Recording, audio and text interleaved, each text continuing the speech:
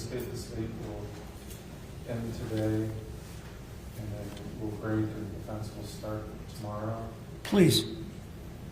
Okay. Just so they kind of have an idea, it doesn't catch us. Okay. Judge, there's one other thing here before the jury comes in. Inadvertently, we didn't move to admit 19A and B or 45A through G, so at this time I'm moving to admit those exhibits. Any objections? I have a moment here.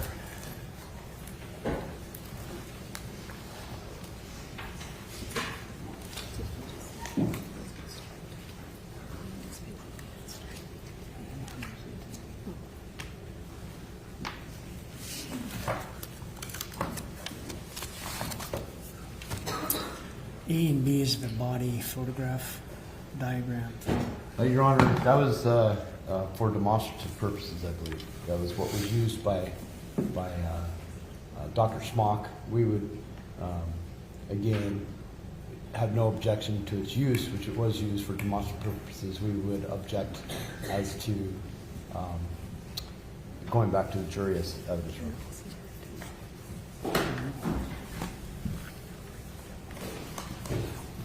Your diagram actually assisted twice. What's that? Your diagram assisted twice, and you had it under different numbers. I still couldn't hear you. Your diagram assisted twice, and I think you had it under a different number. It could be an old draft of that exhibit. Do you have that, Mr. Ferrer, in front of you? 19A and B is with your clerk. I didn't have it in this book either. Hmm? I didn't have it in this book either. I think it's listed twice.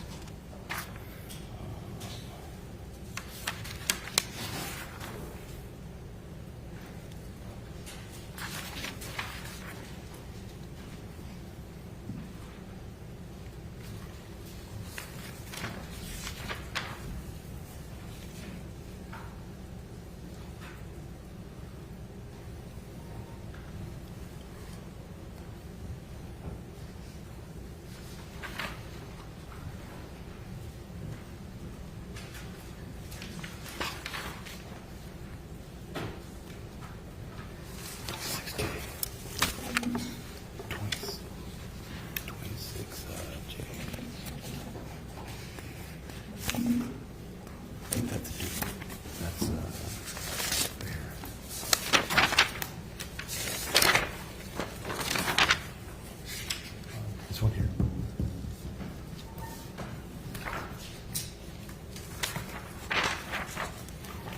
Yeah, we didn't use that one. I don't have a 26J either. That's an old one. We used at grand jury. So it's in the book you guys gave me on Monday. Hmm? It's in the book you gave me on Monday. Right.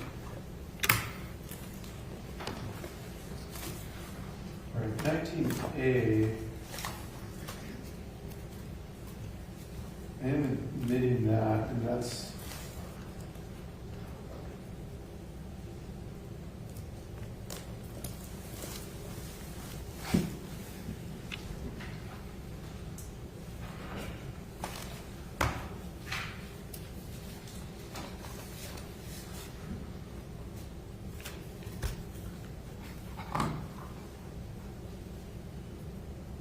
and I guess I'll have to refresh for the record. Was that moved, that wasn't moved to be admitted earlier, or? I had thought it was, but your clerk has indicated this morning it was not admitted. Okay. All right. I will admit 19A in that,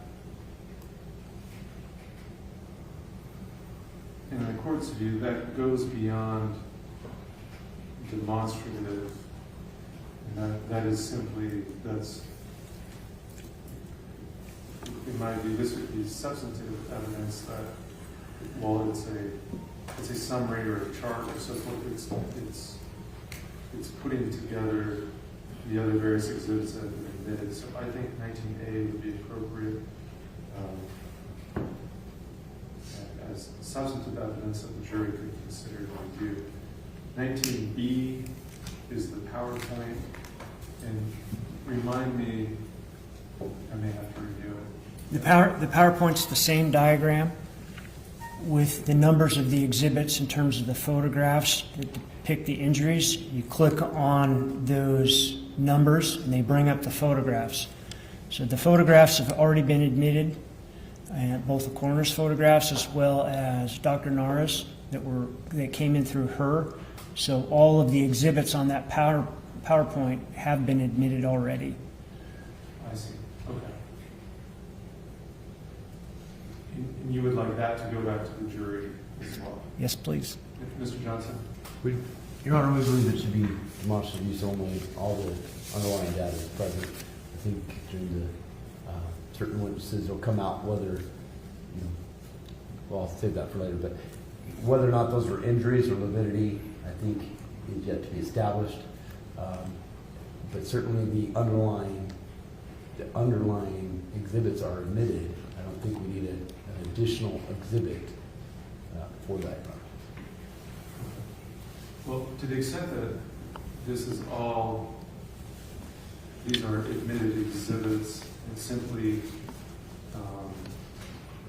a convenient way to summarize, if you will, from the state's perspective and witnesses, outlining the various injuries located on the body with the actual exhibits.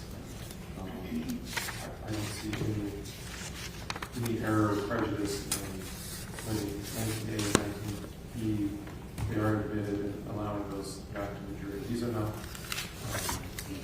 these are different from demonstrative exhibits where, for example, it's simply a modeling or something that helps the witness explain their testimony. These are literally substantive evidence, photos, and so by that reason, I will admit exhibits. And then the other ones were 45 A through G. A through G. Any objection to those?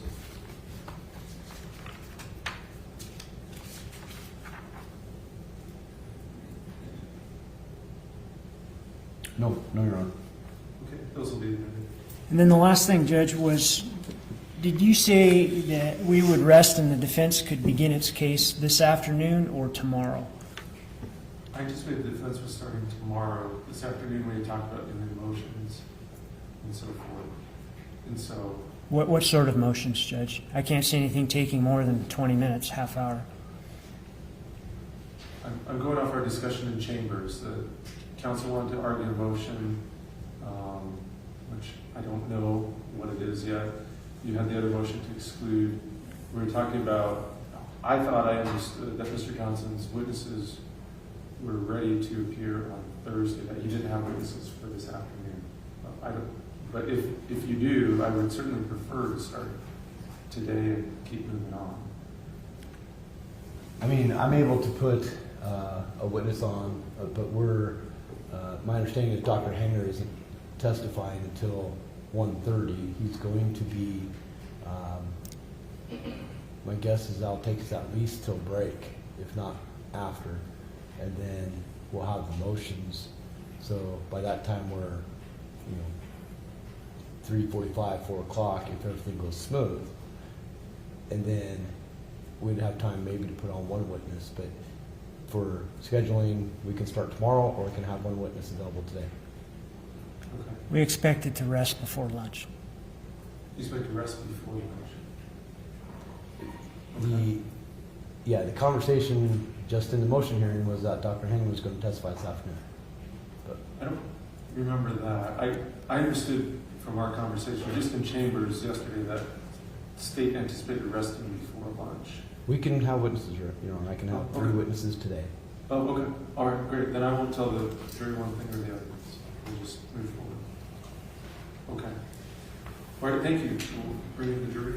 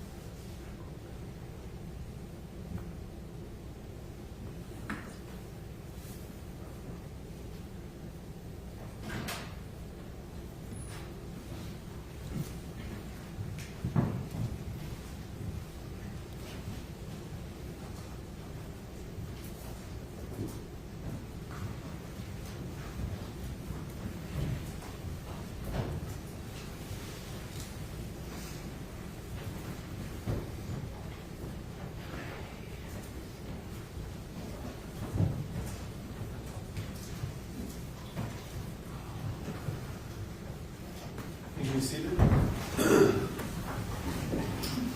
back, members of the jury. We will continue at this time. Mr. Ritter. Thank you, Judge. Randy Beasley. Randy Beasley.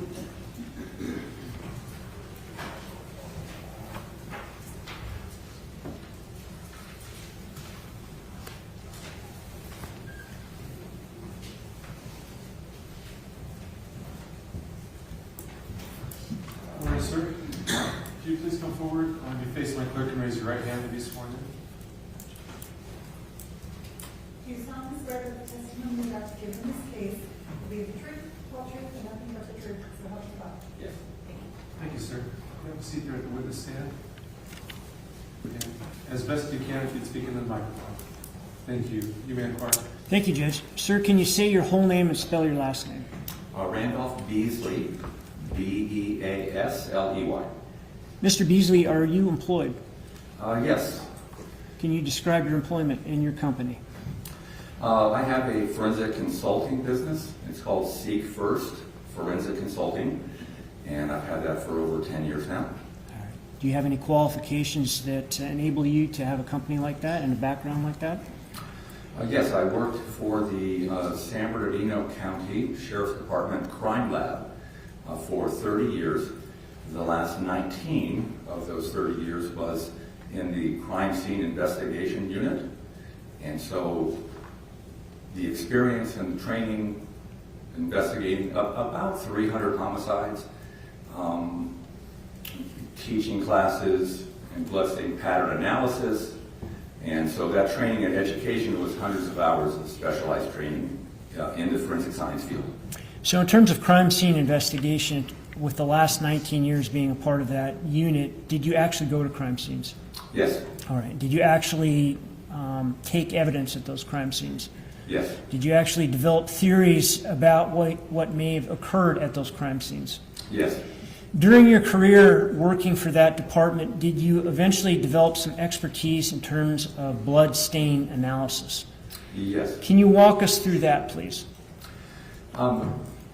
Blood pattern analysis is part of what is used to do crime scene reconstruction, to determine what happened at any particular incident. And so it can assist in positioning where a victim would be, where anybody who has had blood shed from their body, if they were moved, if they were not moved. So a sequence of events sometimes can be occurred, or determined rather, and so it's an important part of crime scene reconstruction. All right. And can you describe for us the sequence of trainings that you had throughout your career that allows you to opine about bloodstain analysis? Yes, so in 1990, I believe, was my first bloodstain pattern analysis class, and at that time, the Sheriff's Crime Lab did their training in-house. So Cal State Long Beach was some of the basic training that covered a little bit of bloodstain pattern analysis, but our particular crime lab used several different criminalists to train the forensic specialists and crime scene specialists, which was my position, in the field. And so we would do other training for other departments in our regional training center as well. And then part of my training was to attend conferences by the International Association for Identification, also just abbreviated IAI. And so I would attend conferences, specialized training with bloodstain pattern analysis, and then certain 40-hour classes. So a lot of training, which then really kind of got nailed down or reinforced with a 2-year mentorship program by our crime lab director at the time, specifically in bloodstain pattern analysis at actual crime scenes and then doing reports, etc. And did the end result of that mentorship, as well as this other training you've talked about, result in you becoming certified in some fashion with bloodstain analysis? Yes, the IAI has a bloodstain pattern examiner certification back, I think it was 93. So for 13 years of my 30 year at the crime lab, I was a certified bloodstain pattern examiner through IAI. And did you use that knowledge in these 300 investigations of homicides that you've described to us? Yes. Have you also utilized that knowledge about bloodstain analysis in terms of presentations? Yes. I do a lot of presentations, or I've done presentations back when I was working at the crime lab. The crime lab director and I did a specialized training for San Diego County Sheriff's Crime Lab on bloodstain pattern analysis and documentation. I've lectured at the IAI conferences now, and still do that even as I retired in '07 as part of continuing education. Okay. Have you testified before on bloodstain analysis? Yes. Whereabouts? I've testified San Bernardino County, Superior Court, Riverside County, Los Angeles County, here in Idaho, Ada County, and then here in, is it Kootenai? Kootenai. Kootenai, okay. So Kootenai County, that's the locals say it, okay. And in Nebraska, I testified for the United States Air Force in South Korea, and as well on a bloodstain pattern analysis case. So in these different jurisdictions you've described to us, has that been, at least in part, in bloodstain analysis? Yes. And so you have testified before as an expert in that particular field? Yes. Okay. In terms of bloodstain analysis, is there kind of a starting point when you're talking about directionality of blood flow? Yes.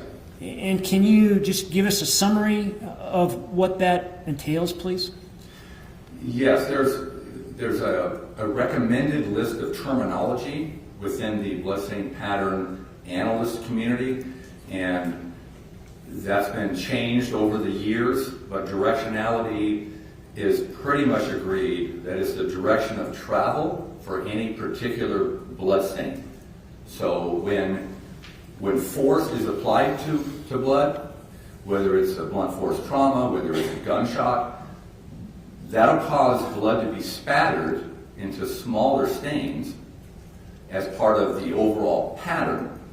And where you can determine, using directionality of small stains, you can determine where that area of origin occurred for the blood shedding event. And that's all using directionality. Okay. And I think this is going to become evident as you talk a little bit further, but can gravity also play a role in directionality? Yes. Okay. I have a number of exhibits here. I'd like to show them to you. May I approach, Judge? You may. You can label them as 55A through G. And let me just go through these a little fast and then ask a couple questions at the end. That was 55B, 55A, 55C, 55H, 55D, 55E, 55F, and 55G. Do you recognize those exhibits? Yes. Now, some of those exhibits are exhibits that would be demonstrative, in other words, exhibits that would help you with your testimony here today. Is that accurate? Yes. And then others are demonstrative and of Kendy Howard. Is that correct? Yes. Will these exhibits help you with your testimony here today? Yes. And are these exhibits accurate as it pertains to the evidence and the concepts you want to describe to us today? Yes. Move to admit 55A through G. Any objection? Yes, Your Honor, as to, no objection to demonstrative, but objection to admitting into evidence. On all of them, or do you have specifics? Yes, may we approach? You may.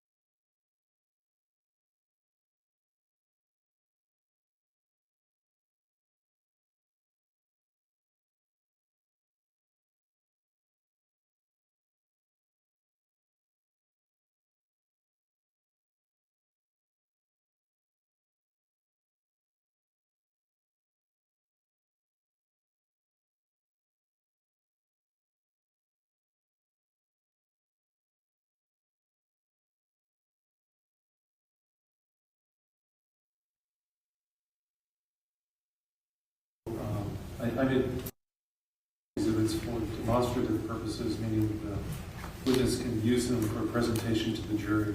I'm reserving ruling on whether or not they'll ultimately go back to the jury as part of the exhibits. But they're, at this point, approved for demonstrative purposes, and you may publish them as seems appropriate as part of this testimony. Thank you, Judge. So, Mr. Beasley, in terms of directionality and your explanation of blood flow as it pertains to that, let me show you 55B. Take a look at that and explain for us what that image shows. And sir, while they're getting that image up, I'll just tell you, if you need to step out into the well to look at it, please feel free to just speak up loudly because you won't be captured by the microphone. Or if you're able to see from right there, that's fine as well. You bet, thanks. I think the judge's suggestion would be a good thing for me to explain with if there's a pointer or something.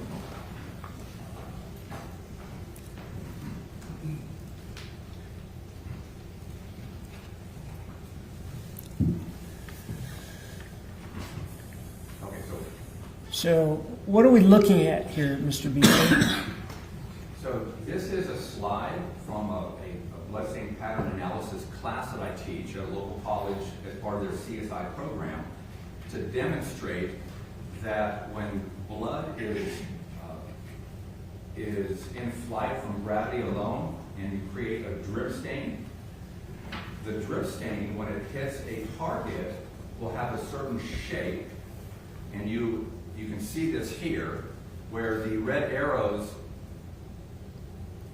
document that the stain is hitting this target, which is just a white piece of paper, as I recall, in a downward direction. So if you see the serrated type edges here on these stains on the left, there's two stains that don't have quite the length of a tail to show that direction, but the more elongated stains do. And so gravity's effect, so no force applied to blood, just blood dripping, can show the direction from where that blood stain originated. So in this case, the blood stain would have originated above the screen so that when it contacts this target, you have an elliptical shape where it first makes contact, and then you have this tail, if you will, that shows that direction. Of course, the more elongated stains would show this, and then because of gravity now, you can kind of see how at the tail end of this stain it's a little darker, and then at the end of this tail, gravity's effect has caused a little pooling, if you will, where that flow continues and stops. More blood is accumulated often at that tail, and so where the flow stops. In this case, just directly down. All right, so this directionality exhibit that we're looking at, would this be on a piece of smooth paper as opposed to textured paper? Exactly. So when the surface is smooth, you have a very well-defined elliptical edge. But if there's drip stains or spatter stains on a rough textured surface, like drywall or any rough textured surface, could be a rough surface of someone's skin, then you'll have a different appearance. All right, let me show you Exhibit 55A, and perhaps you can describe what this shows on a textured surface, please. So in this case, the textured surface with, again, just drip stains from a little pipette, there's no well-defined edge. It's the same directionality from top to bottom in this exhibit, but there's 4 different drips of a simulated blood source that are going from top to bottom on this textured surface. And you can see that sometimes it's based on the surface, like with stain number 2, it's just a little touch, several different smaller stains as contact with that, from gravity, that spatter going downward. All right. And so when you have a change of direction, is that obvious with directionality of flow of blood? Yes, and that change of direction, we call that a flow pattern. So if something is moved that has blood on it and the blood is still wet, then if that object or item is moved, then you can have, not always, but you can have a direction. It all depends on the volume of blood, a direction being changed. So in this case, I rotated. For the record, it's 55C. So 55C, this different exhibit, so when I rotated it 90 degrees, now you'll see in stain number 1, there was enough volume of blood, and this is just a by chance situation with the drop of blood. In these 3 drops, number 1, the gravity's effect caused that volume to then change direction. So when I moved that piece of plastic styrofoam type material, it then did a right turn, and gravity took it down toward the ground. All right. And are you able to show us how this change of flow pattern would change based on gravity using both a smooth piece of paper as well as a textured exhibit? Yes. Okay. And so I've got a smooth piece of paper here. It's been labeled as 55H. I think you brought with you a textured exhibit as well. With the court's permission, do you have the ability to show us how you could get a change of direction in terms of blood due to gravity with a blank piece of paper as to be illustrated by 55H? Yes. So, again, with the court's permission, what I'd like you to do is utilize what you need to utilize and show the jury how that principle works. Okay? Yes. Okay. May I approach, Judge? Any objection? No, Your Honor. Okay, so Mr. Beasley, I'm going to approach with 55H. And if you want to start with that first, which is our smooth piece of paper, Okay. and then move on to show the same thing with 55.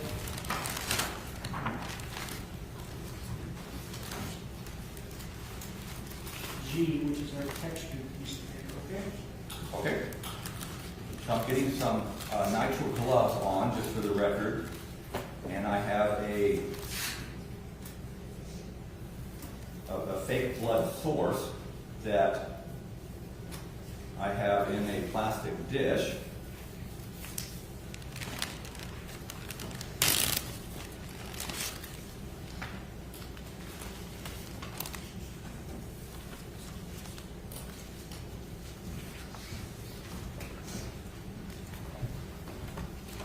And I have a small plastic pipette that I use for experiments and demonstrations.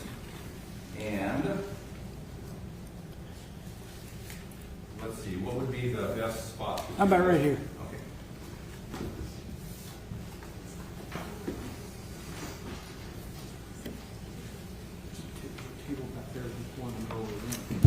Oh, that'd be great. In front of the jury to see, that would be ideal.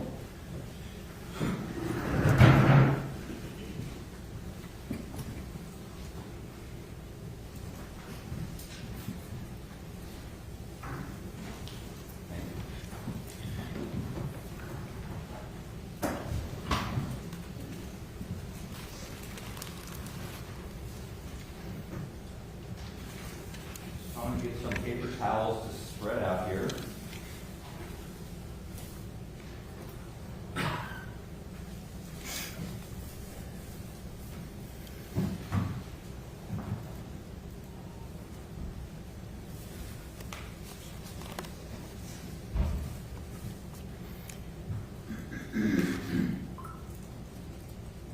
For anyone struggling with high blood sugar, do not drink cold water.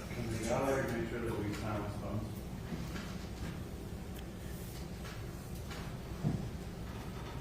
Okay, so exhibit 55H is labeled as flow pattern of blood stain resulting from the movement of the volume of blood on a surface due to gravity or movement of the target. And so what I'll first do is I'm holding the pipette about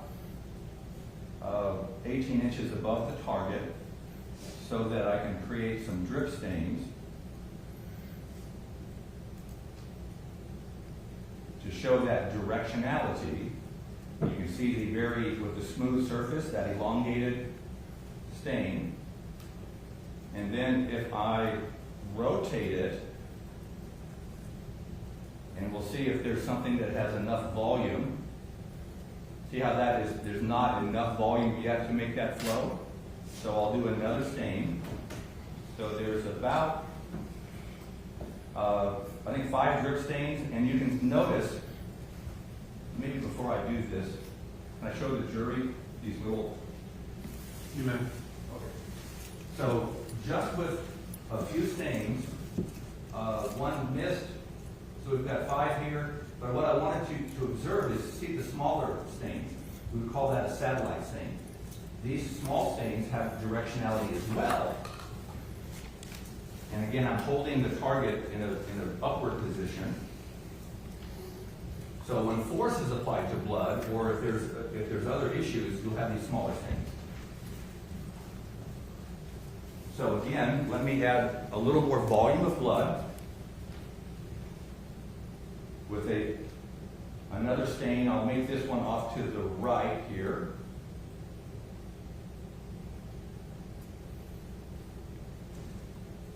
So I had another 5 stains.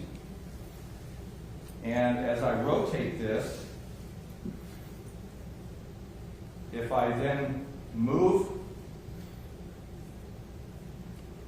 the target, rotate it clockwise, you'll notice that nothing's really flowing yet. So we'll get a little more volume. I think the paper's absorbing it a little bit. So if we do, well actually,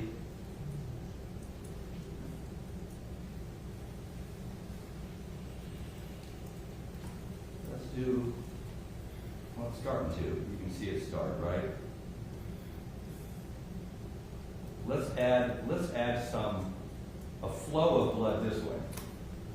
So if someone is a source of blood from someone bleeding, let's say, and as the blood is coming out and then it's turned, now you notice the gravity's effect, okay?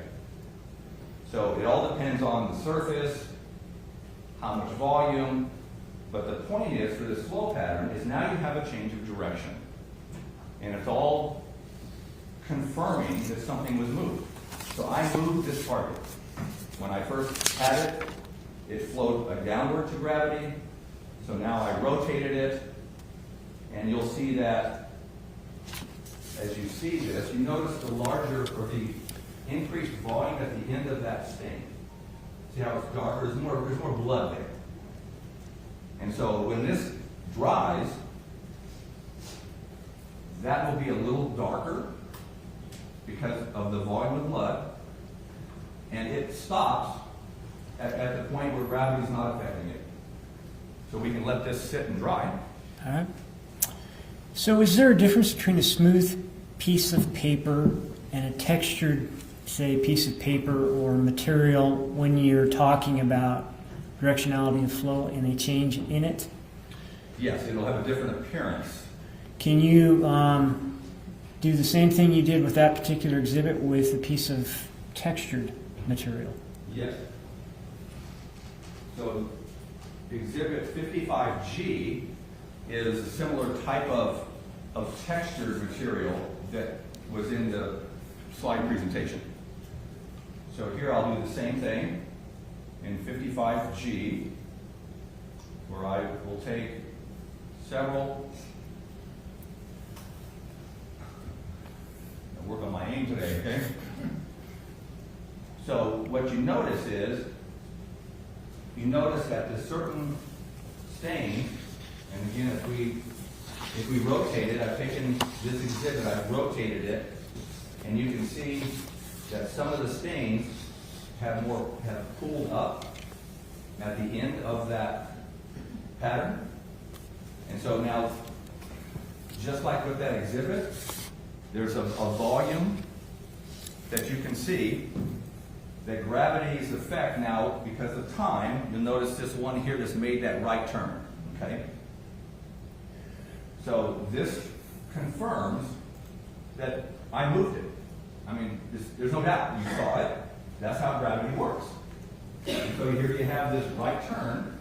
But you see how it's not as clearly defined on the edge. There's not an elliptical shape to it like with the smooth surface. And so you'll have where it touches and makes contact. The more textured the surface, the more you're going to have little dots to show where that stain traveled. But even though it was moved, not all of the stains moved, because that's just the chance of how much volume of blood was in that flow pattern now. But this one here, it's very obvious it made a right-hand turn. And it's because I rotated it. So we can let this dry.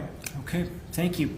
And we've got another demonstration, but I'd like to have you talk about a few things first, if you don't mind. So if you could take your seat again.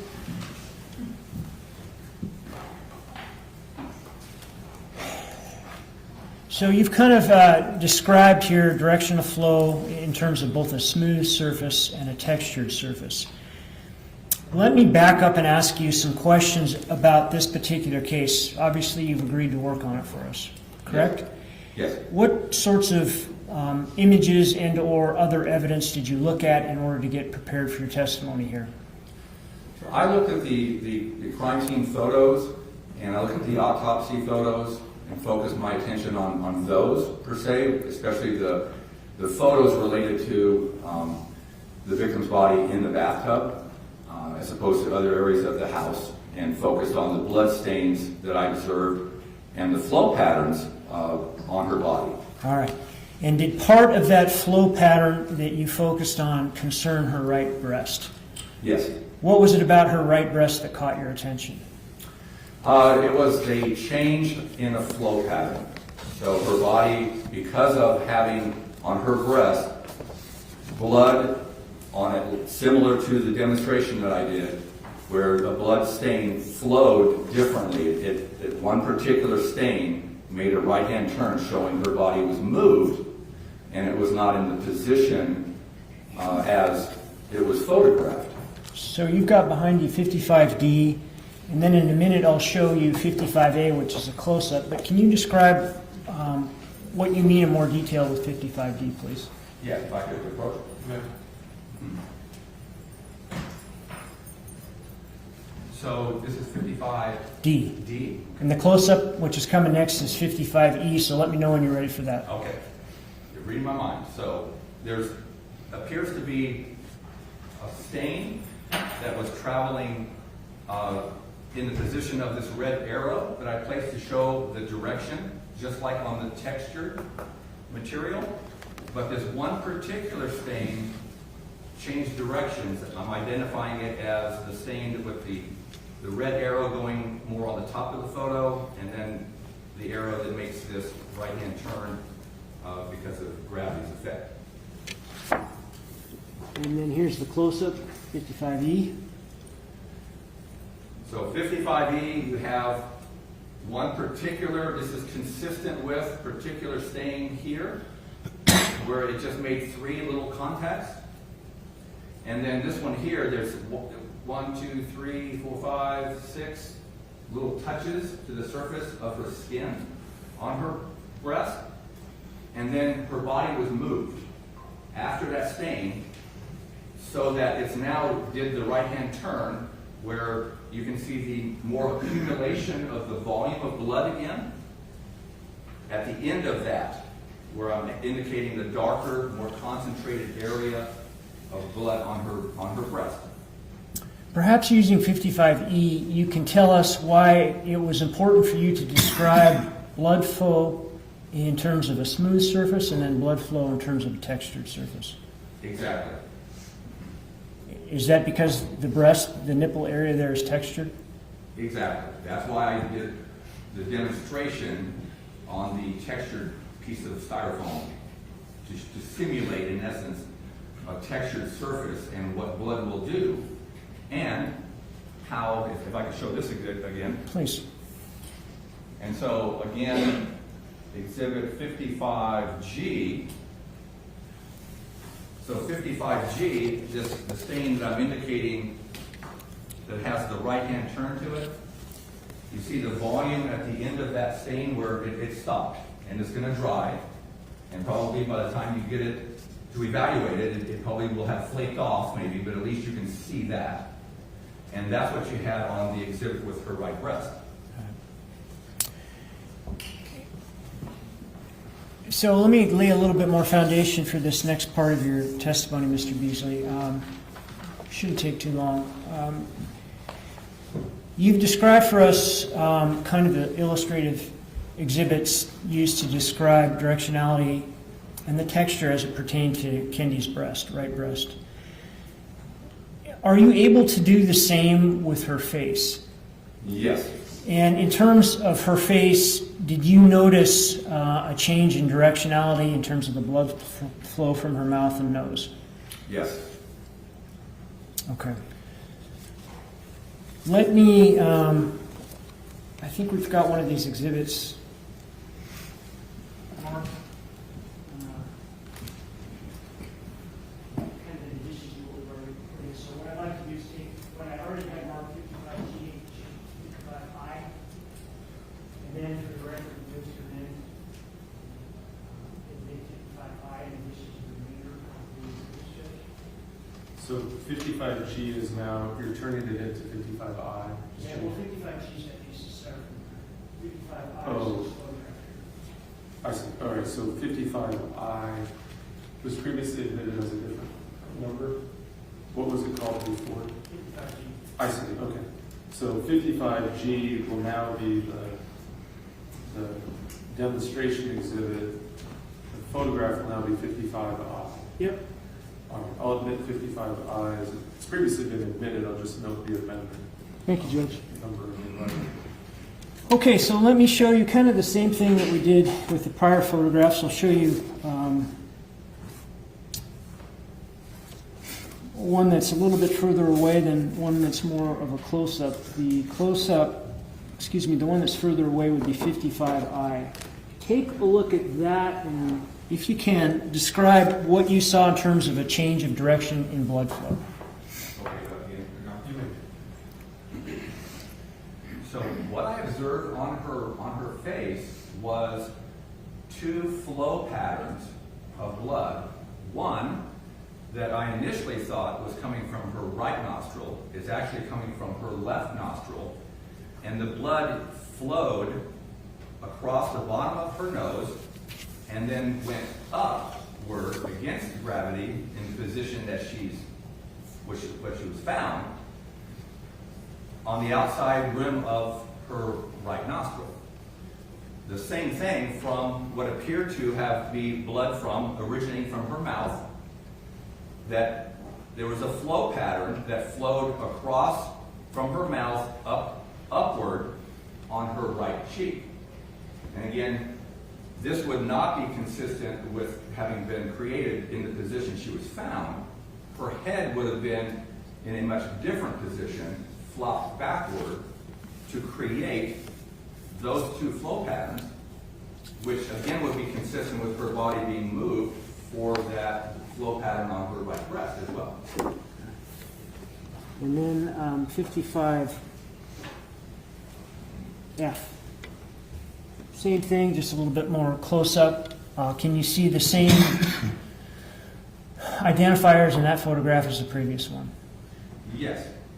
And what's observed here is the dilution of this flow pattern that went from her mouth here toward her right cheek, and then to where it ultimately ended at the darker dry blood area above the water line. So what's visible here is that the water from the bathtub has diluted some of the stains on her cheek area, and has also started to dilute this heavier blood stain, the end of the flow pattern that you see here in between these red arrows. So the contact with water in the tub is starting to work this as well. And now you see gravity with the position that she's found is working so that that diluted blood is now going into the water. Okay, so you showed us with prior photographs of her breast how her body had to be moved in order to have that change of directionality of blood flow. Does this indicate to you or not whether or not her head had to be moved in order to create that change of flow? Absolutely, her head was moved to create that flow. Are you able to illustrate that using one more exhibit and show how that is possible and how that had to happen? Yes. And can you describe for us what you have there and what you intend to do with this exhibit? Yeah, so what I have is a styrofoam head of a female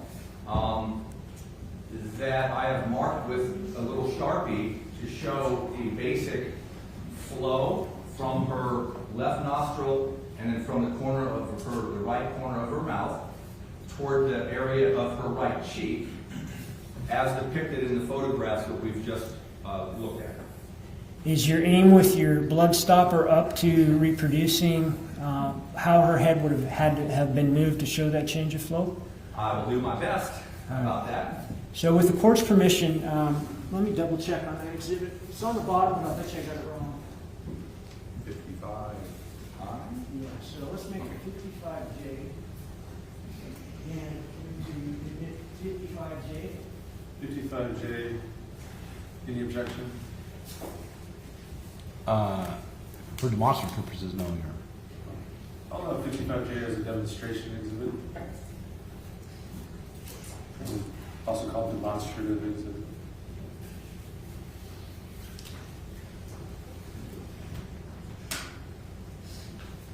So, Mr. Beasley, you've got 55J, which is a styrofoam head. You've got the other materials that you need. Can you show us how her head would have, at least in a substantial fashion, had to have been moved in order to recreate that change of flow? Yes.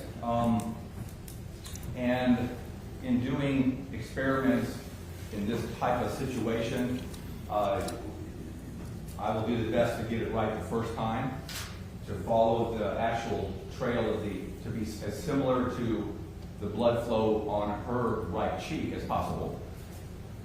So I'm now taking the blood, my blood source in the pipette, and I am going to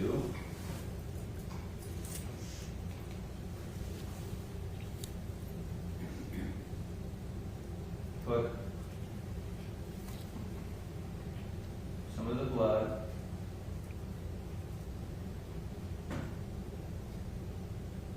onto, and show where I start here to the jury.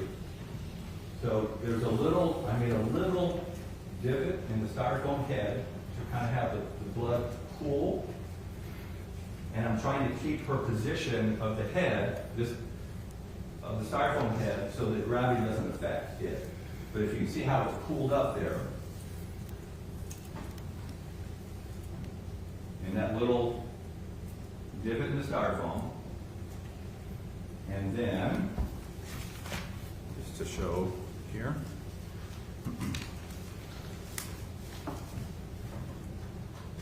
so again, if I were to put this styrofoam head in the position that she was found in the tub, it would run down her face toward her chin. But if her head is moved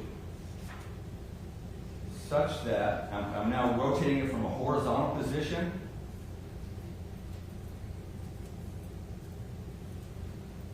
and I'm rotating it again, I'm flipping her head backwards, in position backwards.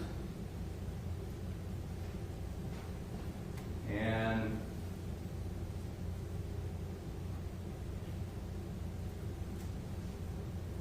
you may have to add a little more blood, but we'll see what happens here. I can see gravity, the surface tension of is preventing it from moving. And we'll see.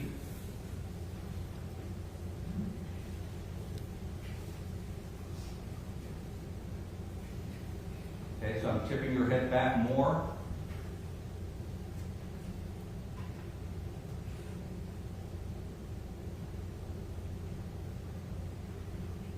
I'm rotating it clockwise.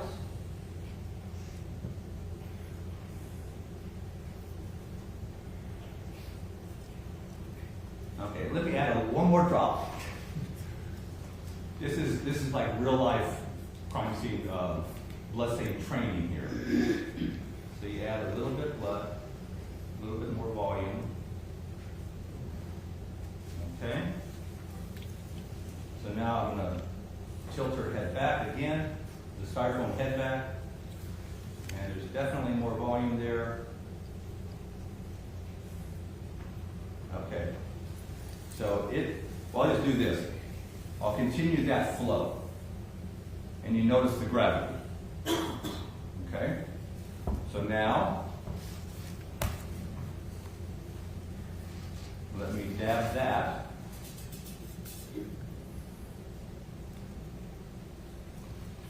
And add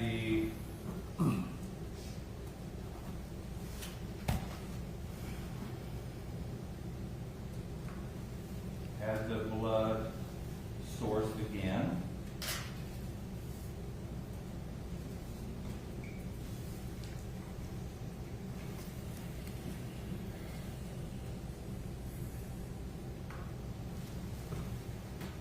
So based on the position, as her head rotates backwards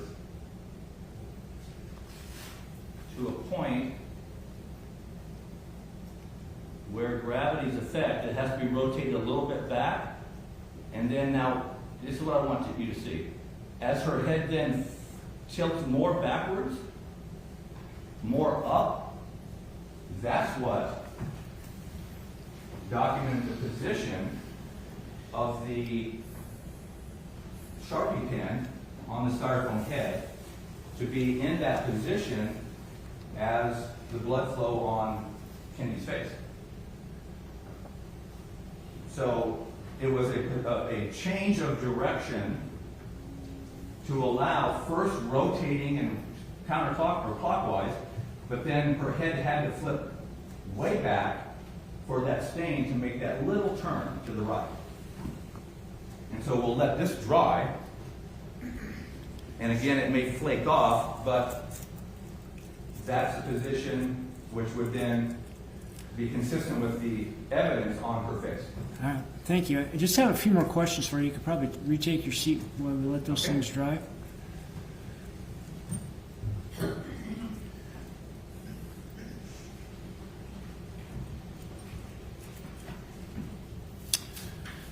Okay, Mr. Beasley, taking into account what we just saw here with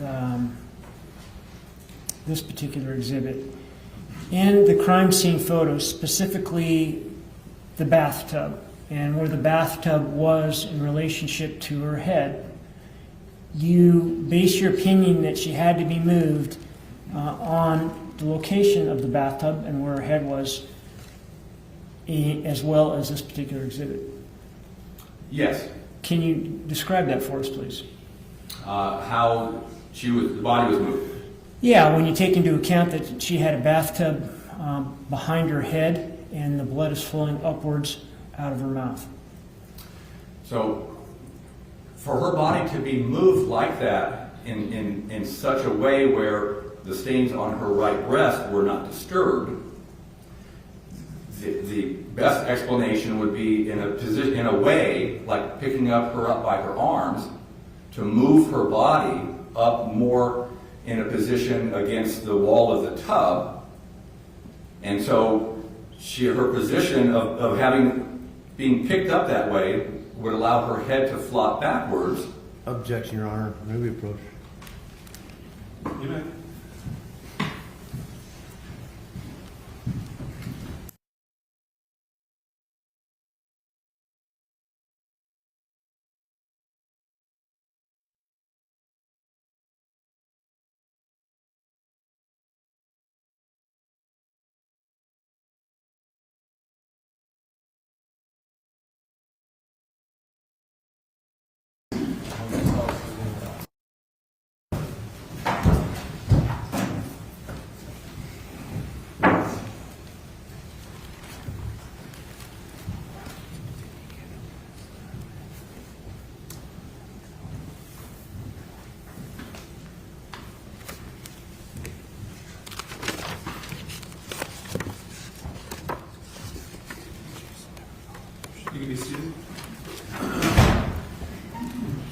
objection, Mr. Johnson? Your Honor, foundation, and if I may explain, this is, we have a list of what Mr. Beasley was provided. He was provided 2 photos from Officer Wheeler. That was taken roughly an hour or so after the 911 call. He was provided 5 photos from Northrop, which is what the basis of this opinion is on, which was 8 hours later when the tub has drained. And then he provided 5 photos from the coroner that was taken as they were draining the water to remove the body. There has been no demonstration of the photos from Mr. Wheeler at the time that law enforcement arrived, from Deputy Wheeler, from the time law enforcement arrived, and explain the differences in water level and how that impact, which also shows, especially in Wheeler's photos, the interjection of the hair, to take photos as they're draining the tub and put them on and use an opinion to say this shows she must have been carried in this sort of way. There's not been foundation for that, and it's highly speculative and very, it should not be allowed without the proper foundation on what they relied on and comparing the photos from Wheeler to the coroner's photos. Response? Well, it seemed to me the objection was that her head flopped back. It wasn't based on anything that preceded that. What preceded that appeared to me to lay the foundation for the opinion that her head dropped. That was admitting photographs that have already been admitted in this photograph that simply had flow channels on them, on her face. And then using those photographs and the head exhibit to show how her head would have flopped in order to create that flow pattern. So when the objection here is to lack a foundation, and the foundation appears to have been put in front of the jury by means of photographs that have already been admitted, and then by showing a demonstration, it would appear to me to be unfounded. I think it's entirely reasonable for this witness to reach a conclusion that her head flopped when he had to do the same in front of the jury with that styrofoam head. And so I think the foundation was laid, and I think the court should overrule the objection.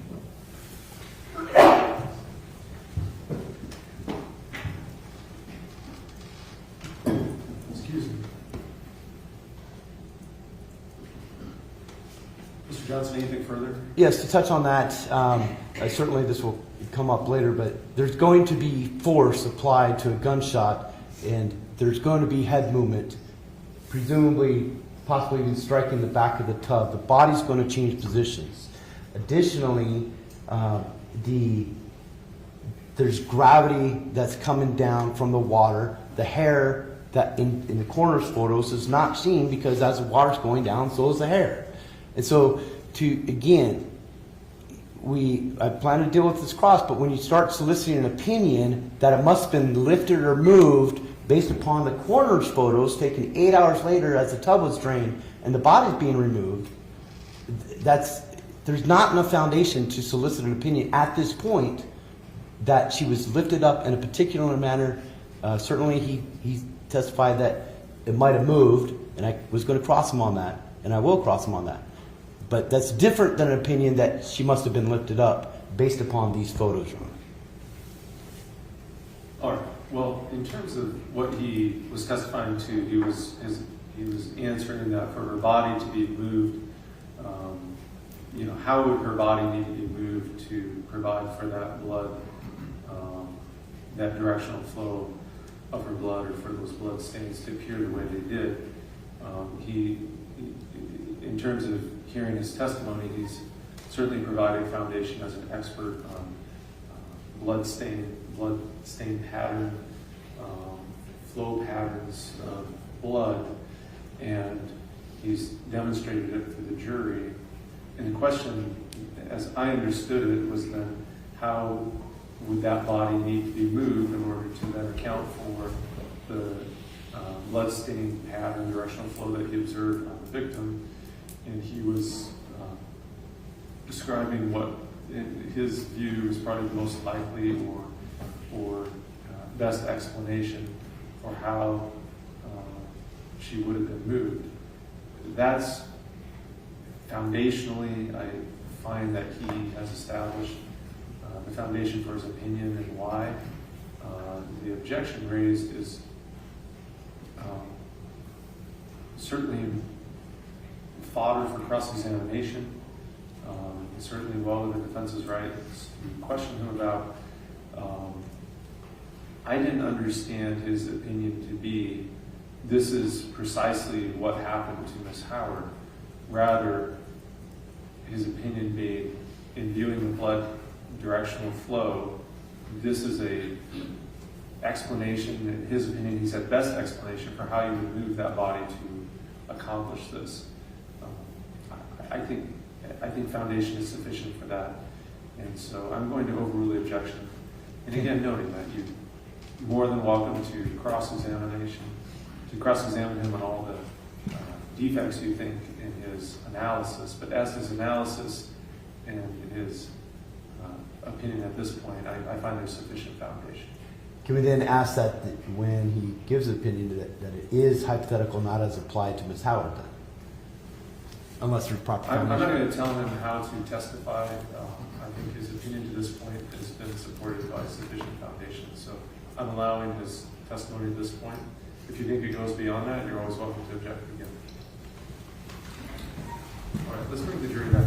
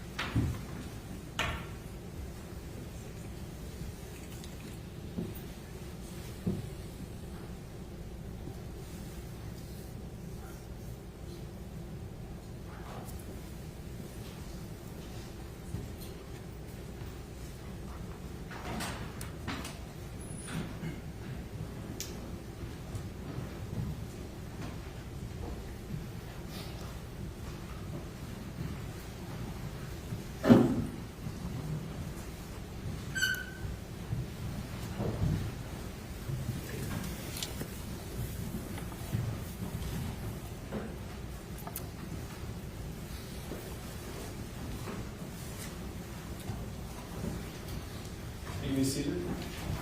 All right, I have overruled the objection. You may continue.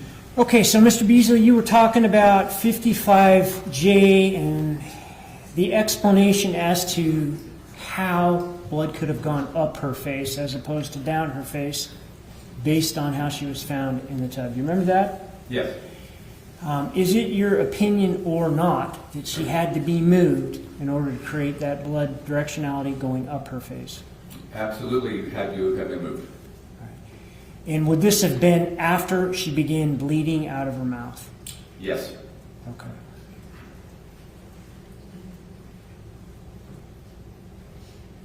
Would her head have moved after she began bleeding out of her mouth in the direction that you showed us with 55J?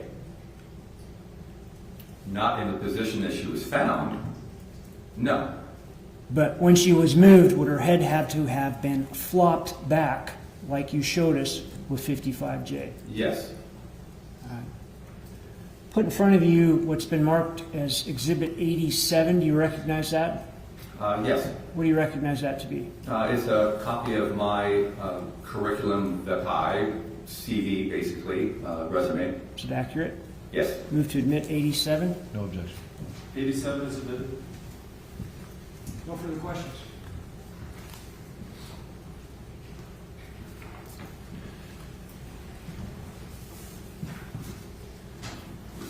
Your Honor, would you consider taking it's going to take me a few minutes to gather some exhibits and set up the Zoom. If we take our mid-morning a little early? Okay, sure, we can do that. So we'll take our mid-morning break at this time. I know you guys were just out, but we'll take a break for mid-morning and in lunch to discuss the case. Thank you. Council, let's shoot for 10 to 15 minutes. Will that be sufficient? 15 should be fine.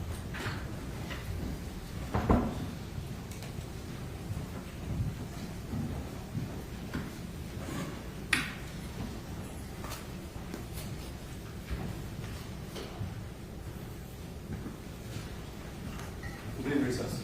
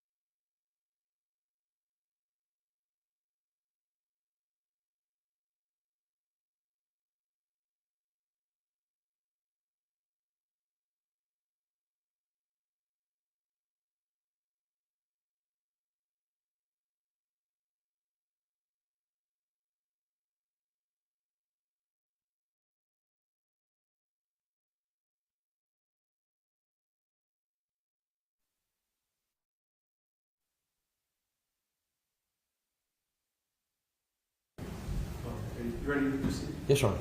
Okay. Actually, I guess we'll read it.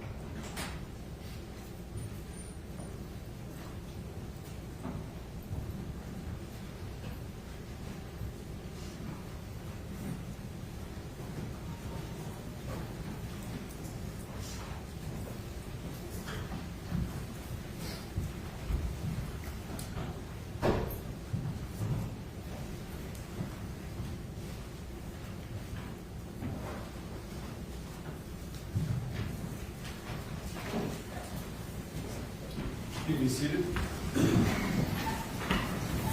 Cross-examination, Mr. Gunshot. Thank you, Your Honor. Good morning, sir. Good morning. Now, it's important, working with a criminal investigation for so many years, it's important to pay attention to the details surrounding what you're observing, correct? Yes? Okay.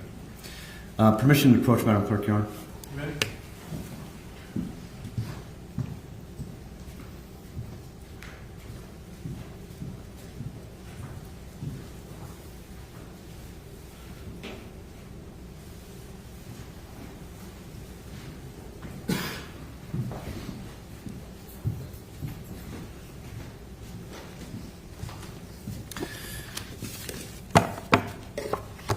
Do you know what time Mr. Howard called 911? I don't recall what time that would be. Do you know what time law enforcement arrived? I don't recall. Do you recall how long it took him to arrive? No. Do you know how long it was before photos were first taken? Exactly, no. Do you know who took those first photos? I don't recall.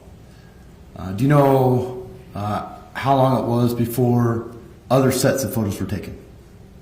No.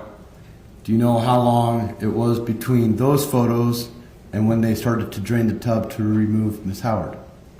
No. Do you know when the coroner took her photos? I don't recall. And when I refer to the coroner taking photos, I'm referring to the photos she took as Miss Howard was being removed. Correct. Okay. Now you would agree that some of what goes into blood flow is the consistency of the blood, or the clotting level of the blood, correct? Correct. And that's an individual aspect, correct?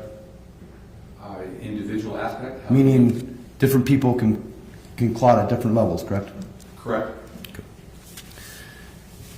Now, are you aware that once 911 was called, Mr. Howard was on the phone with them until law enforcement arrived? I do not know that. Okay. So, is it your opinion that the head would have had to been moved prior to calling 911?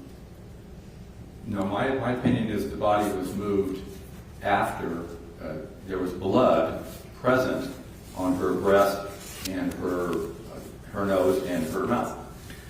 Do you know whether Mr. Howard checked Miss Howard for a pulse? I don't know if he did that, no. I think he stated that he did, but that's all I know. Do you know if law enforcement checked Miss Howard for a pulse? I do not. Now, there are a lot of pictures in this case, but you were only provided 15 photos, correct? No, I was provided more than that. Let me rephrase. You testified previously at a hearing in this matter, correct? Yes, a grand jury. At that time of your testimony, you were provided 15 photos, correct?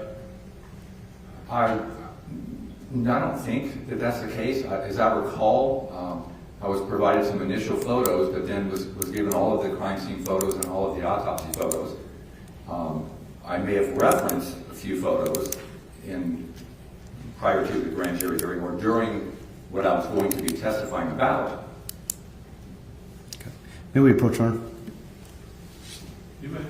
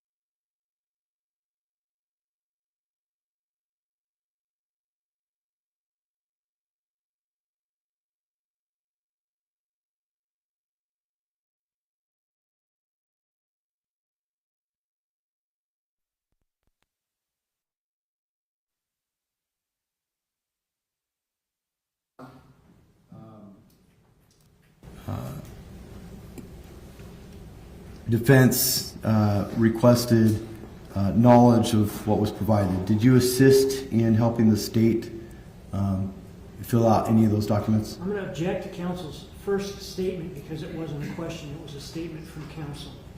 I'll rephrase. Sustained. Did you assist in having the state respond to any discovery? How do you mean assist? Withdrawn. I'm going to show you what's been marked as 17A.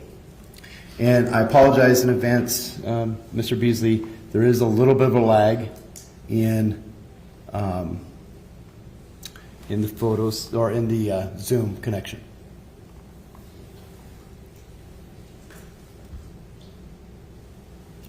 You see this photo? Yes. Do you know when this is taken? Not specifically, prior to her being removed from the tub, of course. And when we look, I think we have another image that we'll examine earlier, but when we look into this area and this area, there's dark pools of blood, correct? Yes, there's areas you're referencing above her right shoulder, and then near her face, her mouth. Okay.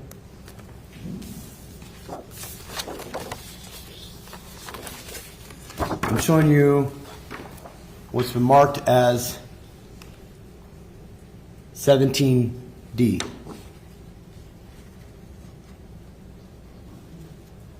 You see that photo? Yes.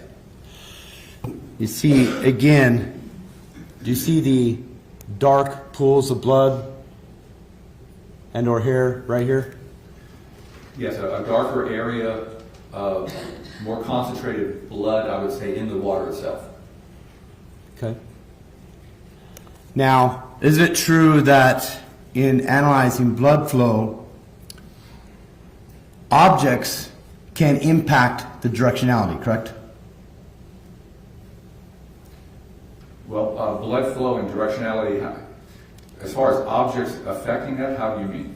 Meaning, if there's an object preventing gravity from going down,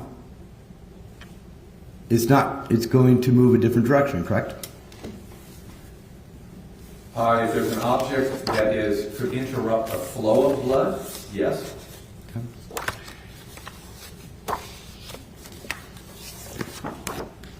I'm going to come back to this one in a minute. I'm showing you what's been marked as 62D. Do you see that photo?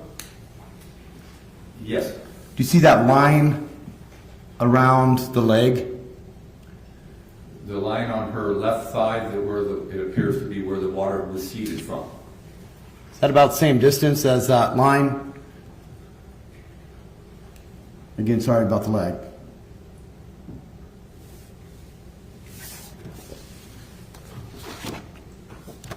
seem to be about the same distance? Yes. Okay. And you're talking about the line on her chest.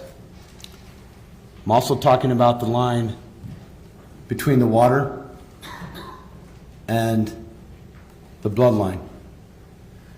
Okay, so the line on the flow pattern from the corner of her right side of her mouth up to where the flow pattern stopped. Yes. Yes. It's consistent with the line on the leg, correct? Yes. Okay. Again, I'm showing you what's been marked as 62E.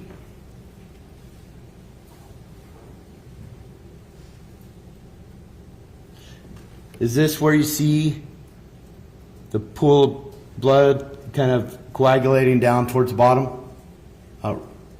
Right here? I would describe it as a higher concentration of blood, not a pool per se. Okay.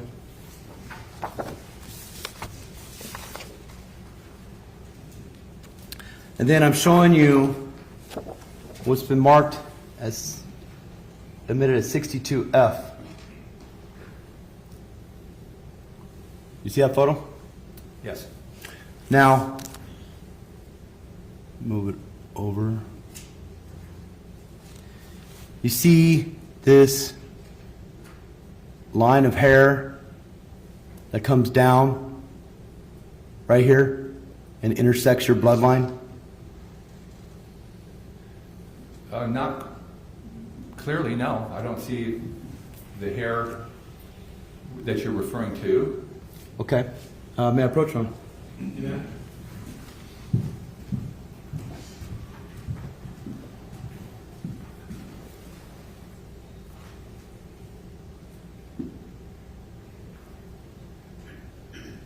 Okay. You want me to answer that question then, or? I'll ask it here in a second. Okay.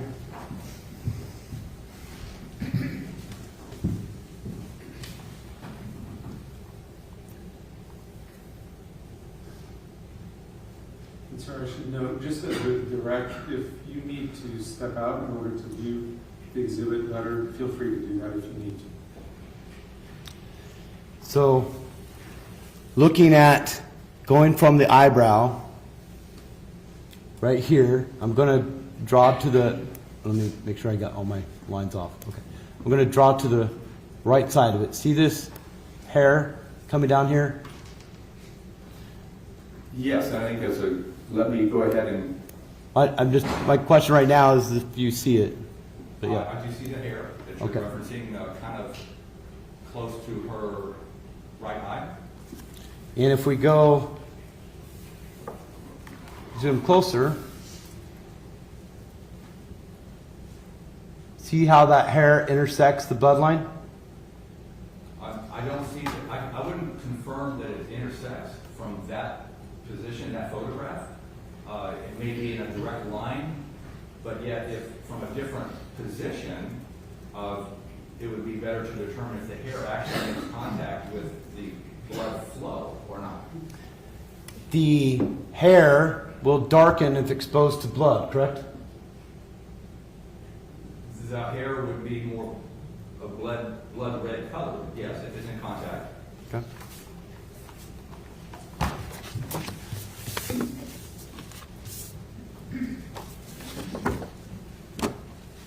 Now,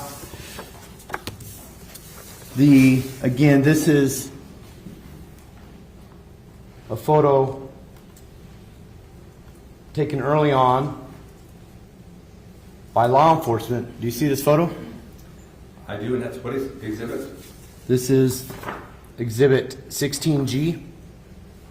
I see that. Okay.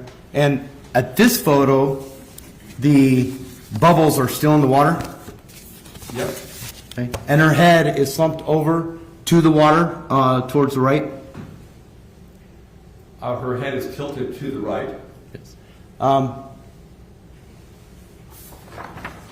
As that water drains, that hair is not going to stay in midair, correct?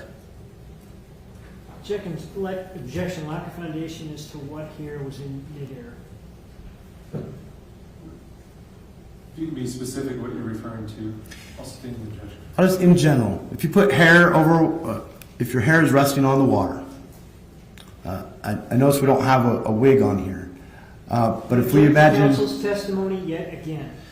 I'll withdraw.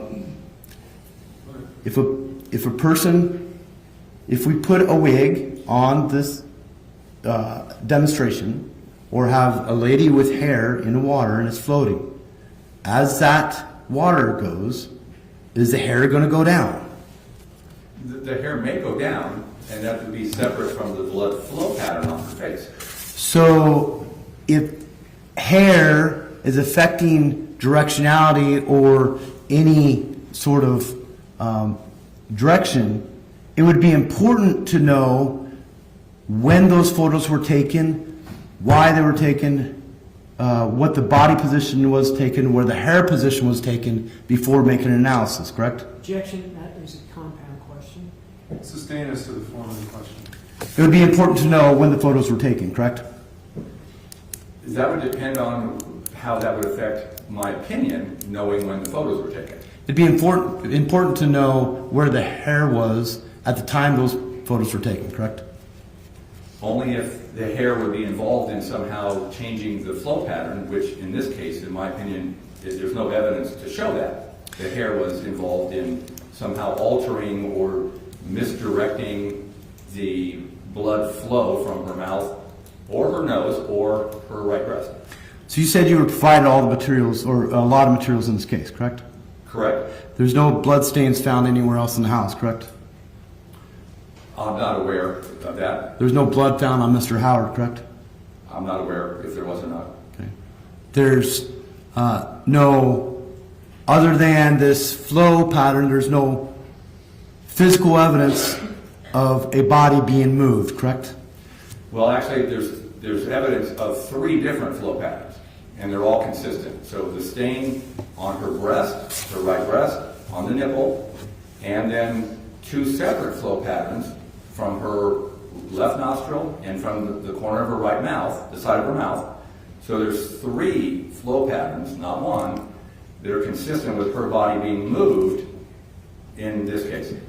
So let's talk about that. Do you know how much blood would be ejected from the mouth with an injury such as was sustained by Miss Howard? Objection beyond the scope of the record. Goes to his heart of conclusion, Your Honor. Overrule if he knows. There would be no way to know how much blood, are you talking about blood spatter or flowing Yes. blood? Well, either one. Blood spatter? So that depends on the circumstances of the case. Okay. So in this case, there were signs of what appeared to be back spatter, little specks of blood on her chest, on her body, that would be consistent with a gunshot wound with her mouth in an open position to allow blood to be spattered backward. And is it your opinion that Mr. Howard's DNA was found on that gun? Objection to the lack of foundation beyond the scope of the record. Sustained. Was there, do you know whether blood spatter was found on the gun? Same 2 objections. Goes to blood spatter. It's sustained, there's no foundation for that. Are you aware of any blood spatter on the left wrist or a left hand? There's possible blood spatter on her left hand. And any blood spatter on the right hand? The hand was in the water. I do not believe that there was any spatter on her right hand. If a person sustains a gunshot intraorally, can that cause any sort of head or body movement?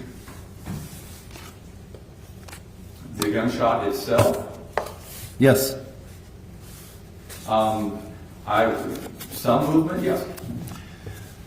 So, It would be minimal, put it that way. if Mr. Howard shot her, did he shoot her before filling up the tub or afterwards? Same 2 objections. There's a lack of foundation for that question. It's beyond the scope of the record.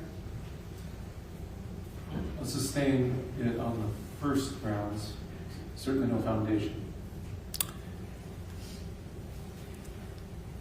May we approach? Sure.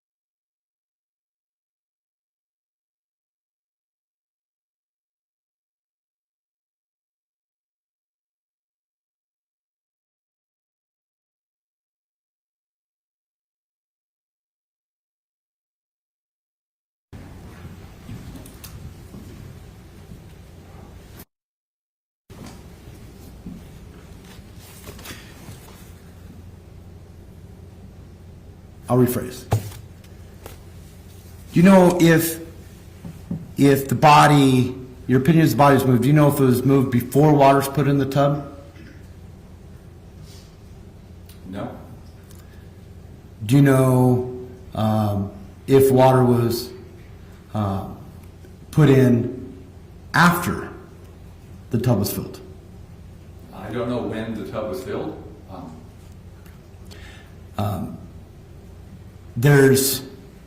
You don't have any evidence of well, let me just strike that.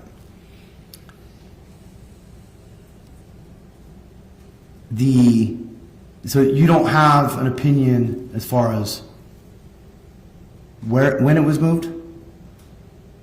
It being The head? okay. Well, my opinion would be that the head was moved in a position as demonstrated with the styrofoam head after blood was present in her nose and mouth. Do you have here with you the ability to model the same thing with a wig in a tub? As far as the Modeling for the jury? it wouldn't change the flow pattern if I had a wig on the styrofoam head. I have no further questions. Permission Thank to. you. I'm sorry, you can approach the news of the stuff.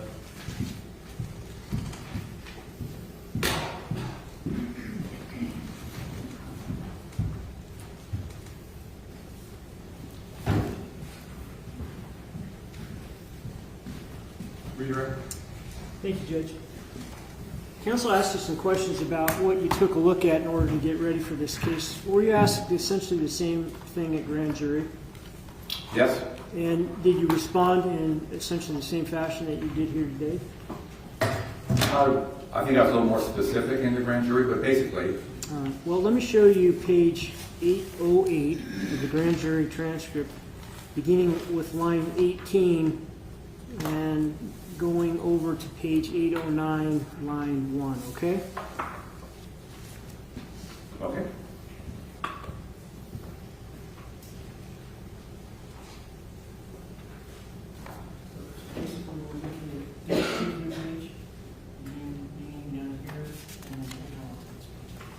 Okay.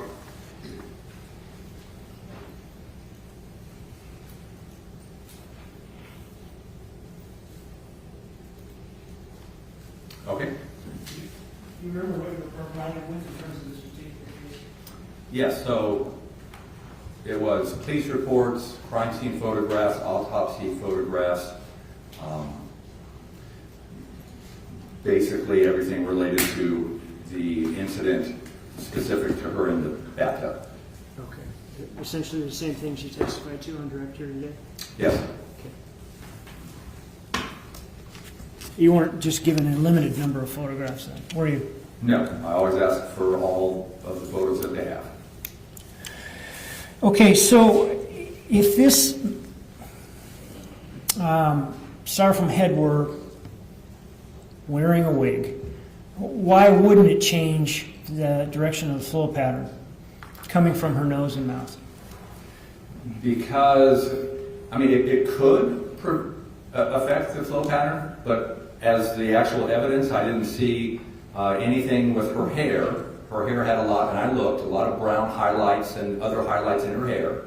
I did not see hair in stuck or in a position to affect the flow pattern at all. What I saw was the dilution of a flow pattern that flowed from her mouth along to her right cheek that then was partially diluted from the water level, but yet the water level did not totally cover the very end of that flow pattern, either flow pattern. Counsel asked you a question about whether or not the gunshot itself would contribute to a change in blow pattern. What's your opinion on that? No, absolutely would not change it at all. The gunshot wound was in her mouth, and so the blood flow is from gravity after she was shot. Would not have an effect, any muzzle gases related from the gunshot. In speaking with counsel, you and he discussed why there was not one or just two, but three different distinct flow patterns that were all consistent with each other in terms of her body being moved. Can you elaborate on that, please? Yes, so the position that she was found is such that those flow patterns are all consistent with her body being significantly moved, lifted from that position, let's say, so that her head would flop backward for gravity to create those flow patterns. And so any other manipulation or checking pulse or whatever of the body would not do that unless her body was lifted up. Thank you. No further questions. Thank you, sir. You may step down, and if you want to retrieve your things other than the head and the two, the paper and the styrofoam, I think those are demonstrative exhibits and have been labeled as such. Is that right? Yes, Judge. Would you like me to leave them there or lodge them at the railing by your clerk? Why don't you lodge them with the clerk? Okay, I can put this all the way now. Sure. Okay.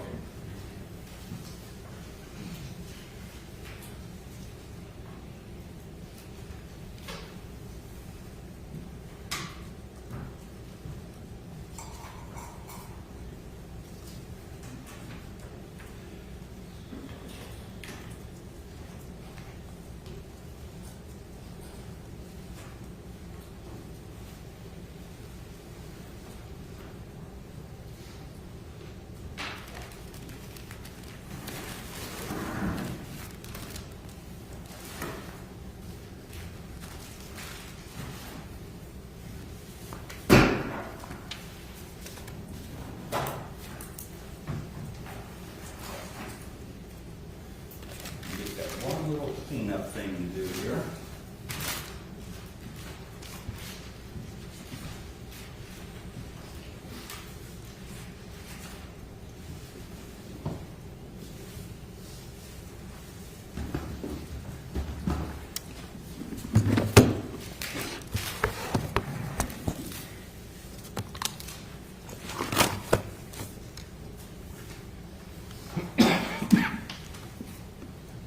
Thank you, sir. You may step down. Thank you. Next witness. Philip Hanger is our last witness.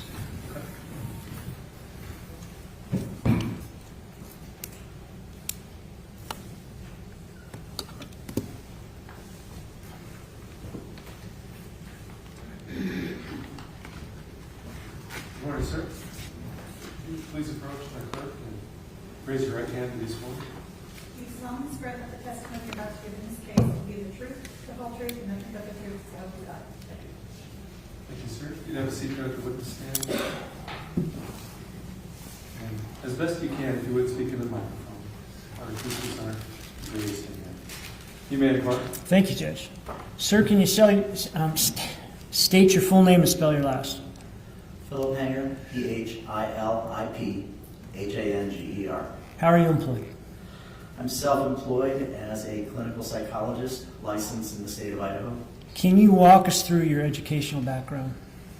I have a doctorate, a PhD from the University of Florida. I obtained in 1989. Along the way, received a master's also from the University of Florida. Before that, undergraduate in psychology from the University of Iowa. Can you walk us through your career up to now in Coeur d'Alene, beginning back when you started off? Sure. I've been practicing as a psychologist for approximately 30 years. The first third of my career specializing in neuropsychology, working in rehabilitation hospitals, providing assessments of individuals who suffered from brain injury, going through recovery. The second third, essentially, of my career, I was working in San Diego, California, where I was the Assistant Deputy Director of Forensic Mental Health Services. I oversaw the adult and juvenile forensic services for the services provided by the mental health in San Diego, as well as doing assessments for their court system. The last approximately 10 years, I have worked up here in northern Idaho, providing services as a forensics expert, providing assessments for the courts in the northern region of Idaho, as well as evaluations for the hospitals. Let me approach with 79.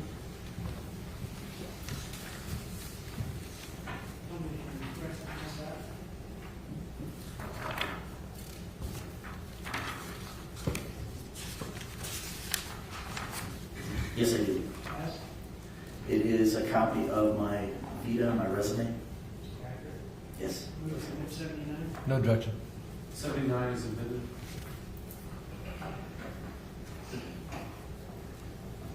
Okay, so working up here in Idaho for the last 10 years, have you become a designated examiner?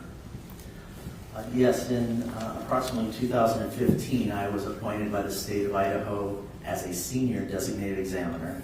That position is to perform independent evaluations for individuals who are under an involuntary mental health hold, either in the hospitals or the courts, providing a probabilistic determination, a estimate of imminent risk of harm to self or ability to care for self, and whether or not that hold needs to be continued. How often have you done that? In the past 10 years, over 1,200, so about well over 100 a year. And so essentially what you're doing is determining the likelihood of whether or not someone is going to sometimes commit suicide. Is that accurate? That includes it's a danger to harming self, harming others, or grave disability, inability to take care of themselves because of a mental health condition. And it is through the process of being directed by the court, essentially being asked under court order to complete the senior designated exam to determine whether or not there is still a risk. Is there a process you follow? Yes, it is a process of available records, so reviewing records from either previous hospitalizations, current hospitalizations, talking with staff, talking with family when I can, and then a direct examination of the patient. Can you indicate to us what a forensic mental health record review is? Well, depending on the question, that sometimes I'm performing evaluations that are for the court in criminal matters and sometimes in civil matters, a commitment hearing or an involuntary commitment. So it's looking for indications of a mental health condition, cognitive impairment, serious mental illness, such as something that might be diagnosed, or a set of symptoms that might not have been diagnosed yet, but shows an indication of significant distress. Looking at the risk factors that increase the likelihood, the probability of an individual based on history, whether or not they're going to harm themselves or be unable to take care of themselves. And looking at what's called mitigating factors, because an individual may have certain risk factors, but they're coping, they're adjusting. The mitigating factors, how does that lessen the likelihood?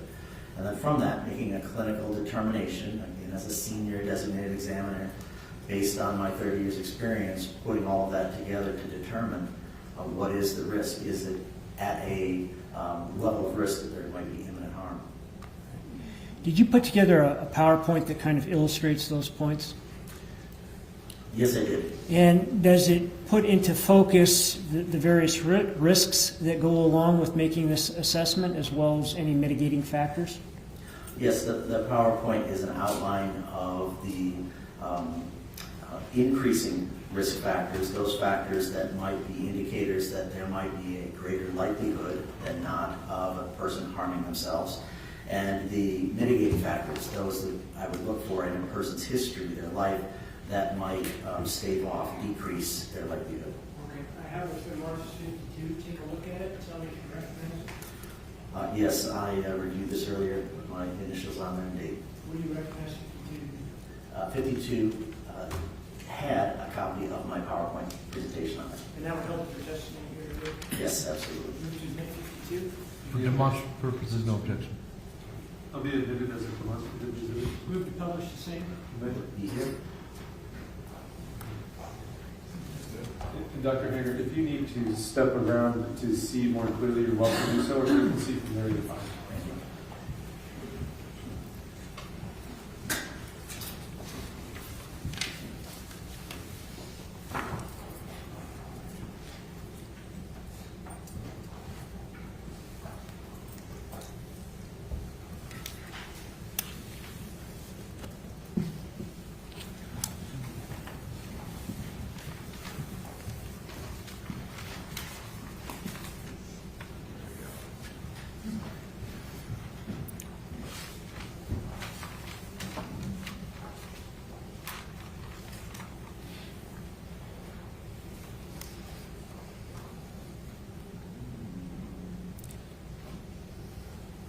You need a pointer? The clicker, how do I advance?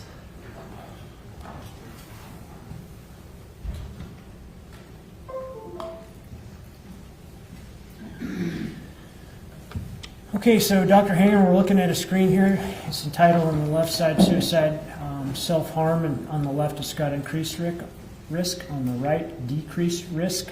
Can you explain your thoughts on this in terms of your assessment about risks of self-inflicted harm as well as decreased risks of the same?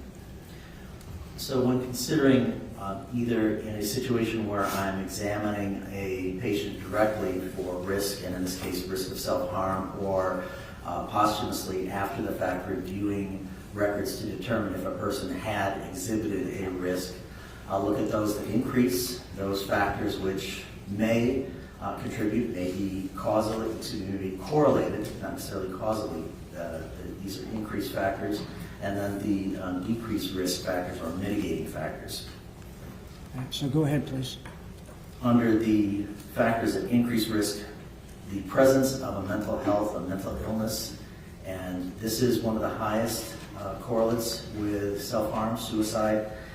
These are generally diagnoses that exist in the patient's record: depression, a mood instability, bipolar disorder. It could be indications of a reactive response, a post-traumatic stress disorder, then lower risk, so it's going down in gradient of risk. The psychosis, schizophrenia, more likely to have problems in self-care, great disability than suicide, and then personality disorders. So some personality styles that are maladaptive, the individual may not be able to regulate their emotions, their behavior.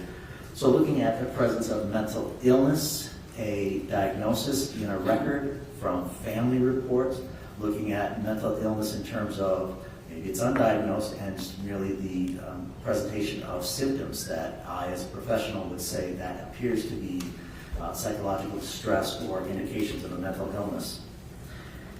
So in Other increased risks? next one. The next factor is substance abuse, and this has two factors. One is the acute or intoxication that very often an individual may, because of the disinhibition of substance use, alcohol, methamphetamine, not be able to regulate. Quite often interviewing individuals who have made a gesture, an attempt that when they sober, when they abstain from use, they no longer are extremely agitated or having a risk for harming themselves. So looking for, are they intoxicated? What's the toxicology screen show for an individual? Do they have a level of intoxication that might mean that they cannot regulate? Also at risk are individuals who have had a chronic history of abuse, individuals who for a long time have been told this is a problem, this is something that needs to be addressed, and now they're beginning to abstain. They're going through withdrawals, heroin withdrawals, alcohol, methamphetamine, and that it's after a prolonged use that has caused problems that now they are decreasing, and there can be an increased risk of agitation, and that can lead to increased risk of suicide. Can a family history also increase risk? In terms of asking about family history, this is the indicator that an individual may have a genetic marker for a mental illness or increased susceptibility for substance use. So in the family, has there been a mental health condition which makes them more at risk for development or the development of a mental illness? Same thing with substance use. Is there a pattern of substance use in the home, in the family, that indicates that this individual may be more at risk? The next factor is proximal factors. These are a large category and much broader focus on the individual's stressors, their life stressors. What are the crisis, immediate stressors that the person is experiencing, or the chronic, long-term stressors? We all have stressors, so it's not a matter of discovering are there any stressors, it's which ones.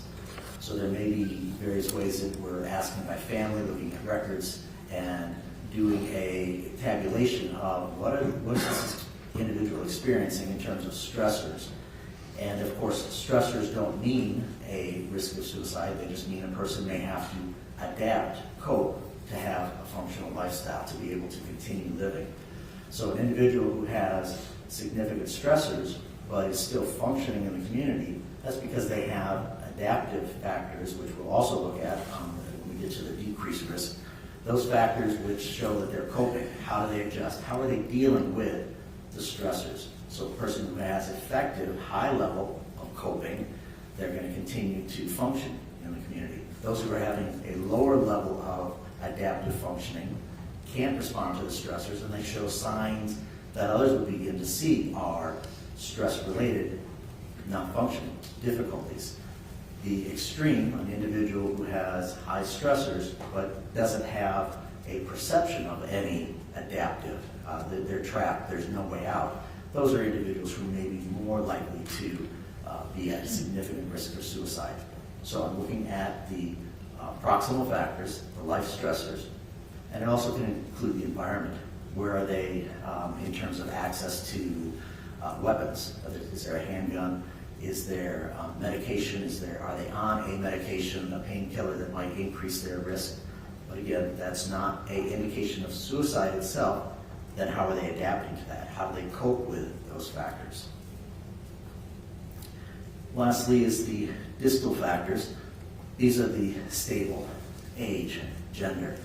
Men are more likely to commit suicide. Non-Hispanic white, more likely to commit suicide. These are less often an indicator that I take into consideration in weighing, but it may give an indication in terms of how likely, or giving some kind of a question to, is this a population that might be more at risk?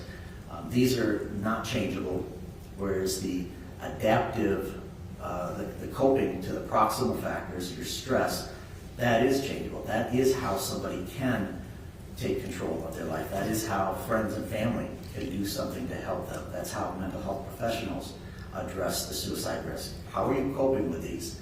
The distal factors, your age, not so much, but it may be an indication of, well, as a person's getting older, increased risk of suicide in terms of the probability, the statistical probability, then that might be something that family begin to look for or look at in that population.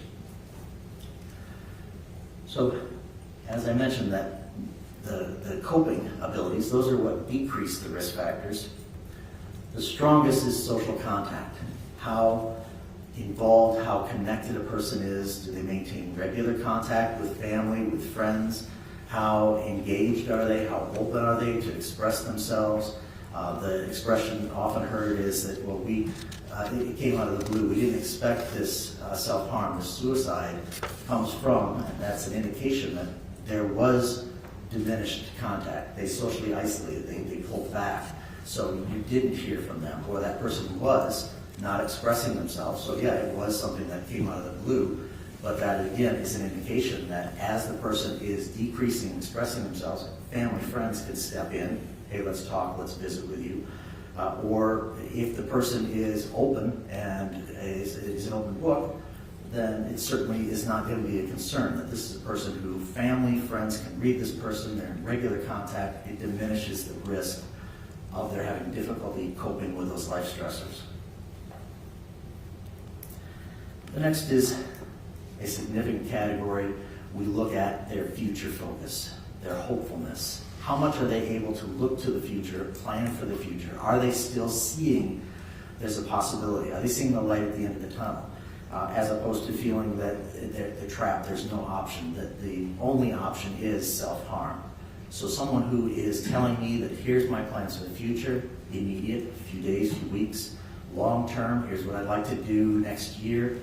Somebody who is expressing their future focus in positive terms. I'm looking forward to, I have plans, this is what I want to do. That decreases the risk of the weight of how much do these increased factors give me concern that this individual might commit suicide. They're hopeful. They're seeing that there might be still some options, that they have things to look forward to. They have plans and they've made plans. The next is similar to social contact. That's their community engagement. So in isolation, a person may still take phone calls, may still be reaching out. Community engagement is a person's involvement, as it says, in the community. They're still traveling to work. They're still going shopping. They're still leaving the house. They're not secluding themselves. So a person who is still going about that, functioning in the community successfully, they're coping with the stressors. So they've got significant stressors, but they get out in the community and they continue to meet their needs, which demonstrates they are adjusting. They are coping with those stressors. The last question, or the last focus, is on self-care. An individual who is at greater risk for harm is one who decreases their focus on their self-care. May not be bathing, grooming, may not care how they look.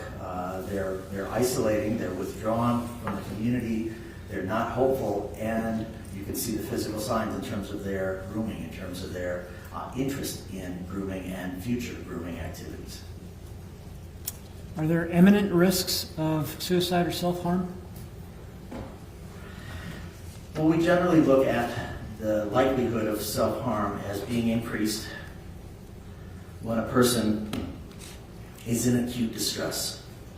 Depression, most common, but it can be other forms of agitation, extreme distress. The individuals who are at imminent risk, meaning without intervention, without us maintaining an involuntary hold, they are likely to commit suicide. So this is one of the significant red flags or the concerns that I would have if somebody presents with an acute depression or a significant acute serious mental illness. The next is of course, there have to be stressors. There is always factors which push the person over, unless it's extreme intoxication, but even then there could be some indication, some factor that the person perceived. But there are stressors. It's not a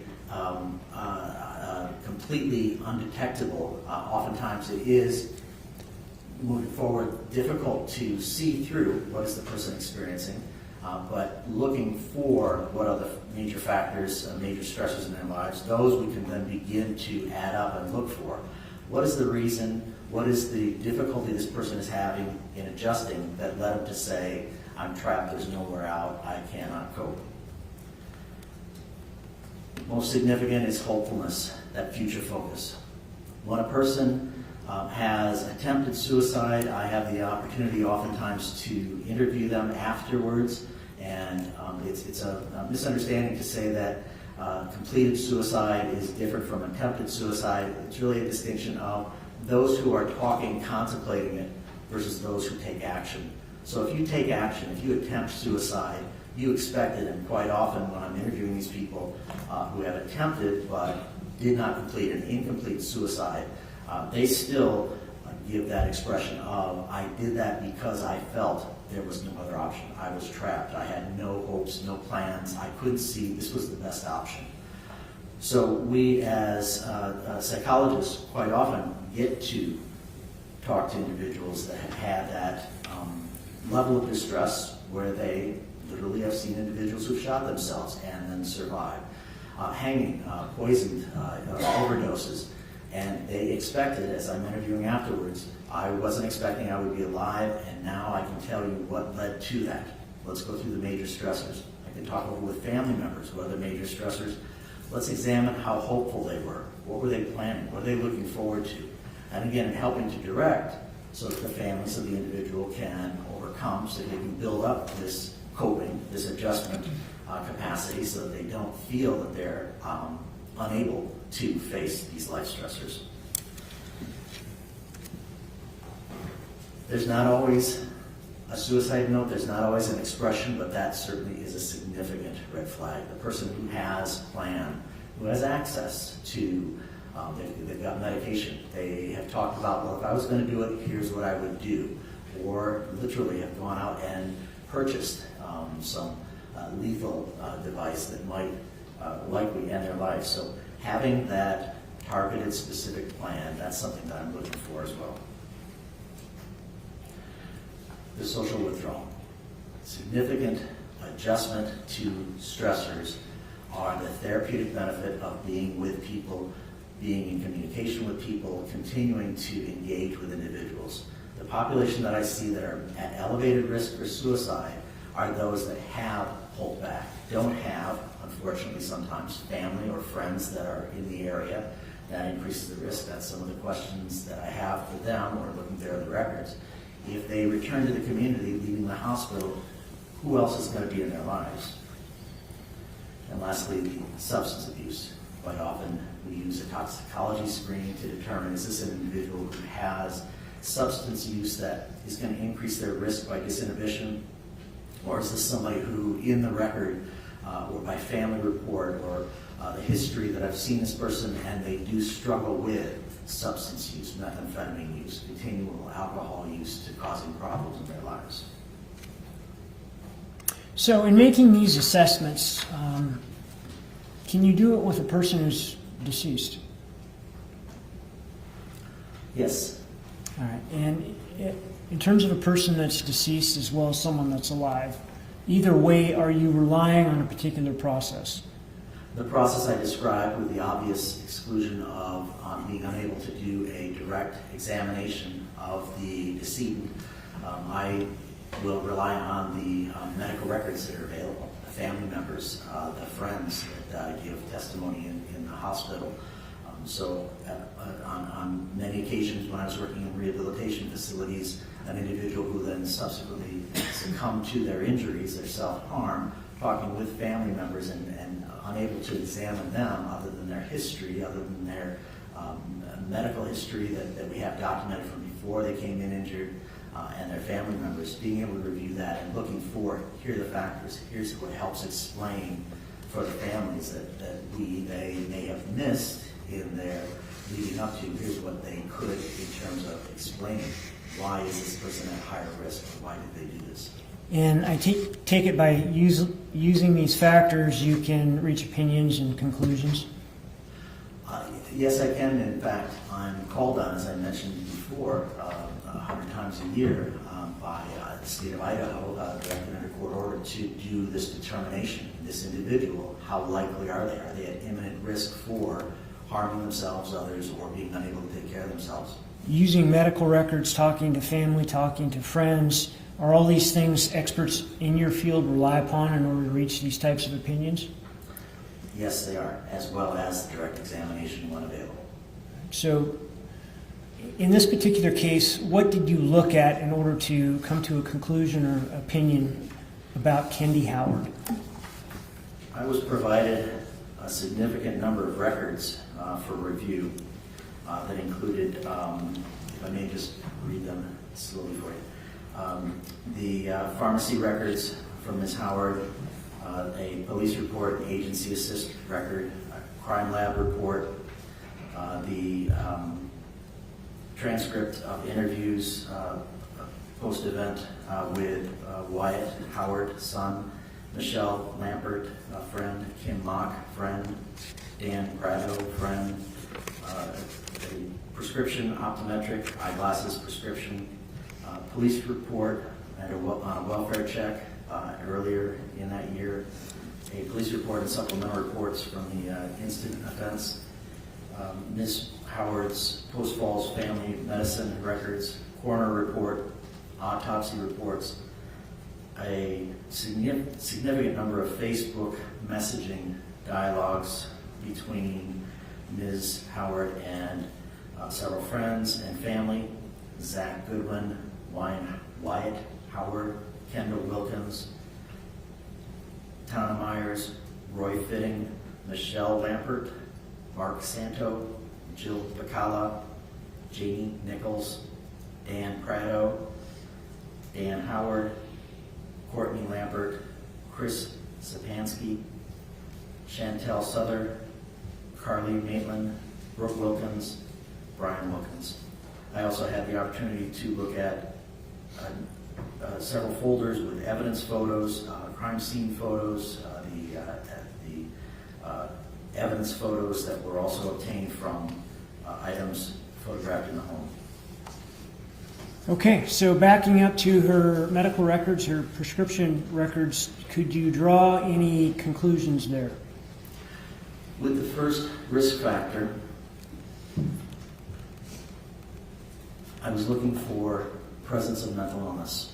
And with the exception of a reference in April of 2019 when Ms. Howard expressed to her treating professional that she had some distress about a medical condition, at that point it was recommended that she could consider being on anti-anxiety medication, which she subsequently declined.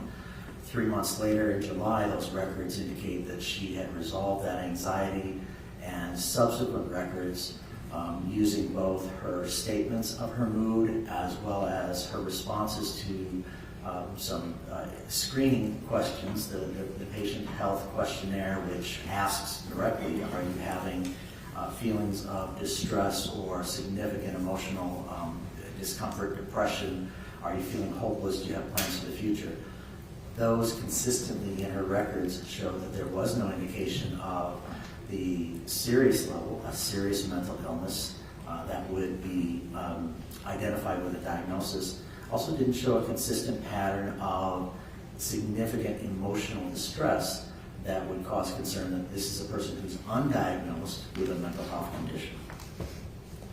And so that incident in 2019 where she had some anxiety, that was due to a scare over possible breast cancer. Does that sound correct? That's correct, yes. Okay. What about her prescription medication history? Anything about that you could draw any conclusions from? The photographic evidence indicated that there were a number of historic prescriptions that Ms. Howard had been given that included antibiotics. The most recent consistent ones that she also had not been taking consistently, so consistent in terms of their more recent to the date of her death, were a medication that's colloquially labeled as an antidepressant, Prozac, and it is commonly prescribed for eating disorders. So specifically on the label, it indicated that her Dr. Miller, I believe, prescribed it for compulsive eating. That's a common use for that medication. So it wasn't by nature of the label with the type of medication for depression. It was a approved use for diminishing compulsive eating. She was also prescribed a medication, Phentergin, which is a stimulant which decreases appetite, and those two medications she was most consistently on, but again, not consistently. At the point of autopsy, the toxicology screen shows that there was no presence of either of those in her system. The review, the pill counting they did and photographed indicated that she had a number of her prescriptions that she had not been maintaining taking. So there's a risk with those two medications. There's what's called a black box warning.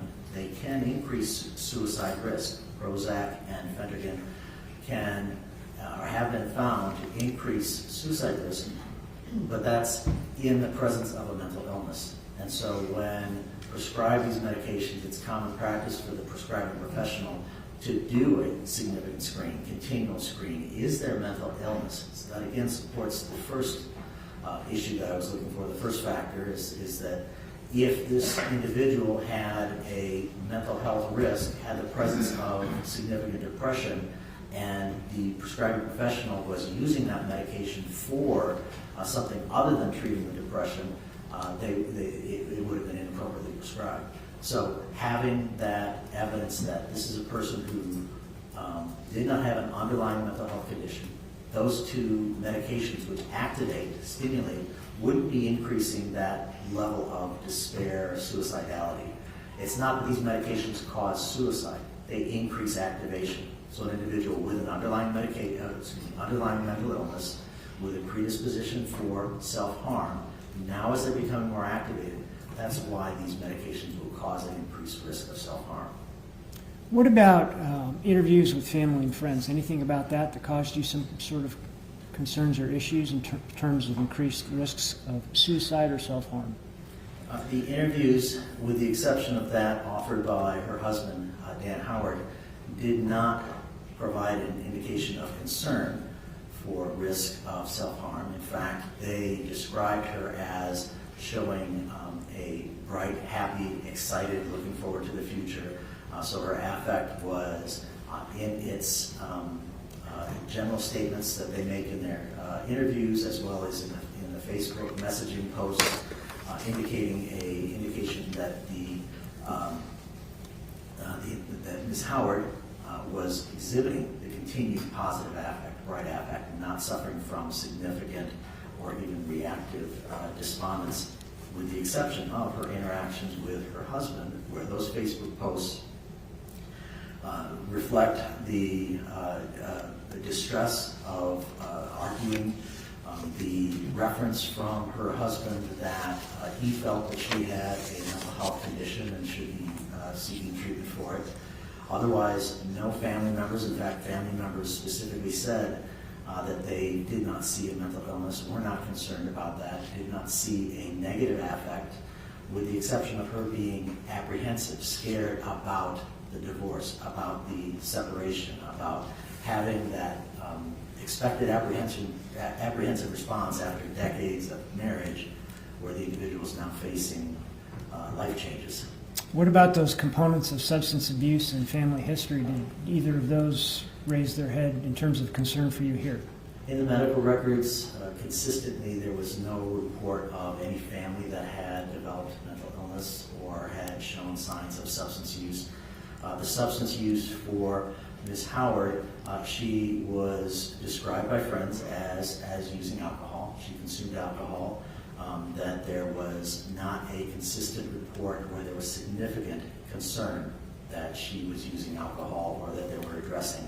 The Facebook posting was oftentimes a continual back and forth where there was descriptions of upcoming social events. Let's get together for parties, for fishing, for social gatherings of vacationing, and no expression of concern about alcohol or any other drug use. Proximal factors? There were a moderate to high level of stressors in Ms. Howard's life. At the time of her death, she was going through divorce, which is a significant stressor, significant life event that requires change. She was contemplating, not in the act of, but she was contemplating a change of job by her statements on Facebook posts and family friends acknowledging, yes, we were aware she was contemplating that. So apprehensive stress, and stressors are positive and negative. A wedding is both. I mean, planning a wedding, getting married, having a new child is both positive and negative. So Divorce can be positive and negative. Stressors are change, a change from the routine. So anytime there's a change, that's stressful. We have to adapt to it. The temperature changes. We have to adapt to that. That's a stressor. So in her life, divorce, her anticipated change of job, her anticipated change of residence, buying a new house, looking forward to being in that new residence, again, a positive and negative. There's the hassles of moving, shopping. And lastly, the discord between her and her husband, so arguing with a spouse. So those four major categories represent significant stressors. And as I've said before, it's not just that the stressors then cause suicide. How is the person adapting, coping? We could look at those mitigating factors, and in Ms. Howard's case, we look at the social contacts. She was maintaining regular contact with family. You look at the Facebook posts and you see that a continual, almost simultaneous contact with friends and family, describing her interests, her focus, her lifestyle, what she's doing, interests in posts that are jovial jokes that she would exchange, as well as shopping ideas for her new house. So she was not isolating by that. So her coping, she was maintaining a significant connection. I would be less concerned about an individual who shows that level of family and friends are connected to this person, they're in this person's life, this person is sharing with these individuals as demonstrated in the Facebook post. The next would be her future focus. That's another coping indicator. That a person who, significant stressors, divorce, arguing with a husband, but yet not seeing it as I'm trapped. Having here's my plan, here's my goal, she says in one of her Facebook posts. Here's what I plan to do in the future. Here's what I'm looking forward to. Yes, it's going to be stressful, but I've got hope, I've got a plan. This is how I'm going to get out of this, as opposed to I've got stressors and I'm trapped. I've got no option out. So now, maybe effective, maybe good or bad planning, but I've got a plan is always a significant indicator for me that this person is more likely than not to have that ability to overcome those stressors and continue to function. The next one is her community engagement. I saw in reference to Ms. Howard that she was continuing to go to work. She was continuing to go shopping, picked up cat food, went to the eye doctor, made appointments, kept her appointments with the house inspector that she was going through. So she's not disconnecting, but she's also not secluding herself into her home. She's out and engaged in the community. And again, a question that I would ask an individual on an interview is, what is in your future? What do you plan to do? What have you been doing? What is your day like? What's your daily routine? I go to work. I've got this appointment tomorrow. I've got these next few things. I've got an appointment for body augmentation. I'm looking forward to being able to have this change in my life, and here's how things are going to be different. Here's how I'm going to address the stressors.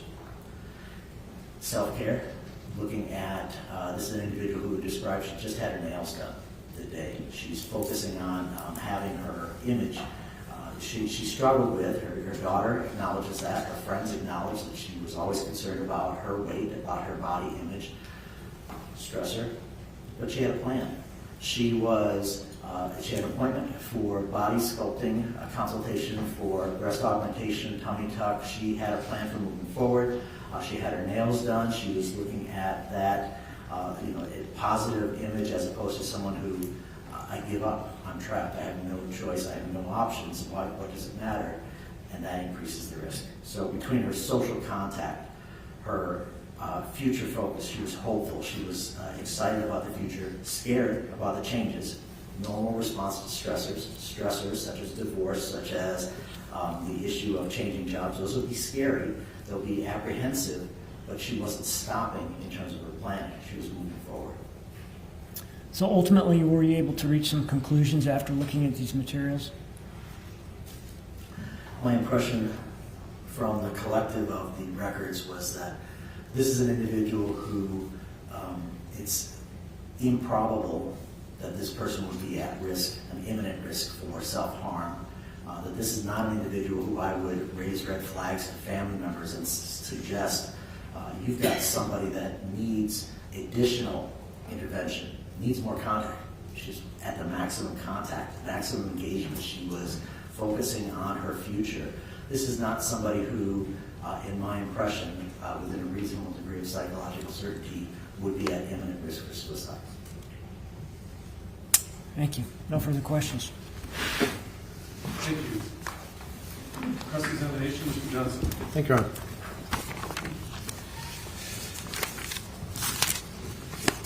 Good morning, Doctor. Good morning. Now, in your record review, did you make any phone calls to any of the individuals? No. Okay. So, for instance, the messages, I think there's, do you know how many pages of Facebook messages there were? A great deal. Okay. And when were you contacted by the state? I was originally contacted, I believe, January 2022 to review the records. Following that, in April 2023, I provided testimony to the grand jury. Okay.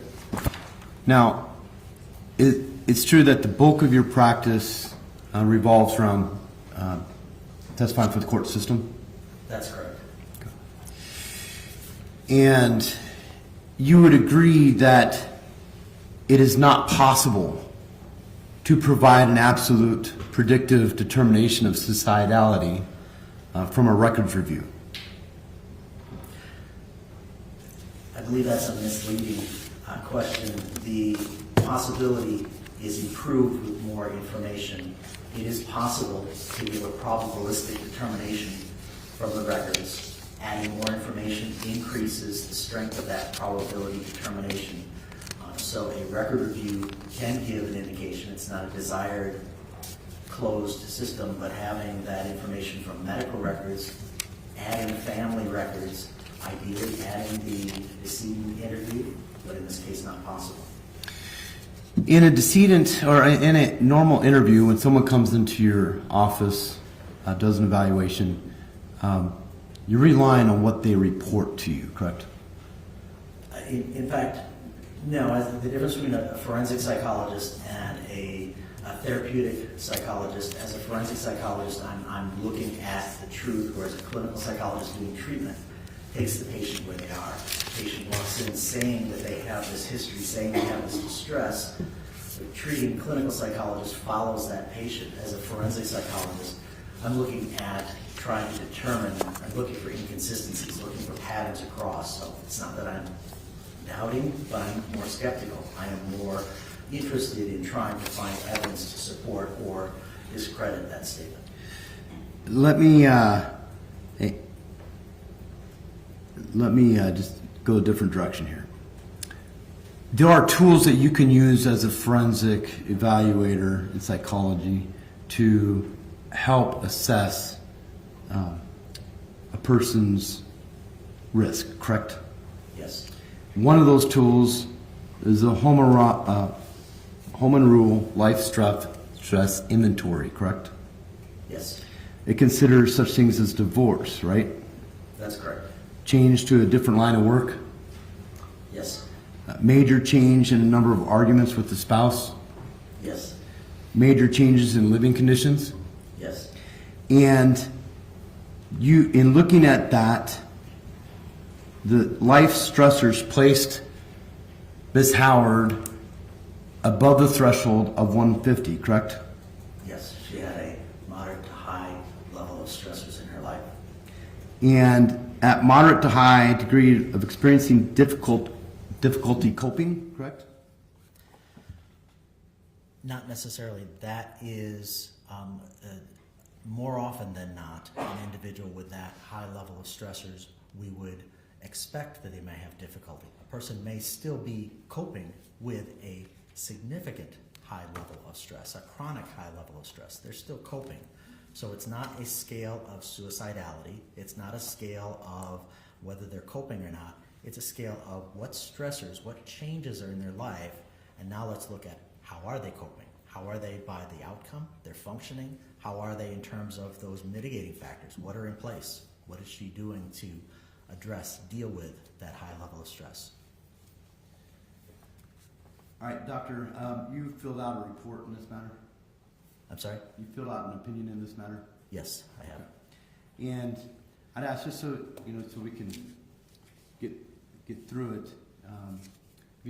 If I need an explanation, I'll ask you, and if council wants to get an explanation, we'll ask. But if you can just answer the questions, we'll try to move through this here. In your report, you indicated that above the threshold of 150, identified her as being a moderate high degree of experiencing difficulty coping, correct? It puts her at that more likely than not risk category. It doesn't mean that she is experiencing.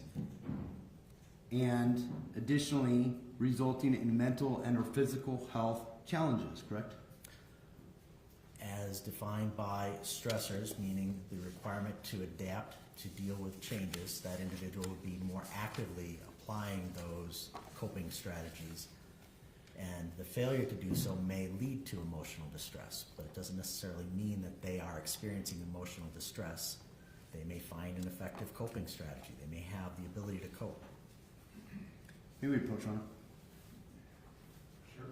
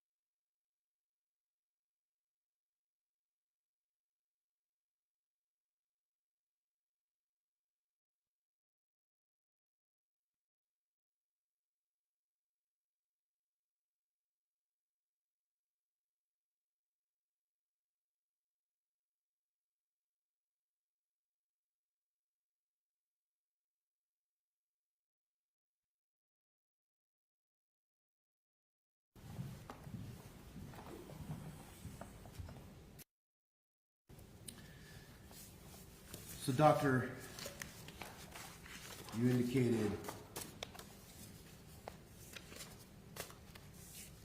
that you conducted that Holmes Row life stress inventory. Yes or no? Objection asked and answered. It's foundational for the next question. Right, but you asked him that and he answered. Yes. Yes. Okay, so since you did that, there were indicators that then you took to adjust your assessment, correct? Objection asked and answered already. That was not asked. Overruled. The Holmes Ray is not a standardized instrument. It's a research instrument that is used to provide a recommended listing of stressors. From that recommended list, the clinician, myself, are at liberty to either add, augment, look at the circumstances of an individual's life, or include those in considering the questions that I may ask a patient or the records that I may look for. So it is a guideline. It's not a standardized, statistically a consistent measure. An individual who is going through divorce here is not experiencing the same stress level as an individual over here going through divorce. Whereas the scale provides a numeric value to give an indication. Let's give a ranking, a relative ranking, in terms of historic complaints of stressors related to divorce. But an individual's response to divorce may vary significantly based on their history, based on their emotional condition, based on their family support, all the mitigating factors. So it's not a hard and fast measure as much as a guideline. COVID impacted depression rates, correct? There are research studies that suggest there's a higher incident of mental disturbance, distress following COVID and during COVID. The primary use of Prozac is to address depression, panic attacks, and compulsive disorders, correct? That's a misappropriation of using the term primary. It is a list of uses which includes compulsive eating. So it was originally described as an antidepressant medication, but it has more recently been significantly prescribed for eating disorders, for individuals who want to control their weight. Nurse Miller is a psychiatric nurse practitioner, correct? I'm familiar that, yes, that's who she is. The side effects of Prozac can be mental and mood changes, correct? In some cases, yes. And thoughts of suicide, correct? Increase with an underlying mental health condition. That's the research shows that that's the rule out is that in individuals who have an underlying mental health diagnosis, Prozac, with the absence of mental health condition, does not cause suicidal thoughts. You're aware of Miss Howard being excited about getting her guns, correct? No, I was not aware that she was, quote, excited. I was aware that she had been provided, that she had shared with family friends that she had been given a handgun that had been kept in storage because she did not want to, she was not, as daughter and friend described her, not a gun person. So I wouldn't qualify it as excited.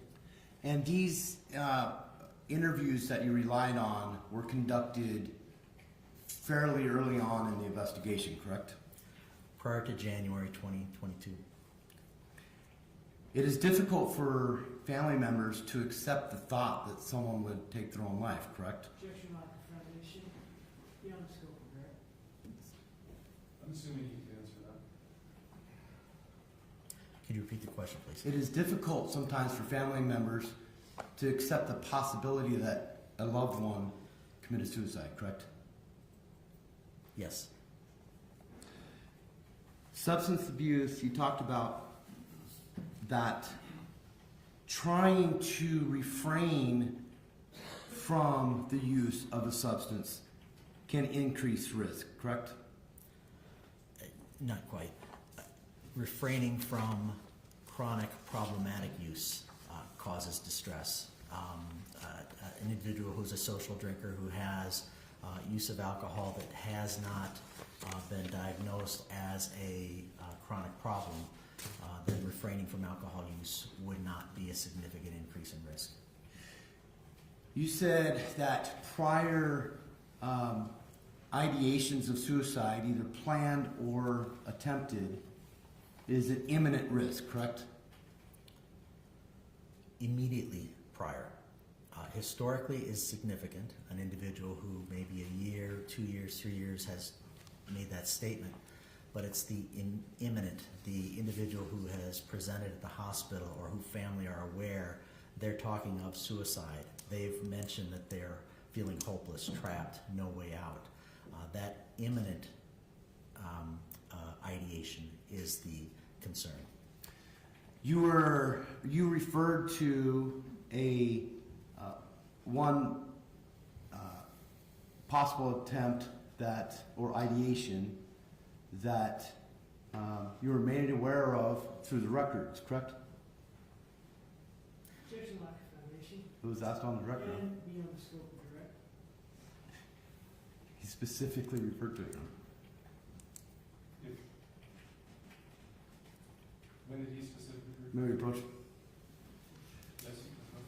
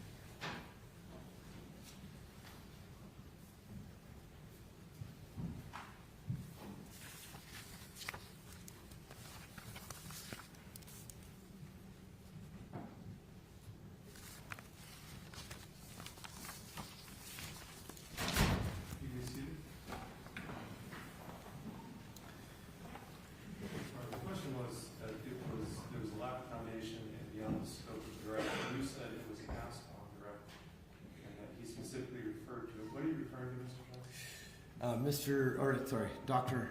Hanger specifically made reference, and I think the exact words were, other than a one attempt referred to by her husband or Mr. Howard, I don't know which one he said, I did not find any other evidence. So he specifically referred to that. I want to ask him questions about that. So it is within the scope of direct and fair to cross on. Mr. Herring, your objection? I don't recall that coming into the record, Judge. And more specifically, the idea of approaching every time that Mr. Johnson has an objection. I've never experienced that particular way of handling objections. I think in this case, if there's going to be objections, they should be lodged with the court at the time they're going to be made, rather than approach and talk about it in whispers in front of the jury. I think the more appropriate approach is for the court to make an ascertain whether or not that objection needs to be held outside the presence. And yet we should do away with every time that Mr. Johnson wants to lodge an objection, that we have a huddle with the court and we talk it over. I don't think that's the proper way to proceed with a trial. I think we need to do things on the record in an open format. And Your Honor, may I respond to that? Amen. So we're adhering to number one, no speaking objections. And in a case like this, where a lot of it is emotional and passions, the jury should not hear, for instance, just this. This would be a proper conversation outside the presence. It is way easier than having them go out every time an objection goes to approach. And then the things that we need to put on the record we do, you always indicate whether you sustain or deny the objection. So the record is preserved. But I don't think this conversation was appropriate to have in front of the jury prior to. All right, well, it's certainly highly unusual, rather irregular, to have these continued huddles. To the extent there are sometimes objections made, and then you come here and discuss it with me and with the prosecutor, and then I make a ruling. I've always given you the opportunity, if you want to put on the record the nature of your objection. You may, a few times you have, most of the time you haven't. So I've considered that's your prerogative. You're most likely waiving most of those objections because you're not putting any basis on the record for them. And many of our discussions here at the bench haven't been truly formal objections as much as you raising concerns about witnesses, responses and things like that. I agree with Mr. Herring that the record should be clear on what the objections are, the reasons for it, and what the rulings are. And so when there's been just simply objection, and then we conference and we don't follow up with that, I figure that's on you. But when we need to have a more significant discussion, it's appropriate to have the jury out. I do appreciate the not having speaking objections in front of the jury. When I say no speaking objections, I typically think I want the objection, the rule, the reason, the response. It doesn't mean you can't say anything beyond objection, of course. I just don't want lengthy argument in front of the jury that could be used to influence the jury. So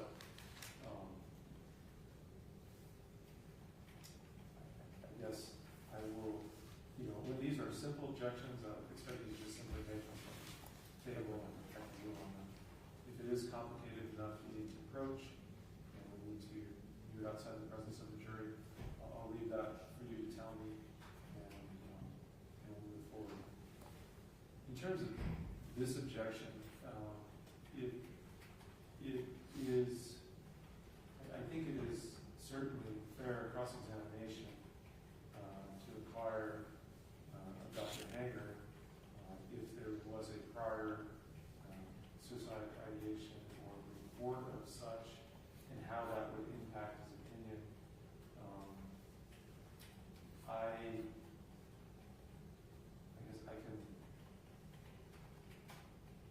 look through the rough transcript, I seem to, it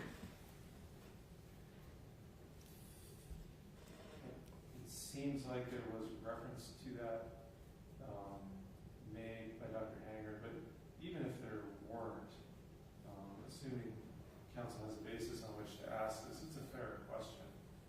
It's not outside the scope. The scope of his testimony is the risk factors and how it relates to an individual's likelihood of imminent self-harm. And so even if it wasn't asked on direct, there's a basis for it. The evidence is in the court. The evidence has been presented to the jury just in terms of the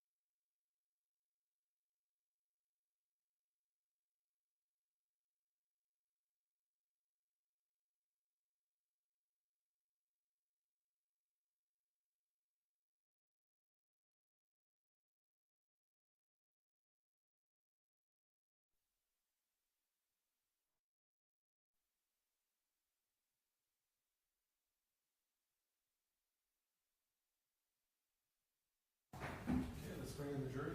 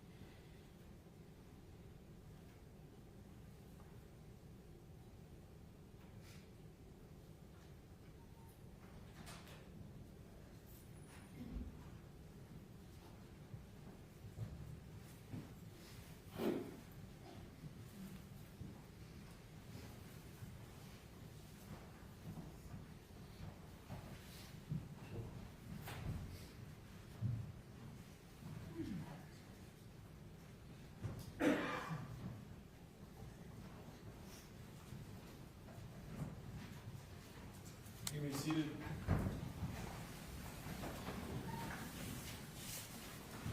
Go back on record. Overrule the objection and continue the cross-examination, Mr. Johnson. Thank you. Good afternoon, Doctor. Good afternoon. Where we left off, we were talking about how a previous experience of suicide ideation can be a factor in a person's suicidality, correct? It's something I take into consideration, yes. Okay.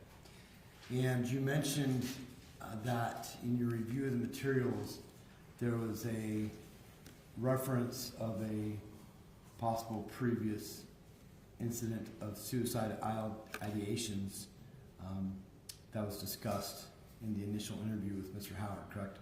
That's correct. Did you talk to White Howard at all to confirm any of those findings?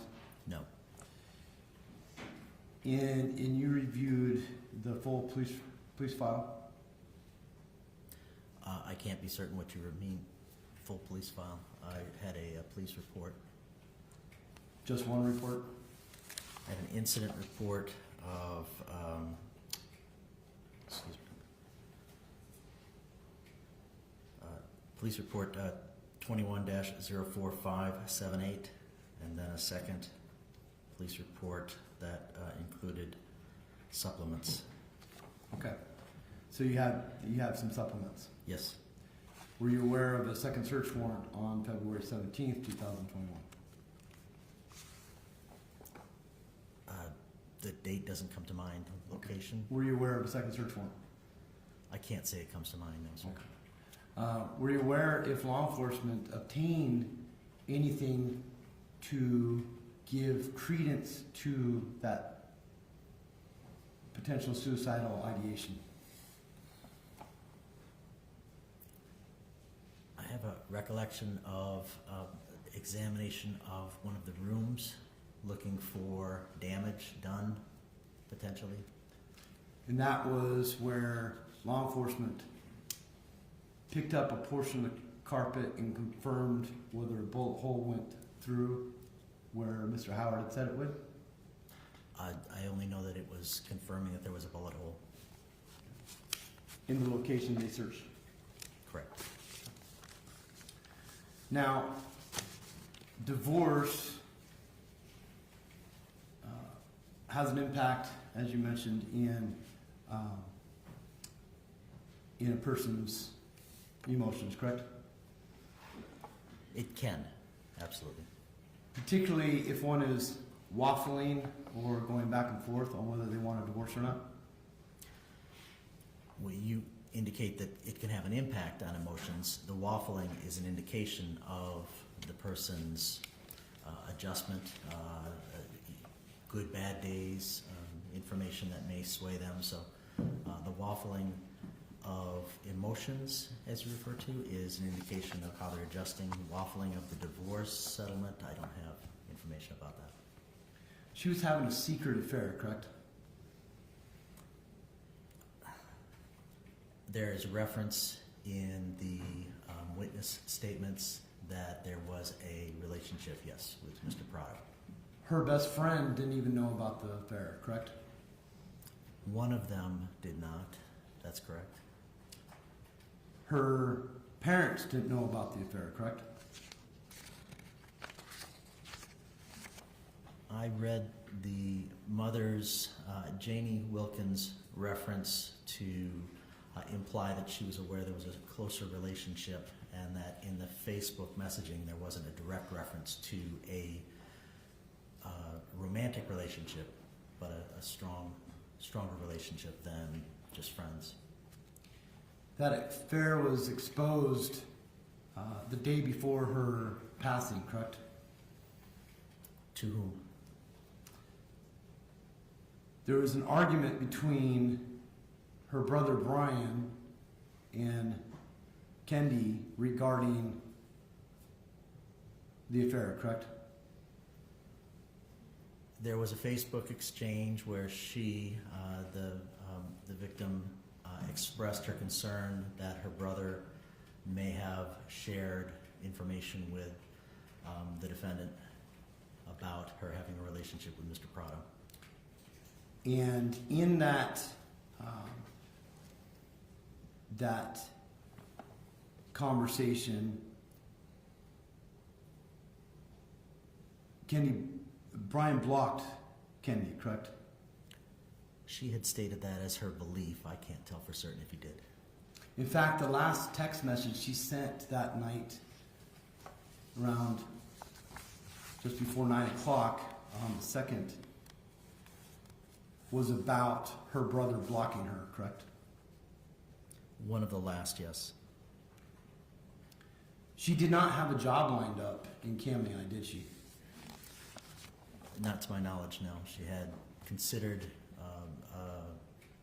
as I understood, asking for, she'd been given some resources, so asking about jobs, but she was not set on her employment yet.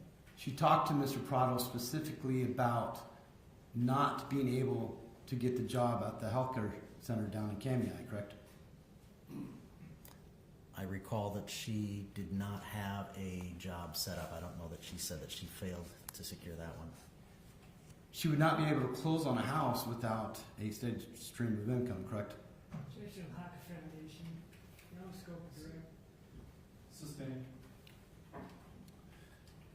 You mentioned in your report, is it correct that 31.4% of females that commit suicide use violent means, correct? Do you have a page number? 7? Thank you.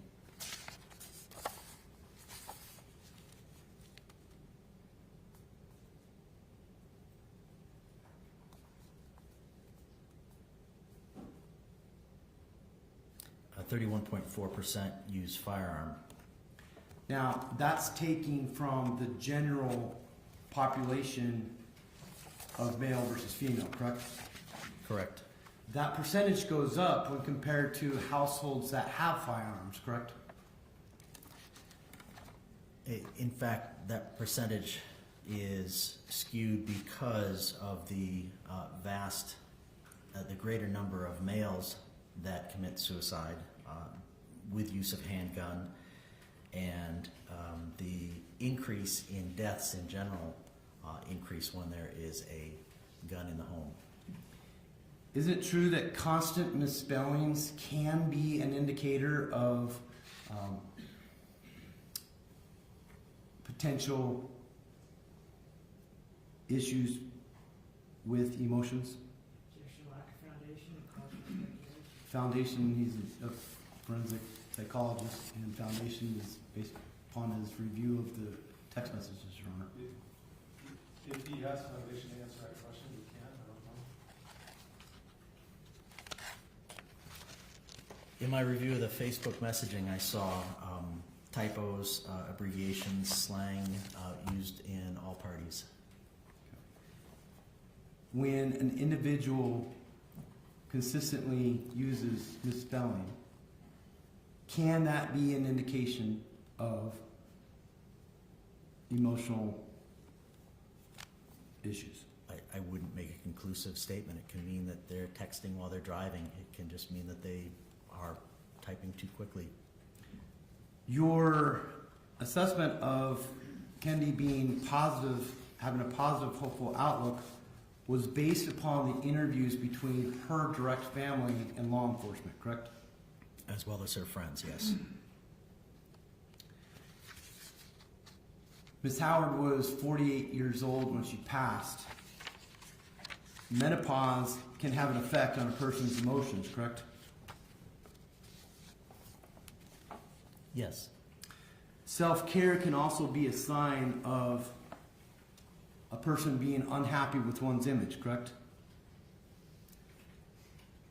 Not as you're implying. The self-care actions can be an indication that a person is taking control of the stressors in their lives, acting in a manner that they feel may help to relieve some of the distress that could come with the self-image from natural aging, childbirth. A tummy tuck is a extreme procedure, correct? I don't have a comment on that, sir.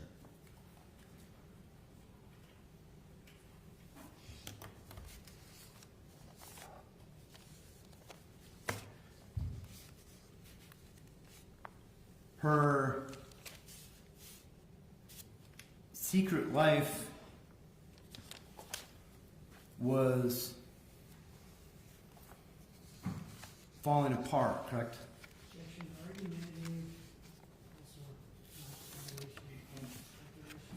Sustained. You would agree that your information was based upon the information provided to you, correct? Yes. And while it may be difficult to predict suicidality, increased confidence of self-harm can be obtained from the direct evaluation of an individual, correct? Yes. No direct evaluation of Ms. Howard was conducted, correct? None was available, no.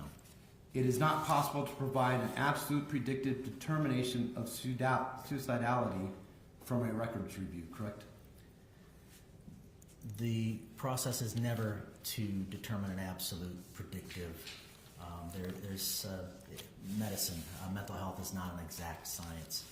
So our process is to determine probability, increased probability. So I am, in fact, tasked, called upon by the court in my profession to make the best prediction based on probabilistic information from records, from the direct interview if available, from friends, family.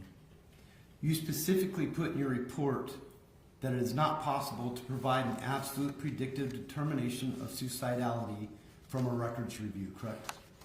Yes, correct. No further questions.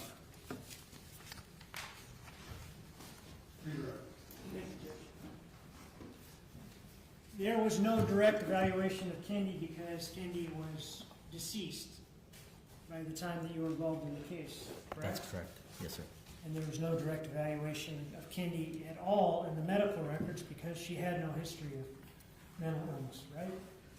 She was on an ongoing basis being screened by her medical providers. There was a constant request for her to answer questions that give an indication. I did have an objection. I'm sorry. I apologize. No, I thought I heard you say objection, but I wasn't sure. Yes, Ron. Objection, there, mischaracterization of the evidence, Ron. Overruled. Go ahead and finish your answer, sir. There was an ongoing assessment of Ms. Howard by her medical professionals.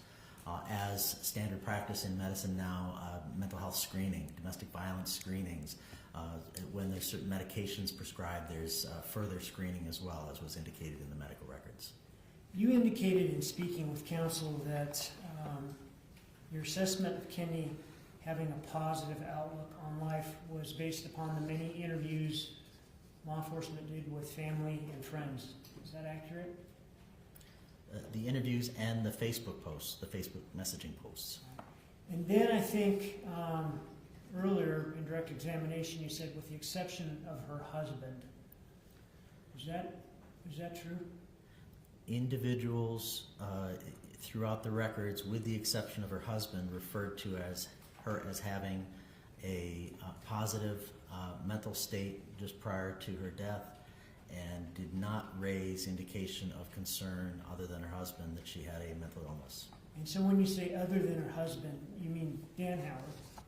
Yes, the defendant. And what do you mean by that? The Facebook posts indicated Ms. Howard was aware that he had suggested she get mental health treatment because of her emotional responses, that she had bipolar, that he had in his Facebook response indicated he knew as much as a shrink does, and that was his recommendation. She then responded to friends that I'm not crazy, I don't have a mental illness, and she declined to pursue that.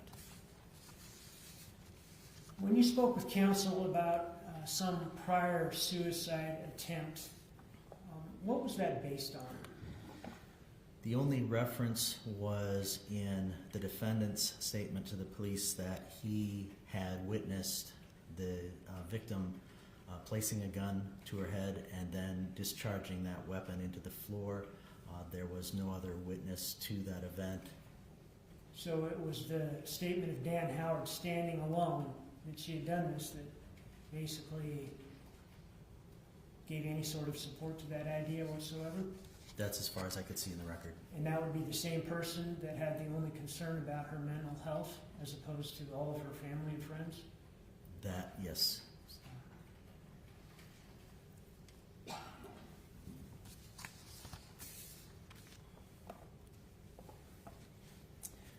Counsel,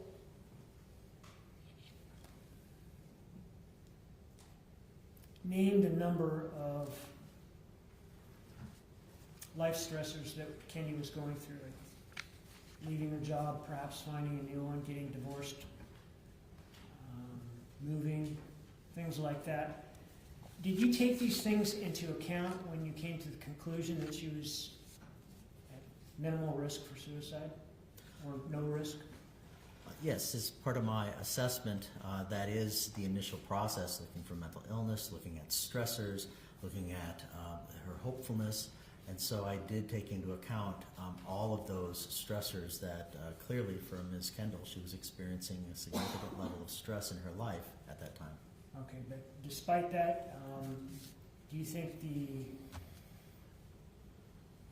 risks were outweighed by other evidence? I would use the term mitigated, reduced, addressed, and it's not a matter of, does it remove that? She was still likely going to go through a divorce. It appears that she was in the process of closing on a house, so it's not the control of the stressors, but it's how she copes with those. So what her mitigating factors, her social contact, her outward activities in life, the socialization she had, her ability to adapt to those stressors, that was what helped me to reduce the consideration that, okay, with these stressors, because not everyone who has stresses in their lives, not everyone going through a divorce, buying a new house, is going to contemplate suicide. But if an individual is forward-focused, looking at what is in my future, is still functioning, then these stressors don't have that negative outcome. Like she was. Exactly. No further questions. Thank you, sir. Have a nice day.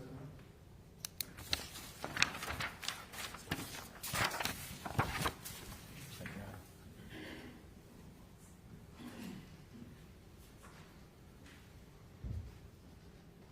Any further witnesses from the state?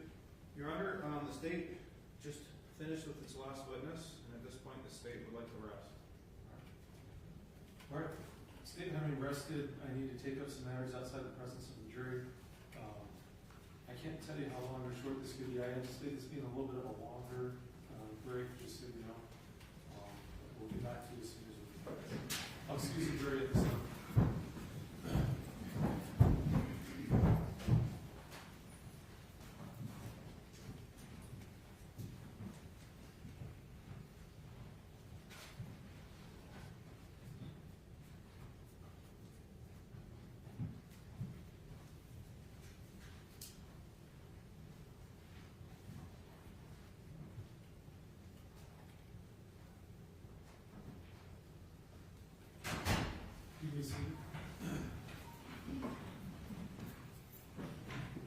Counsel, you indicated you have a motion for the court?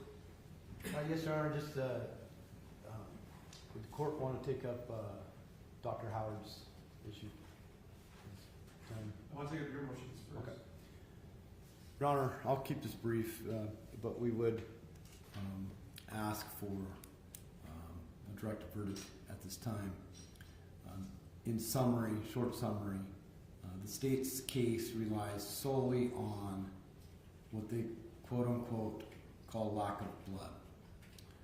However, there's ample evidence in the record and exhibits to show that there is blood pooled, coagulated down in the tub, matted in the hair, caked on the back, and not one witness has addressed the differences between, one witness, Dr. Ramron, his only explanation for the blood there was that, basically if you go, and this was how he held his hand, if you go transport to the medical center through the Rockies, then liquids might or fluids might escape the body. The whole theory of the case relies specifically on the lack of blood. And specifically, I'm not saying that had the state kept its original theory of asphyxiation and or gunshot, that I would be able to make this argument.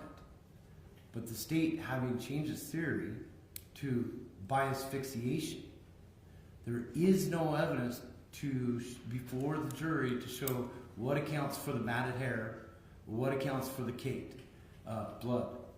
The alleged domestic violence, whether it's lividity, and Dr. Schmock talked about that, that's not related to the cause of death.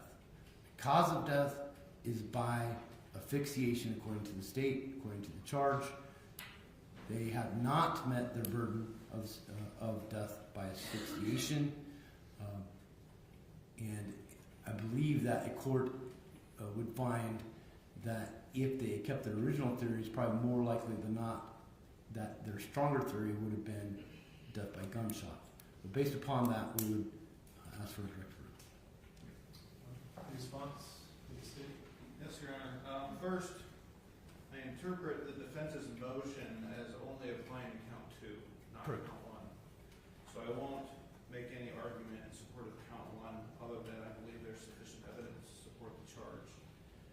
Regarding count 2, Your Honor, this court and the jury has heard competent and credible evidence supporting the charge that Dan Howard murdered Kendy Howard in the first degree. Your Honor, that evidence is that on February 2nd, in Kootenai County, Idaho, Dan Howard caused the death of Kendy. Evidence showed that this was not a suicide. Kendy had future plans. Kendy was leaving Dan.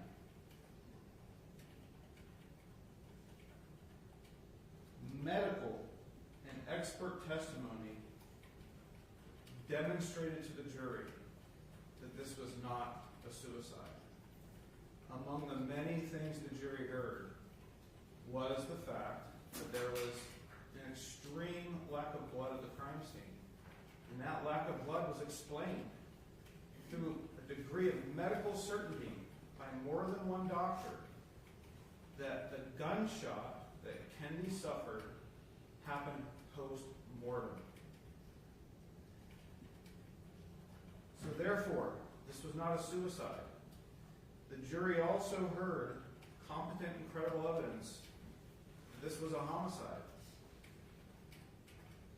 A lot of testimony was given, evidence of asphyxiation. And that is the state's theory, Your Honor.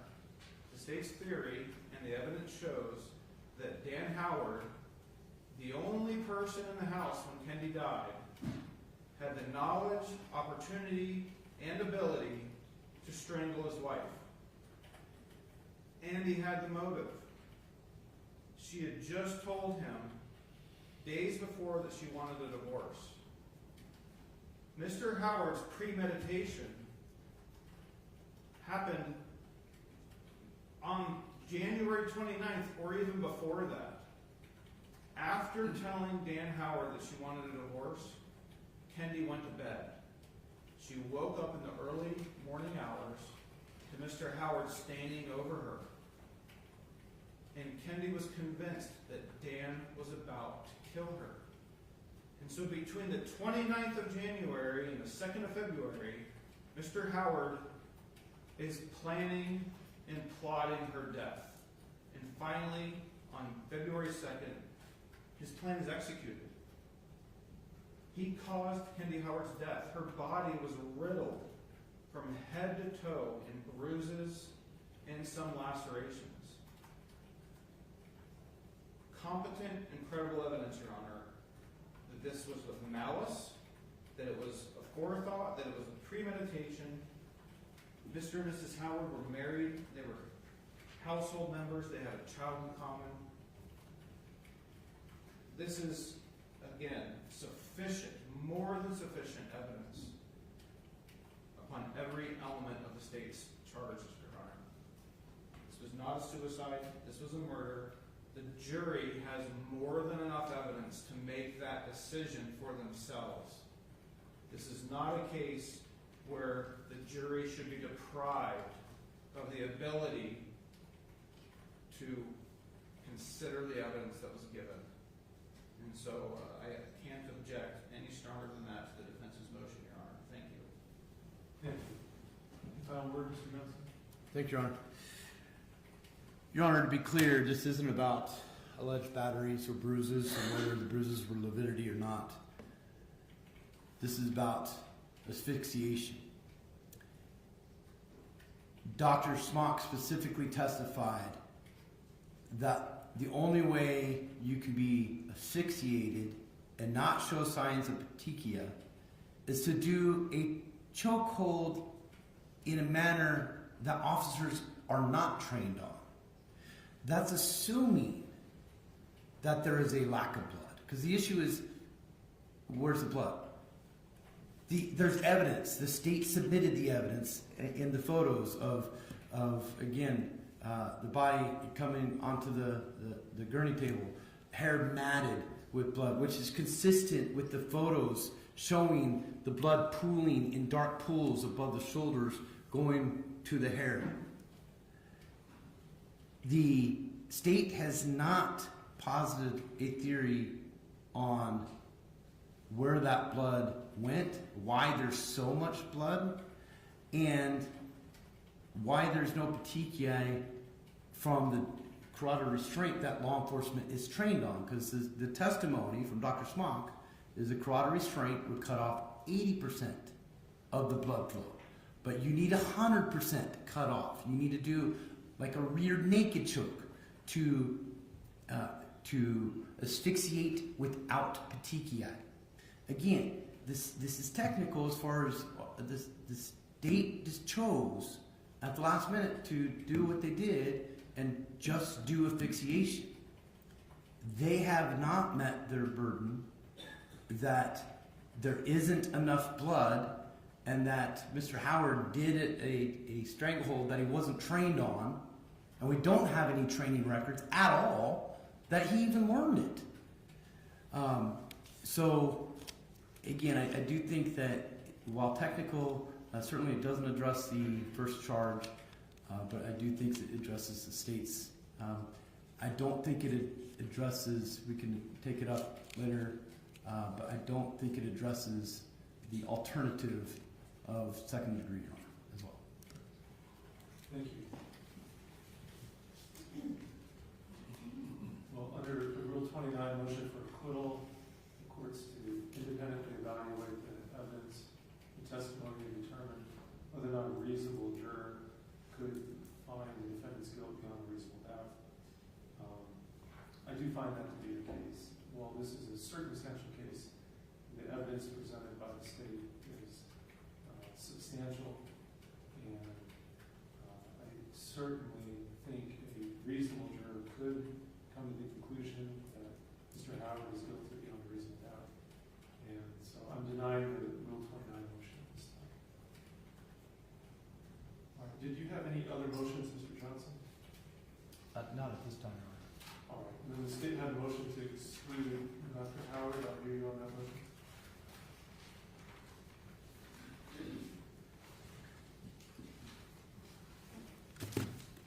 Thank you, Your Honor. State filed a motion to exclude Dr. John Howard. You would note that the state became aware that John Howard was going to be called as a witness during trial when Mr. Johnson issued a subpoena for him. Mr. Johnson, in his response to the state's motion, seems to indicate that the state was playing games with its witness list. And so I'd like to clarify that before we get into the reasons why Mr. John Howard should not testify. John Howard left the Spokane Medical Examiner's office within months of Kendy Howard's autopsy. He canceled his medical license in the state of Idaho, and he let it lapse in the state of Washington. Before he left, he communicated to coworkers that he was done. He did not want to do this job anymore, he didn't want to respond to subpoenas anymore, and he wanted to retire. And frankly, Judge, that's what he did. The state did not know where John Howard was. And so when the state's witness list, first, second, third, all said to be provided, that was because the state did not have contact information for John Howard. Now, if the state were playing games, as Mr. Johnson seems to be alleging, the state could have dropped John Howard from its witness list. But the state believes that there was a potential foundational factual need to keep John Howard on the witness list and engaged in ethical actions in attempting to locate John Howard. We got a tip that he'd moved to be closer to his grandkids, whether that was Idaho, Washington, Connecticut, or Georgia. The state didn't know, and there certainly are a lot of John Howards in the world. So the state did take efforts, using its internal investigators, to locate John Howard, get an address, and provide that. But what wasn't happening while the state was making those efforts is that Mr. Johnson was not complying with the basic principles of ICR 16. ICR 16 requires that expert witnesses, their reports, their curriculum vitae, and the information used that they rely upon to create those reports be provided to the opposing party. Even more so, Your Honor, in this particular case, there were scheduling orders in place, not once but twice by this court, providing deadlines for the parties to provide that information to one another. At no point did the state provide to Mr. Johnson a CV for John Howard. At no point did the state indicate that it was going to call John Howard as an expert witness with a notice, as it typically does. John Howard was not called at the grand jury, and there was nothing in the record to indicate that the state was going to be utilizing him as an expert. Likewise, Mr. Johnson filed a witness list in, I believe it was June of 23. On that witness list, in his lay witness section, he indicated that he reserved the right to call any witness on the state's witness list, certainly. And then his expert witness section, he listed two experts, Dr. Jeffrey Desmoulin and another individual, I think by the last name of Wiarda. Ultimately, in concordance with the deadlines provided by the court, Mr. Johnson did provide an expert witness report for Dr. Desmoulin. That is the only expert witness report that the state received from the defense. John Howard cannot come into this court and make expert conclusions. John Howard cannot come into this court and make expert opinions. John Howard authored a report one day after Kendy Howard's death. He did so by making an examination of her body, and certainly if he were necessary as a factual witness, I think that an argument could be made that he would come in and make factual statements about what he observed, what he saw. But what he could not do, Judge, would be to go beyond that, to make conclusions. The state has received no notice as to what the defense has provided to John Howard about, did he review the grand jury transcript? Does he know the state's theory of the case? Was he provided Dr. Desmoulin's report? Was he provided the coroner's photographs? We don't know. We don't know what his opinion is going to be on those things. We don't know what his opinion is going to be on anything related to anything beyond day 2 of this case. That is not providing the state with sufficient notice of his expert opinion. And Judge, whether or not John Howard could testify as a fact witness, the photographs are in evidence. The examination of the body is in evidence. That came in through Jennifer Nara, and Mr. Johnson had every opportunity to talk about that with Jennifer Nara. To now bring John Howard in and to say, this is the same photograph, this is the same photograph, this is the same photograph, is cumulative, Judge.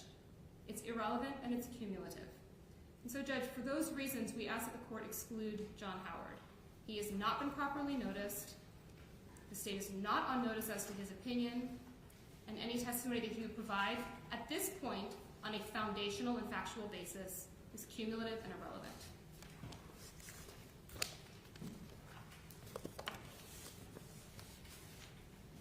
Thank you. Mr. Johnson?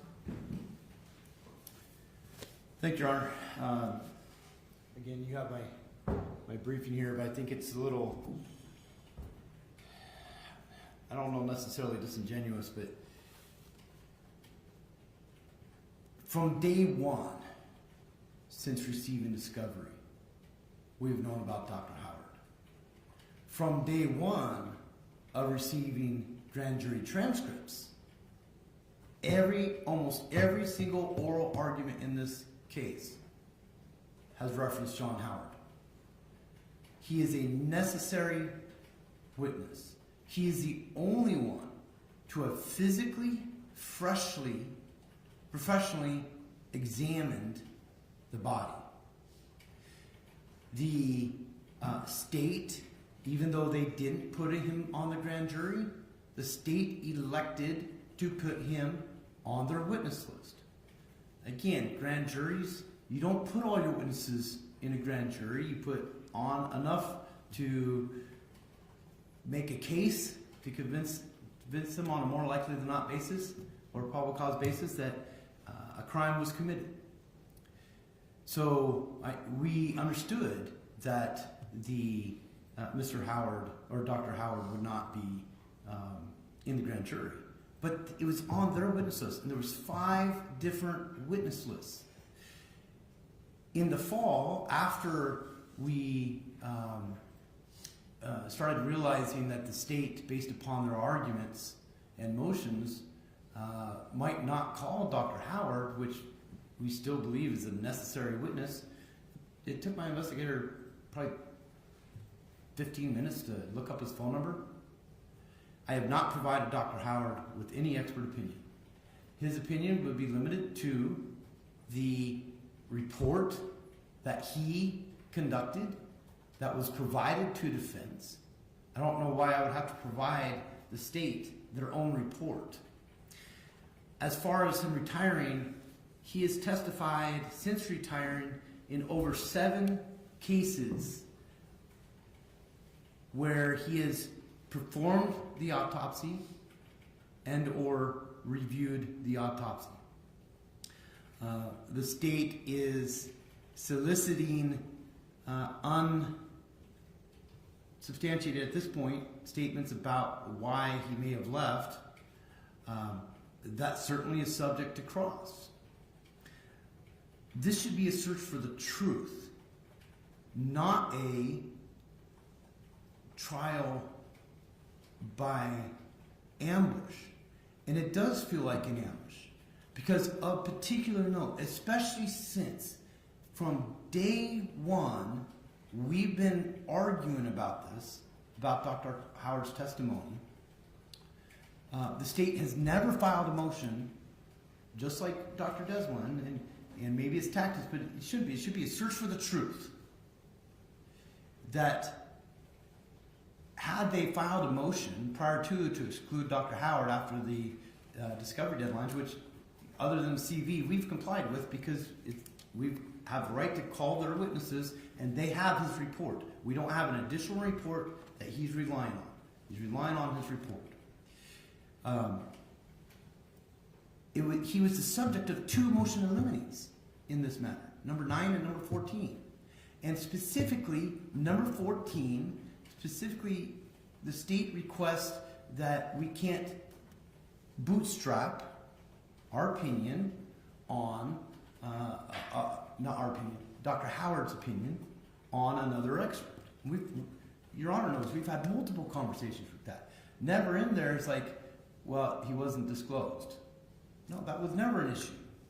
But to wait until Dr. Smock and Dr.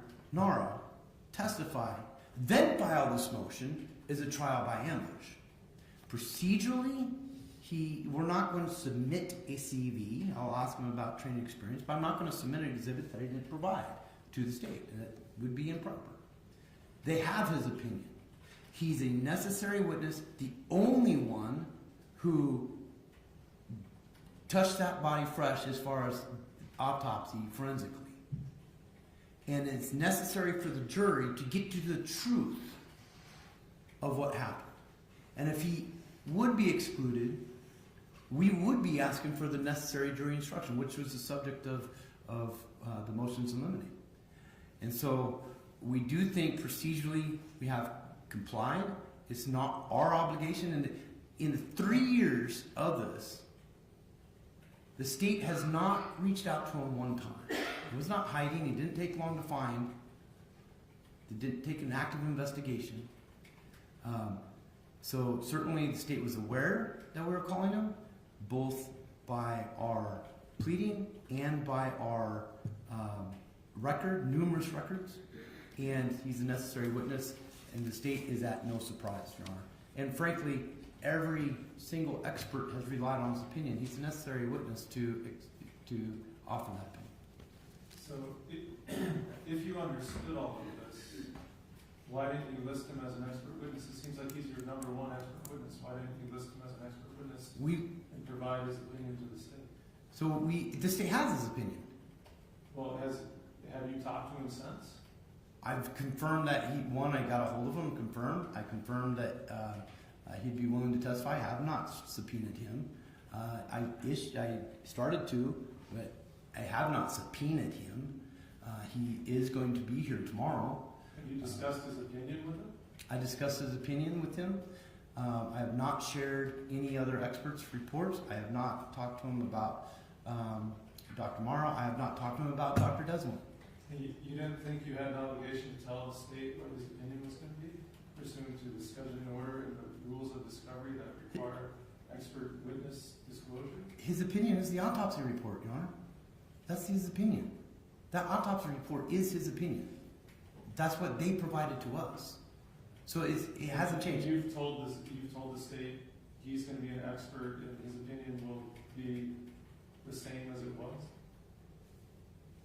That's what it is, Your Honor. I mean it's the same as it was. Telling me that right now, but the whole point of having discovery and pretrial discovery orders and disclosure orders is that the state's not. Neither side is surprised. If we look at it in reverse, Your Honor, as mentioned in my motion, if I were to be up here right now making the same motion, the state would be saying, hey, look, he was on 5 witnesses lists. 5 witness lists, even though we didn't call him for the grand jury, even though we had these motions, he's on 5 witness lists and you have his opinion. I would have no legal basis to object to... You mean if the state didn't disclose him as an expert? No, if the state called him as a witness. Because he's listed, they didn't separate out. I separated out in my pleadings the additional witnesses. In their pleading, they do not separate out expert versus lay. It is one long list. I assume people are experts based upon reading the grand jury, or they have Mr. Beasley. He's not a doctor, but based upon the grand jury, I knew that he was an expert. They don't separate. I, for convenience, separate out potential experts that I am calling.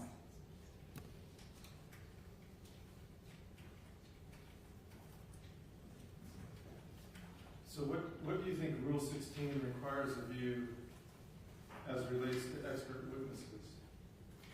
When it says on written request of the prosecuting attorney, the defendant must provide a written summary or report of any testimony that the defense intends to introduce pursuant to Rule 702, 703, or 705 of the Idaho Rules of Evidence. The summary provided must describe the witness's opinions, facts and data for those opinions, and the witness's qualifications. if you think of it this way, Your Honor, and answer the question, the state, had they called him, complied with that. We are calling their expert. We put them on notice of calling anyone. This is their expert, not our expert. It was listed in their disclosures. We were provided his opinion. His opinion has not. We're not offering a different opinion. We're seeking the opinion that we were provided by the state in their disclosures, and we made that known not only in our reply to our witness list, but also frankly, I think the state should have called him.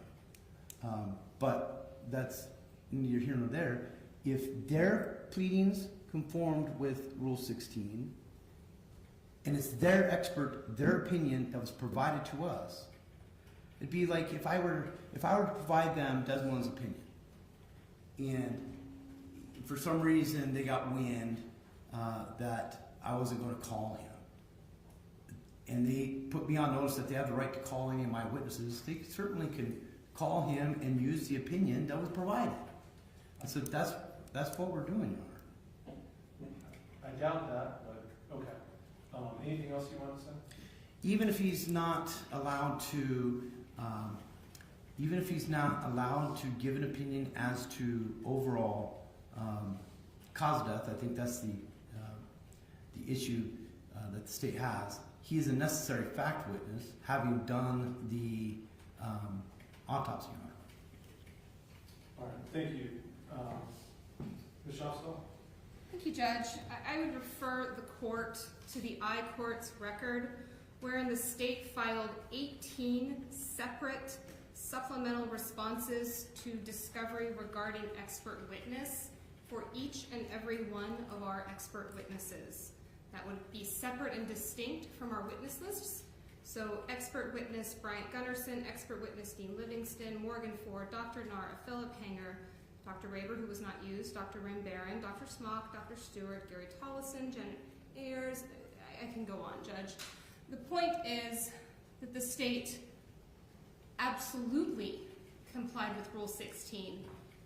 The witness list is not intended as an expert disclosure. The witness list does not comply with Rule 16. The state filed 18 separate notices of intent to use expert opinions, which all included a curriculum vitae and either a separate written opinion or a reference to the grand jury transcript for those witnesses that testified at grand jury.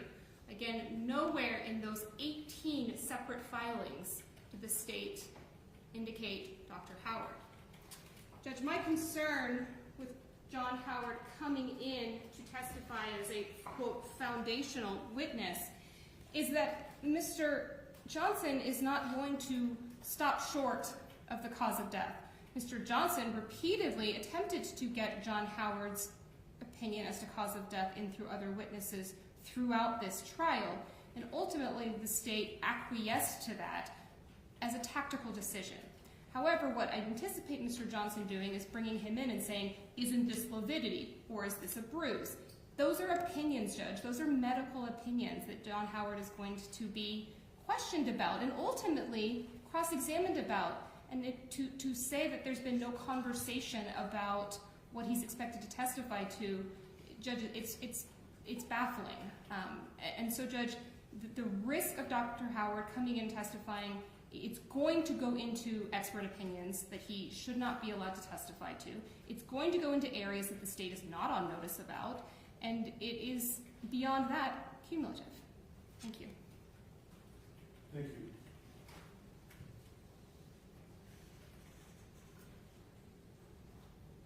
Well, in considering this issue, case law is clear that a criminal defendant's right, and I'm quoting from State v. Siegel, the criminal defendant's right to offer testimony is derived from the Sixth Amendment's compulsory process clause, and that right can be violated by the imposition of a discovery sanction that excludes a material defense witness.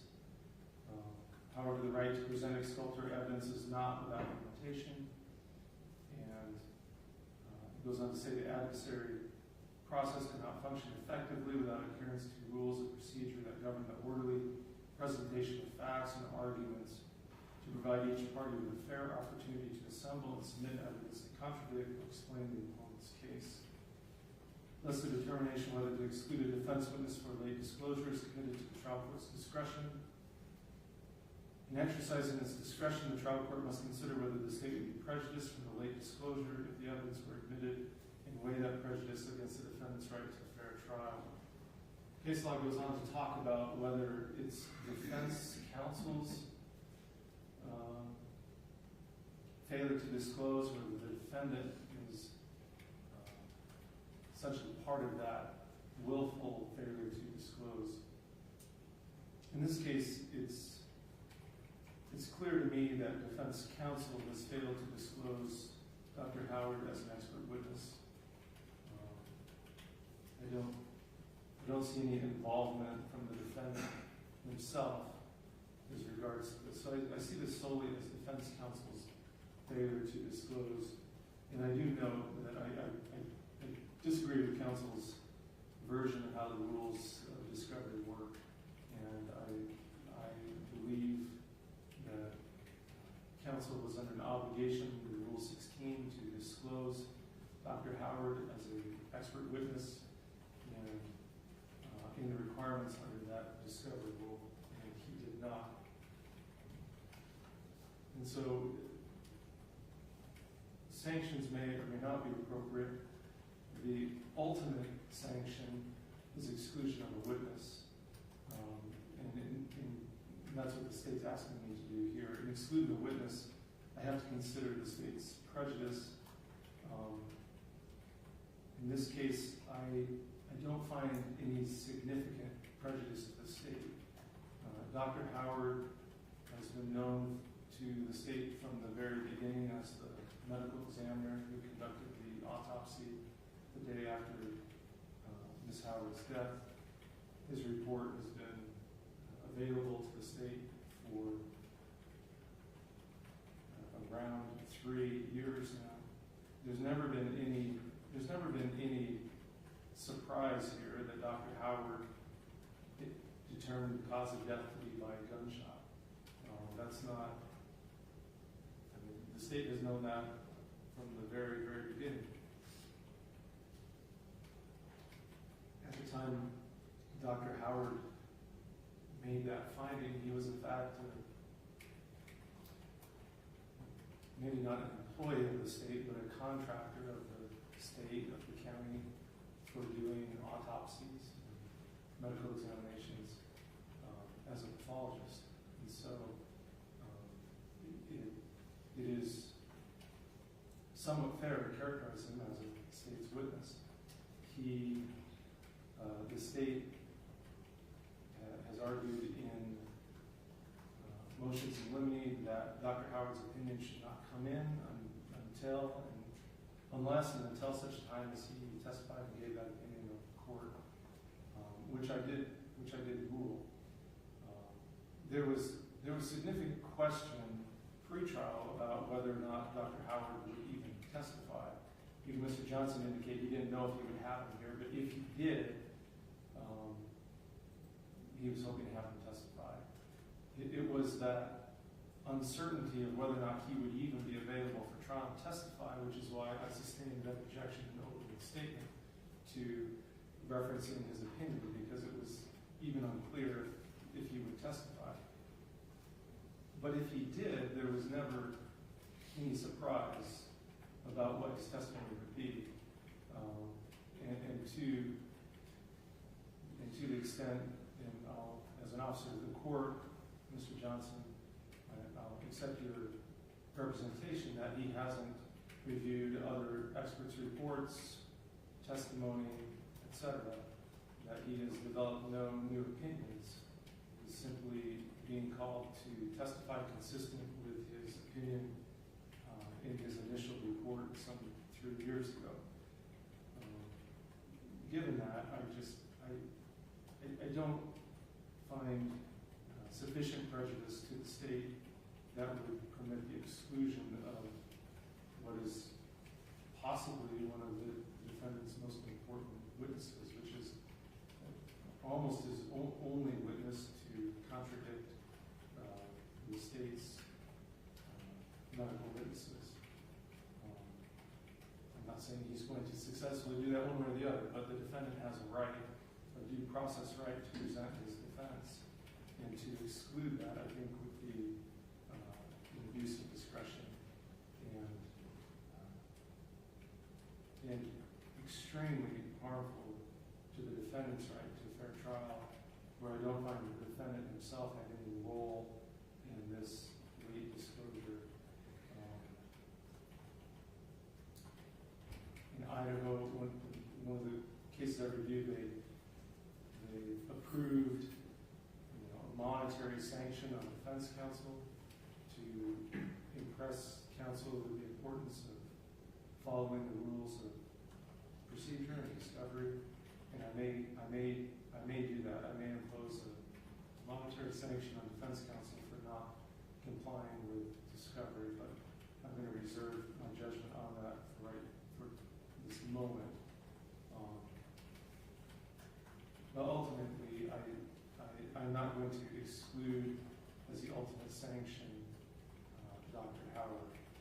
Now, should the state, I'll allow the state to continue to, if they can demonstrate some prejudice after his testimony that would require a short continuance or a short delay in the trial for them to respond, I would consider that. As this, I do think this is a surprise to the state, given that Dr. Howard was not listed as an expert witness by defense, and I think the state anticipated him not being called, which wouldn't be the case had defense counsel just simply taken the very easy step of listing him as an expert witness. We wouldn't be in this situation. So, should the state need extra time to respond, I would consider that request down the line. But I think exclusion would be an extreme remedy, and it's not warranted in the circumstances. Also, as to it being cumulative, I don't find this to be. It's not that cumulative alone is the issue. It's unduly, cumulative to the point where it's unnecessary, distracting, or confusing to the jury. It's certainly not. I don't think his opinion is. I have not allowed much discussion of his opinion for the very reason that I ordered and ruled in motions in limine that his opinion can't be bootstrapped by other experts. And so his opinion has been very, very limited in any discussion of it before the jury. I think it may be just almost solely in the death certificate that was admitted. And so the defendant's ability to present Dr. Howard's observations, performance of the autopsy, and his conclusion, I don't find that to be unduly cumulative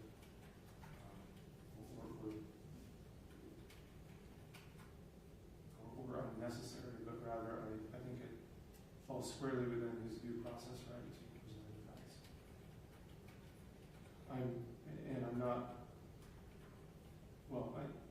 I'm not further limiting his testimony other than it has to be within the confines of his report. So with that, I'm going to deny the motion to exclude. All right, are you prepared to call your first witness? Yes, sir. Okay. Just one thing before we move off that issue. Yes, ma'am. Would the court consider requiring defense counsel to turn over John Howard's phone number to the state so that the state could prepare? Absolutely. Thank you. I'll ask you to do that right now.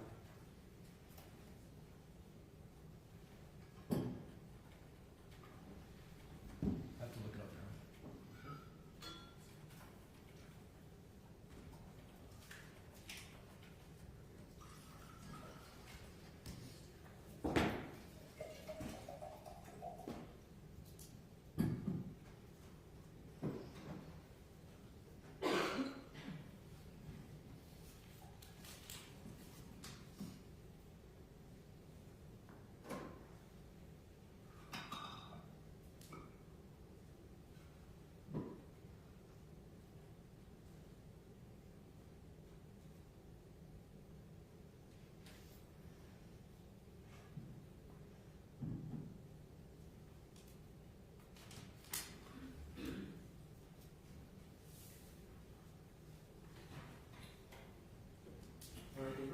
jury back in.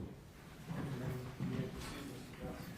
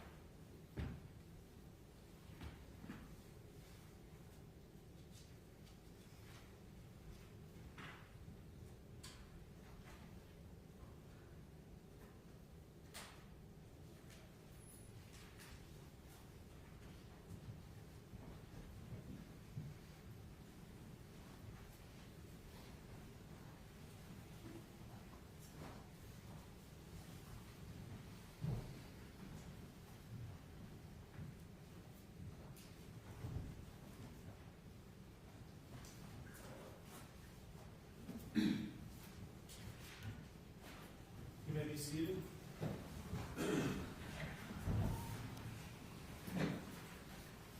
Members of the jury, the state having rested, it's now the defense's opportunity to present their case. Mr. Johnson, you may call your first witness. We call Mr. John Howard.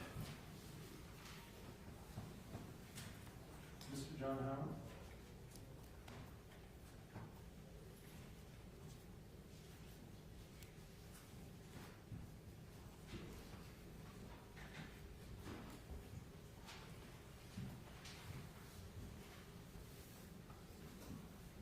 Good afternoon, sir. If you'd come forward, please. I'll have you face my clerk and please raise your right hand and be sworn in. Do you solemnly swear that the testimony you're about to give in this case will be the truth, the whole truth, and nothing but the truth, so help you God? I do. Thank you. Thank you, sir. If you have a seat right there at the witness stand. Thank you.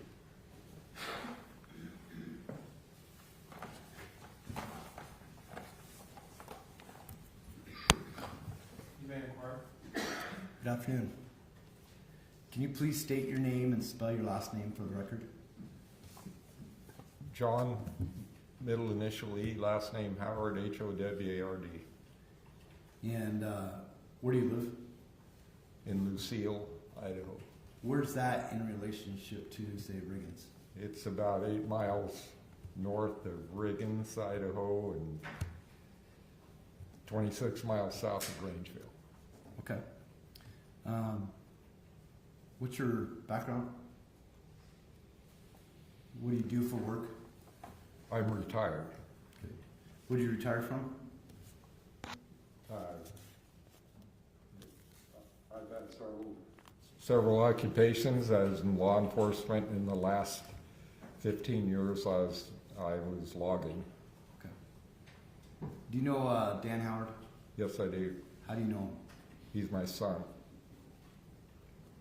Do you know Kendy Howard? Yes, How do you know her? she is my daughter-in-law. Do you know Brian Howard? Yes. Who's he? What was Oh, that? I'm sorry, Brian Wilkins. Wilkins? Yes. Yes. And who's he? He was Dan's brother-in-law. And then finally, Wendell Wilkins. Do you know him? Yes, Wendell was Kendy's dad. Can you just briefly explain where you were living when Dan was growing up? When Dan was growing up, Yes. and when Dan was growing up, we were living in Hayfork, California, and I worked for the sheriff's office. He went to school. Hayfork's a little logging town. It was all supported from the logging. Okay. At some point, did you move up to Idaho? Yes, And when was that? that was when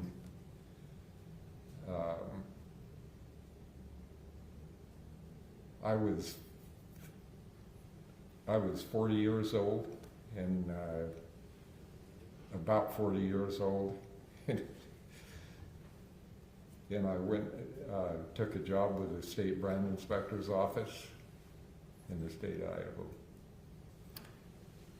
Is that where Dan graduated high school? Yes, Dan went to school in, when he came to Idaho, in Meridian, Idaho, and also in Lewiston. I was transferred to the Lewiston office, and he graduated from Lewiston High School. Okay. When did he meet Kendy? He met Kendy after he was had gotten out of the Marine Corps, and at that time was working for the Idaho County Sheriff's Office. Do you know when they were married? I beg your pardon? Do you know when they were married? Yes, now it's been, I can't remember the exact date, but now it's been about 30 years ago. And When, after they were married, did they live in the Lewiston area? did what? Did they live in the Lewiston area? They, yes, he lived in Idaho County, and then they moved to Lewiston when he went to work for the state. At some point, did they move up to Athol? They did, and he'd been employed by the state for, I can't remember exactly, 5 or 6 years, 4 or 5 years. So, from the 5 years prior to Kendy's passing, where was Dan working, to your knowledge? He'd been working in North Dakota and Alaska, and for 4 or 5 years. In your understanding of Dan, how would you describe his normal demeanor? Objection, relevance. It's foundational. Foundational of what, Judge? It's not relevant. Well, it's been addressed by the state in their case, and so I'll allow this as relevant. Overruled. So, Mr. Howard, how would you describe Dan's normal demeanor? His normal being or Demeanor. demeanor. Usually he's very, very exacting in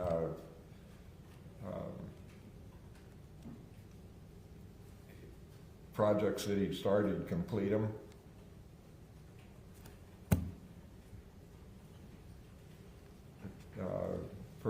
Pretty much family man, and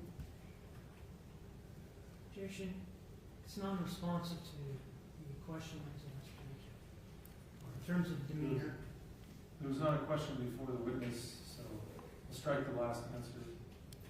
So wait till he asks you a question. Go ahead.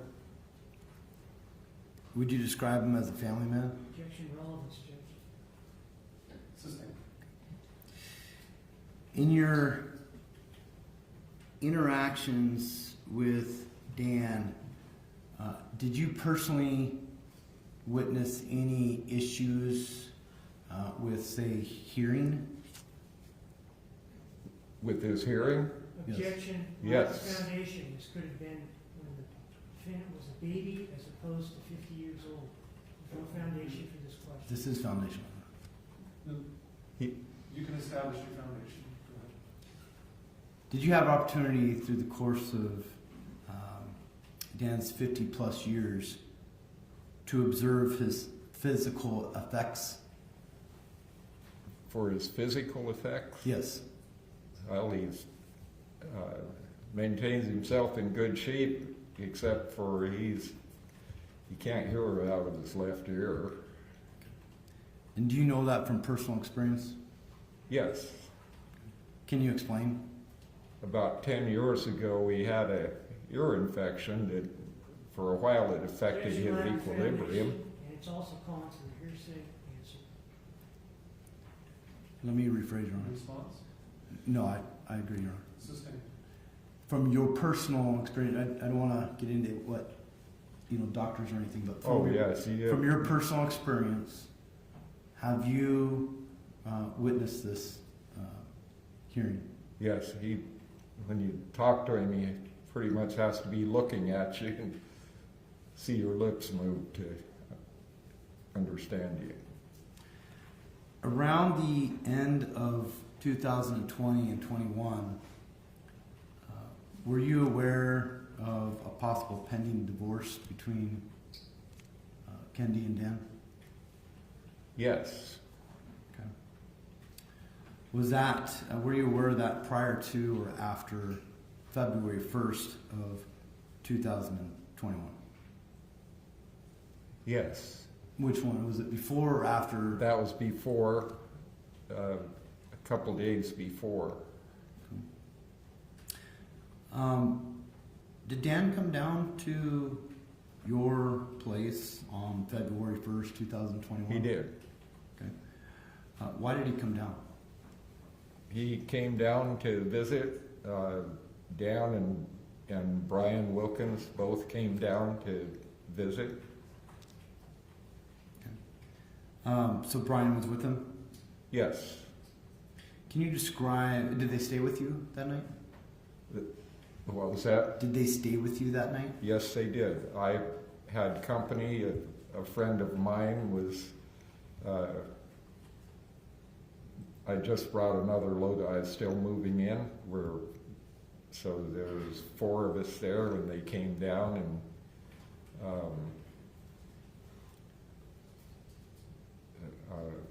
I was unloading another load into my shop and into the hay barn, and when they showed up. So What time do you think they showed up? that was in the afternoon, about it was 1 or 2 o'clock in the afternoon, I think. Okay. Did the 4 of you then have dinner together? Did you what? Did you have dinner together? Did he have? Did the 4 of you Yes. have dinner together? Yes, we did. Okay. And did the 4 of you stay in your house that night? Yes, we Can- barbecued steaks and went to bed probably 10 or 10:30. Okay.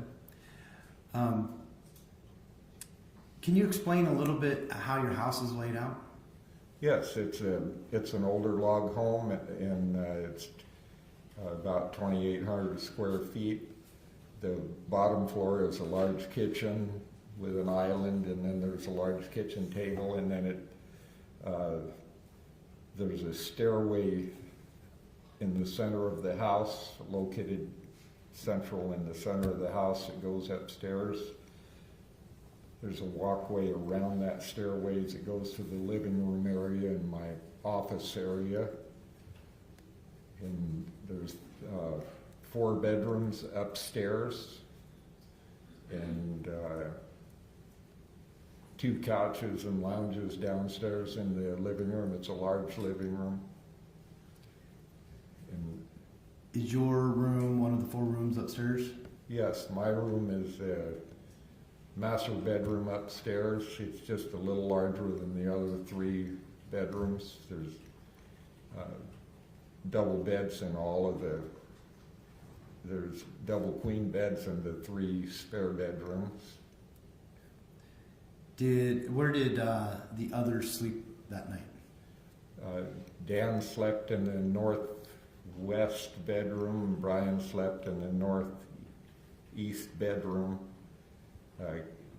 Ken White had an old back injury, so he sleeps downstairs in a recliner to facilitate his breathing better. Okay. Now, do you have any animals that sleep with you? I do. She doesn't sleep with me. I have a well-trained cow dog, sleeps in a little dog bed that's next to the foot of my bed. As you can tell, I'm hearing impaired. I lost my hearing in combat, but I have that dog for a reason. She's trained. If she hears anything outside, she'll wake me up. She'll stand up on the side of the bed and grab my hand and let me know that there's something moving around. Okay. What time did everyone go to bed around the same time that night? It was around 10 or 10:30, and we all went up and went to bed, and the doors were, I leave my door open into a hallway. There's there's a short hallway, 2 bedrooms on each end of the hallway. The hallway runs central, north and south, and Brian was in the east side of the bedroom and northeast. Dan was in the northwest. The doors were, Dan's door was open, Brian's was closed, and all the lights, there's a night light in the hall. Okay. And so, to your knowledge, did Dan get up and pace at all that night? No, that dog would have been up and getting me up if that would have taken place. And the dog didn't get you up? It did not. What time did everyone wake up in the morning? It was after daylight, and I don't recall the time. It's winter time, so it was well after daylight, and we all had coffee. Okay. And So, in February, do you know what time ballpark daylight would have been there? ballpark that we what? What time ballpark? Oh, Okay. It had to be after 8 o'clock because it was winter time and doesn't get light until after that time. So, and it was well daylight. Okay. After you all got up and had coffee, what did you guys then do? We all decided to go to Reagan's and eat breakfast. Okay. Is there anything, a particular place that you went to? Yeah, some people had opened up a breakfast and lunch business in the old pizza place building, as it's referred to by the Riggins residents. And they served quite large breakfasts and good, and so we're all kind of big guys, so that's where we went to eat. How long do you think you were at the restaurant? How long? Yes. Well, they're not very fast at serving breakfast. It takes quite a while to get their orders. They fix them one meal at a time and keep them warm and then bring them out to you. And we were there at least an hour and a half. Okay. Before we got paid and out of there.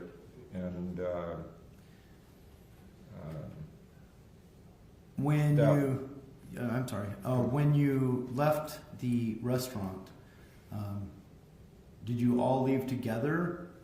Yes, Ken and I, my friend, we got in my truck, and Dan and Brian got in theirs, and we left from Reagan's. And Did you stop back at your house? Did Dan and Brian stop back at your house at all? Dan had told me they were going to stop and look at some property that we looked at the previous day in Slate Creek. I don't know that they did that. Did it appear that Dan or Brian were in a hurry? No, we stood outside and talked for 10 or 15 minutes before they left. And Riggins is, you said, to the south of Lucille, where you live? Yes. And so- We followed them on the highway until Lucille, and of course I turned off. So Riggins is the opposite way than Lewiston from your house? Riggins is south of Lucille. Grangeville is north of Lucille. Your Honor, the next area of questioning might take a little bit, or would the court want to take a recess now, or power through? Maybe not yet. Let's Okay. let's keep moving. Thank you, Doug. Now, John, where were you when you learned of Kendy's passing? Well, Ken and I had Objection, non-response. Didn't get a chance to answer, Your Honor. I'll overrule the objection and let him finish his answer. You can answer. Ken and I had gotten up early, fed the horses, and we were rearranging stuff in my shop. If you can break it, I have something to fix it in that shop, and it was in a pile. So we went to breakfast. Time out. John, sorry. When you hear an objection, just go ahead and stop. Okay. I know it might be hard, but if you see me times, go ahead and stop. I'll ask another question, Your Honor. Okay, and then we'll go on. When did you, or how did you learn of Kendy's passing? By a phone call. Who was the phone call from? Dan, Was anyone with you? was anyone with me? Yes. Yes. We were eating breakfast in that same restaurant when I got the phone call. Could you, can you describe that process of what you did when you received that phone call? Yes. Your Honor, goes to, it's foundational to some other question. What he did after he got the phone call has nothing to do with this case. There's been an issue of who was contacted or not contacted, brought up in the state. All right, well, maybe you could make it a little more specific rather than just, can you describe the process of what you did when you received that phone call? If you could direct the witness more specifically, I'll allow the question. What did you hear, what was said when you got that phone call? What was what? What was said when you got that phone call? Objection, hearsay. Sustained. Did you understand what was going on when you got that phone call? I had a very hard time understanding the Dan because he was crying and bawling, and finally he squeezed out what had happened, and I could barely understand it, so I got up from the table, went outside, and attempted to call him back. Overruled. You went outside and what? I went outside and attempted to call him back.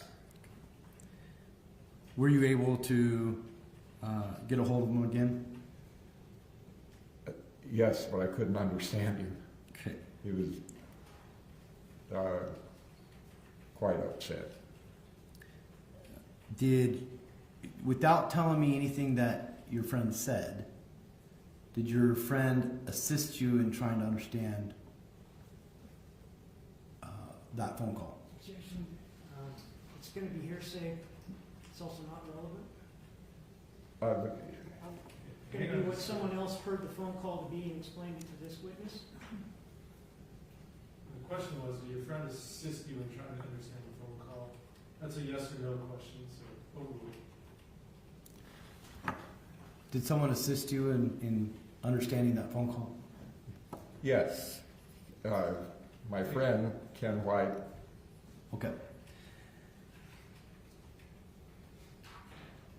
After you understood that Kendy had passed, Did you try to make contact with Mr. Wilkins? Yes. After that, did you travel up to Athol? Yes. What day?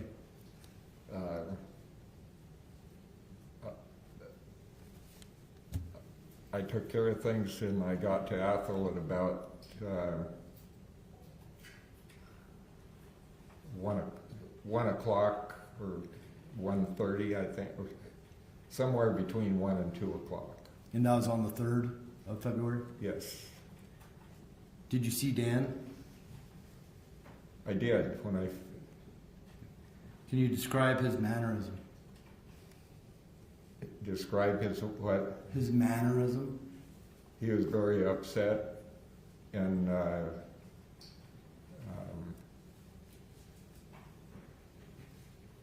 Wyatt was there, Okay. and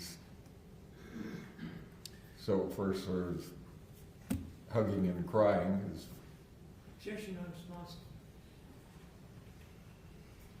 Well, overruled because it's not your witness, so it's not your objection to make.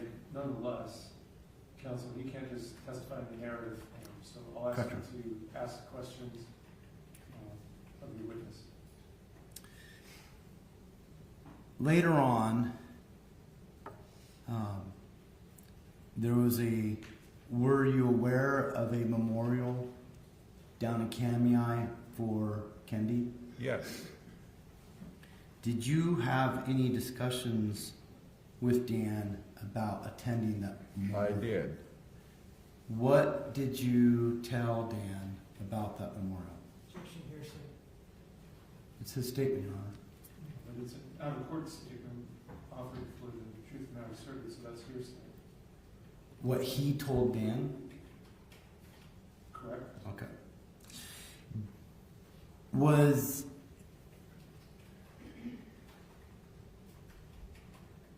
Did you want Dan to attend the funeral? Objection, No. relevance. Overruled. Why? Objection, There- relevance. The state's made it an issue. Overruled. Overruling the objection. There were threats that were rumored and Objection, going lack of on foundation, Facebook. calls for speculation. If we're talking about rumors at this point, Judge. No. I I'll will sustain that objection. Perfect. So,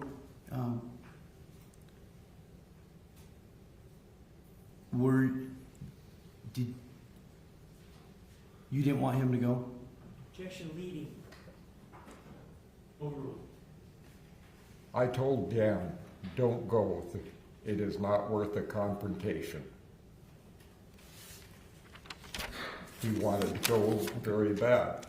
Judge, I'm going to object again to the narrative form of the answer. Understood. Mr. Howard, I need you to wait until Mr. Johnson asks you a question and just answer that question alone. Yes, sir. Okay, thank you. I don't have any further questions, but I'm sure this gentleman does. Okay. Thank you, Mr. Johnson. Need cross-examination? Thank you, Judge.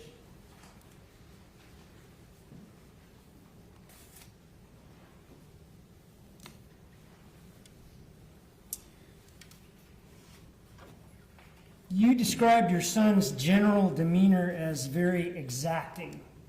Remember that? What?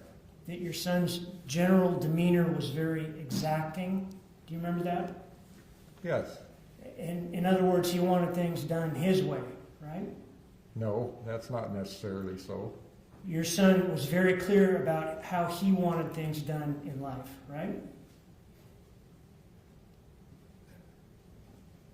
No, that's not necessarily so. He's just a forthright person that doesn't act. He didn't operate in a helter-skelter way. He planned ahead, didn't he? He what? He planned ahead when he wanted to accomplish something, didn't he? If he had a project sometimes he would do that, yes. And you told us he would go through and finish those projects, wouldn't he? The what? He would finish the projects that he wanted to get done, wouldn't he? Well, yes, I didn't live there, but the few that I saw him work on, like the boat or the projects with the animals on the place, he'd finish those. Once your son had a goal in mind, he would see it through, right? I would expect that. He was that kind of man, right?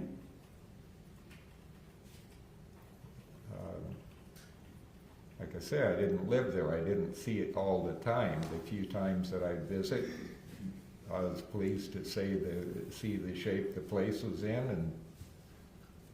And he would go forward with a plan and put it into effect, even if he didn't really want to go through the details of that plan, but he would do it to get to the end result, wouldn't he? Calls for speculation. Overruled.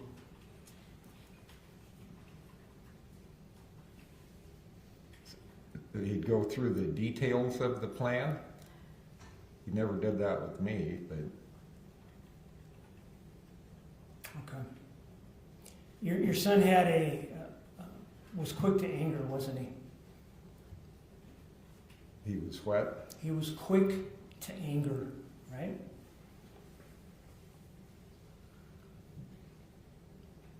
I don't really know that. Well, he was your son for a great many years, correct?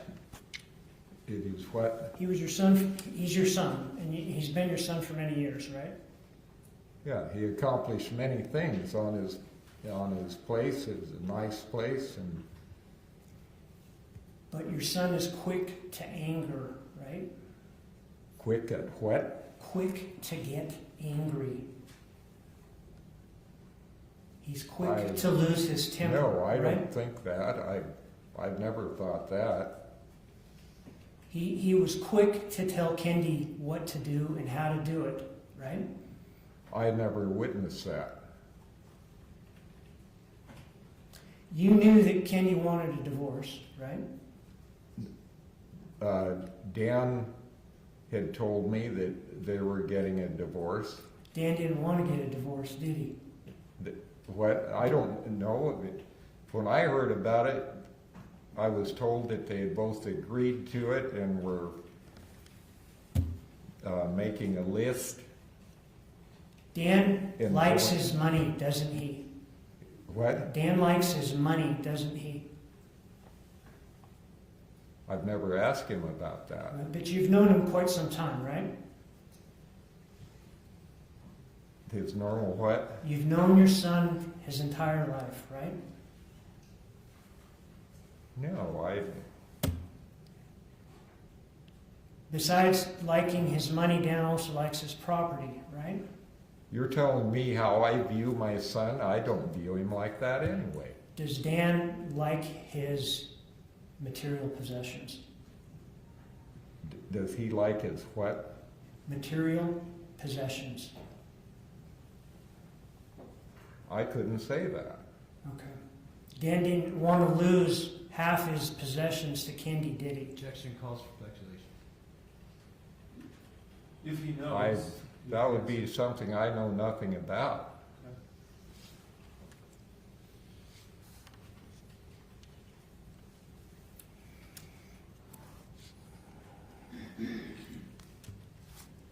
So in terms of hearing, you've told us that Dan can't hear out of one ear, right? He can't what? Hear out of one ear, right? That's correct. But he can hear out of the other ear? Yes. Okay, so you can talk to Dan and he can hear what you have to say, right? Yes. I'm usually make sure I'm close enough so we don't have a problem. He hears me quite well. Dan can hear loud noises, right? I would think. Dan knows what the sound of a gunshot is like, right? I would think. And Dan can recognize the sound of a gunshot even though he doesn't have hearing in one ear, correct? Well, I guess that would depend how far away the gunshot is and which side is turned to it. So the closer the better. Would that be accurate? It's what? The closer the shot was, the more he could hear it? It would be to me, the closer it was, the louder it'd be. I think that's with anybody.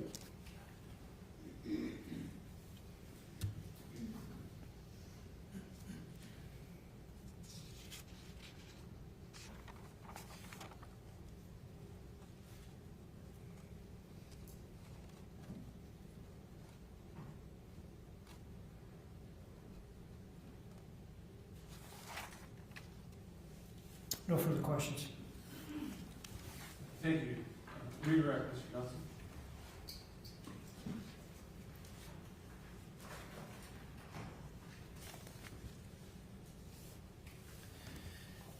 Did you teach your son how to be responsible with money?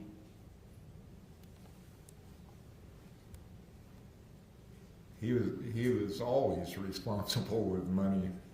If you look at their place, both of them were good savers. They got their animals together. They're both really responsible. And the projects you were referring to earlier, you're referring to projects on their property, correct? That's correct. They had animals. It was the, but I'm going to let the answer stand, so overruled.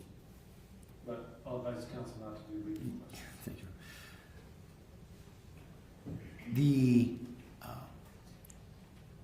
Which ear is the ear that Dan has problems with? His left ear. Okay. I have no further questions. Thank you, sir. Thank you. You can step down. Thank you.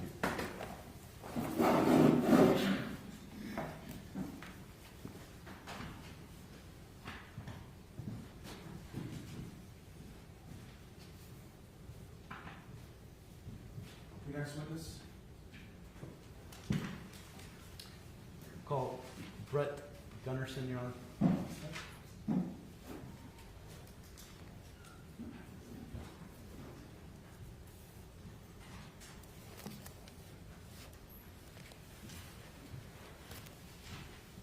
Good afternoon, sir. Have you step forward, please? If you would face my clerk and raise your right hand and be sworn.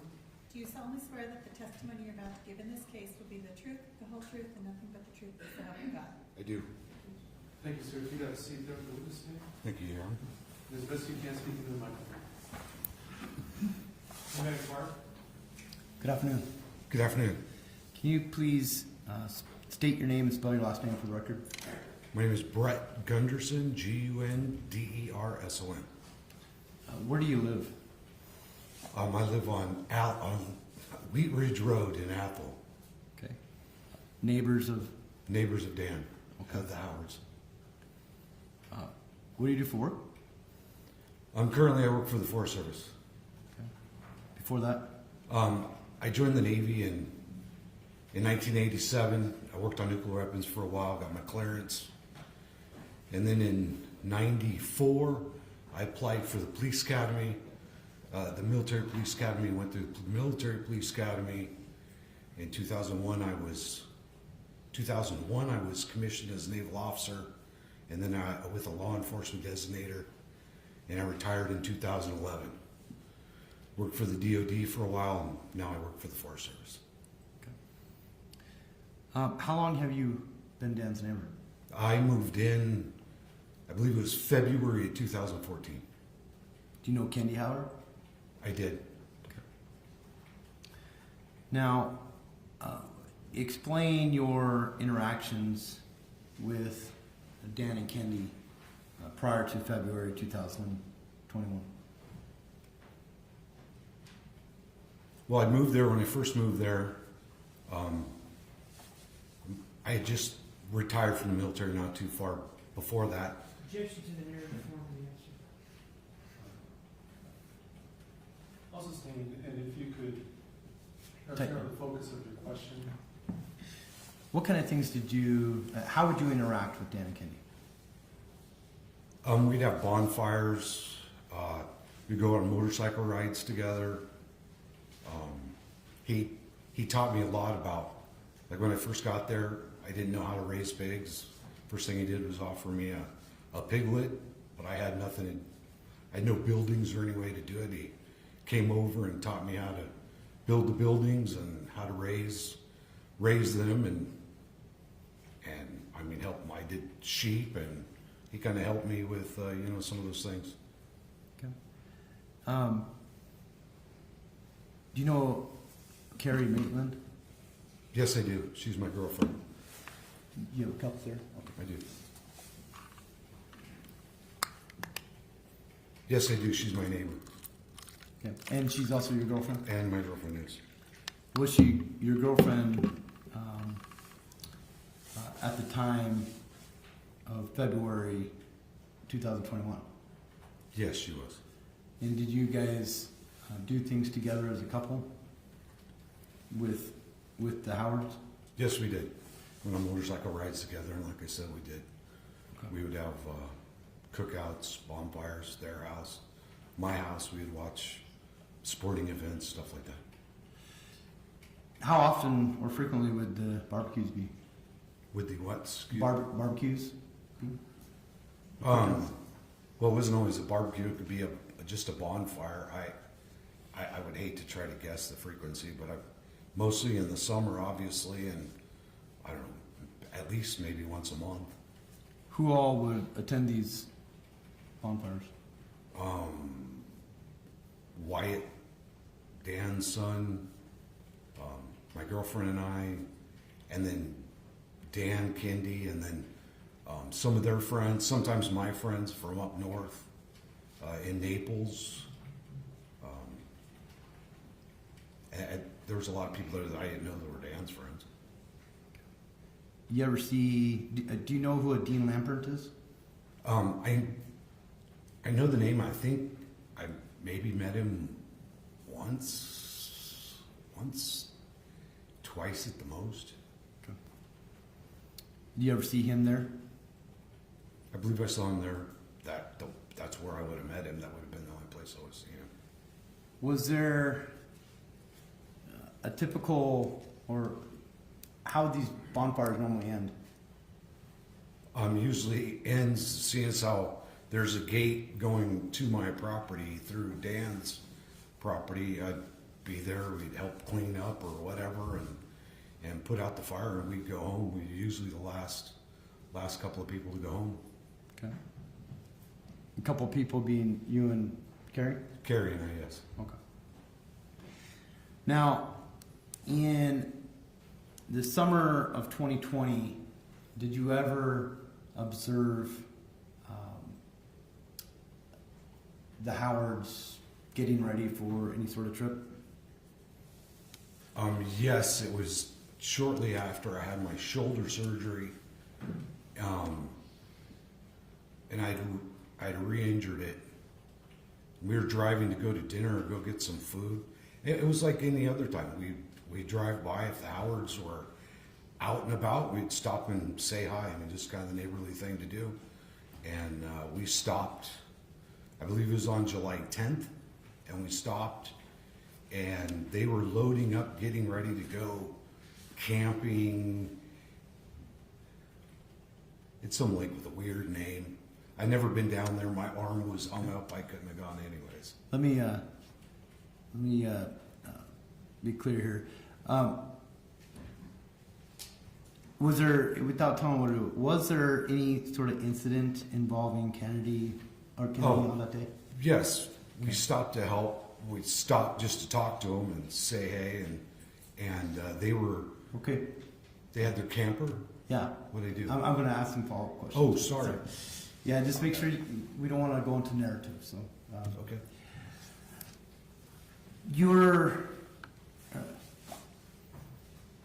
How are you sure about that date? Well, I had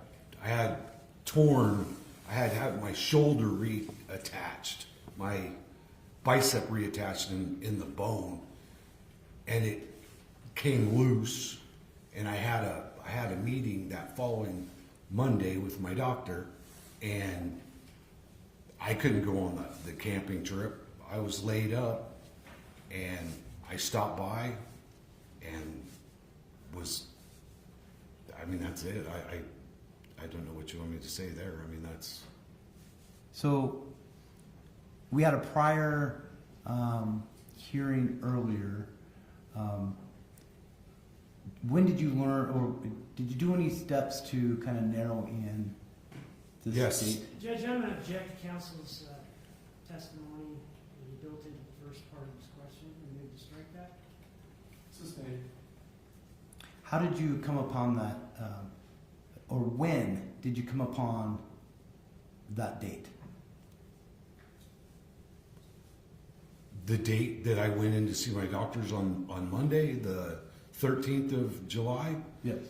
several weeks ago, I knew that I was going to have to, I knew that I had hurt my arm. I wasn't sure of exactly what the dates were, so I called my doctors and re-verified that I had when my surgery was, when my follow-up, when my bicep released, and then when they did the surgery to reattach my bicep.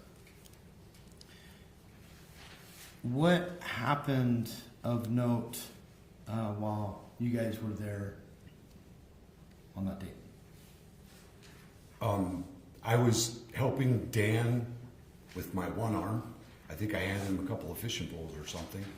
And Kendy and my girlfriend were up at the forward end of the boat. I was on the right side of the boat in the middle, and I heard her, I guess you could say heard her fall, but I heard her curse when she fell. And then I looked over, my girlfriend was standing there, and she stood up, and she'd fallen and hit in the trolling motor, apparently, that was right there in the front of the boat. Have you ever been asked by law enforcement about this event in the summer of 2020?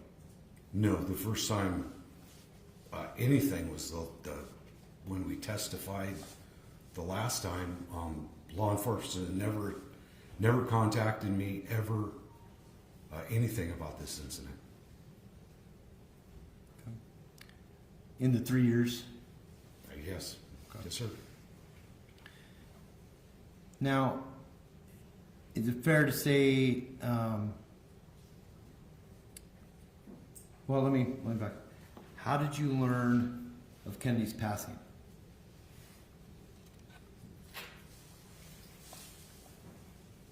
Oh, wow. I don't, I would imagine it would have had to have been from Dan. I don't. I'm I going to remember object. we were driving. He obviously doesn't know how he learned. We were, Hang on just a second. sorry. Based on the answer, it's speculative, so I'll sustain the objection. How would you describe Kendy and Dan's demeanors when they were together, when you spent time together? Well, they had been married for, I think, over 25 years, and they got along fine. I didn't see anything out of the regular. They had fun together. We all enjoyed going out and enjoying events, and they had a good marriage as far as I'm concerned. Did you have opportunity to talk to Dan after Kendy passed? Yes, I did. How would you describe his demeanor? He was distraught. He was broken. Dan's not the type that usually wears his emotions on his sleeve, and I've seen him tear up a few times, and he was devastated. Thank you. I don't have any further questions. The council might. Thank you. Cross-examination.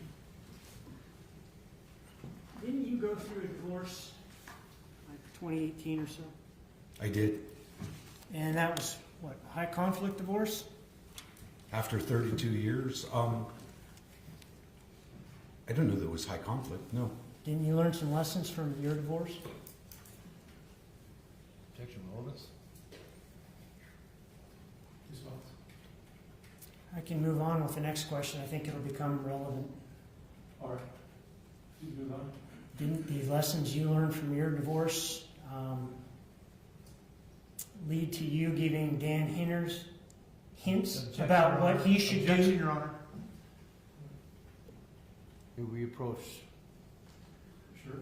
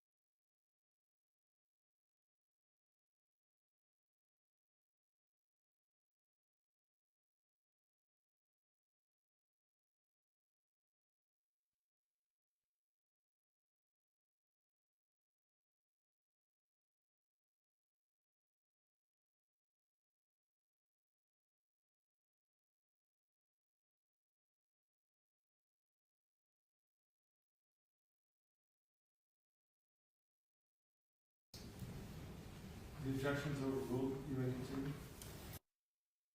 Can you repeat the question, please? Certainly. Did you give Dan pointers about what he should do in his divorce from Kendy based upon your own bad experiences?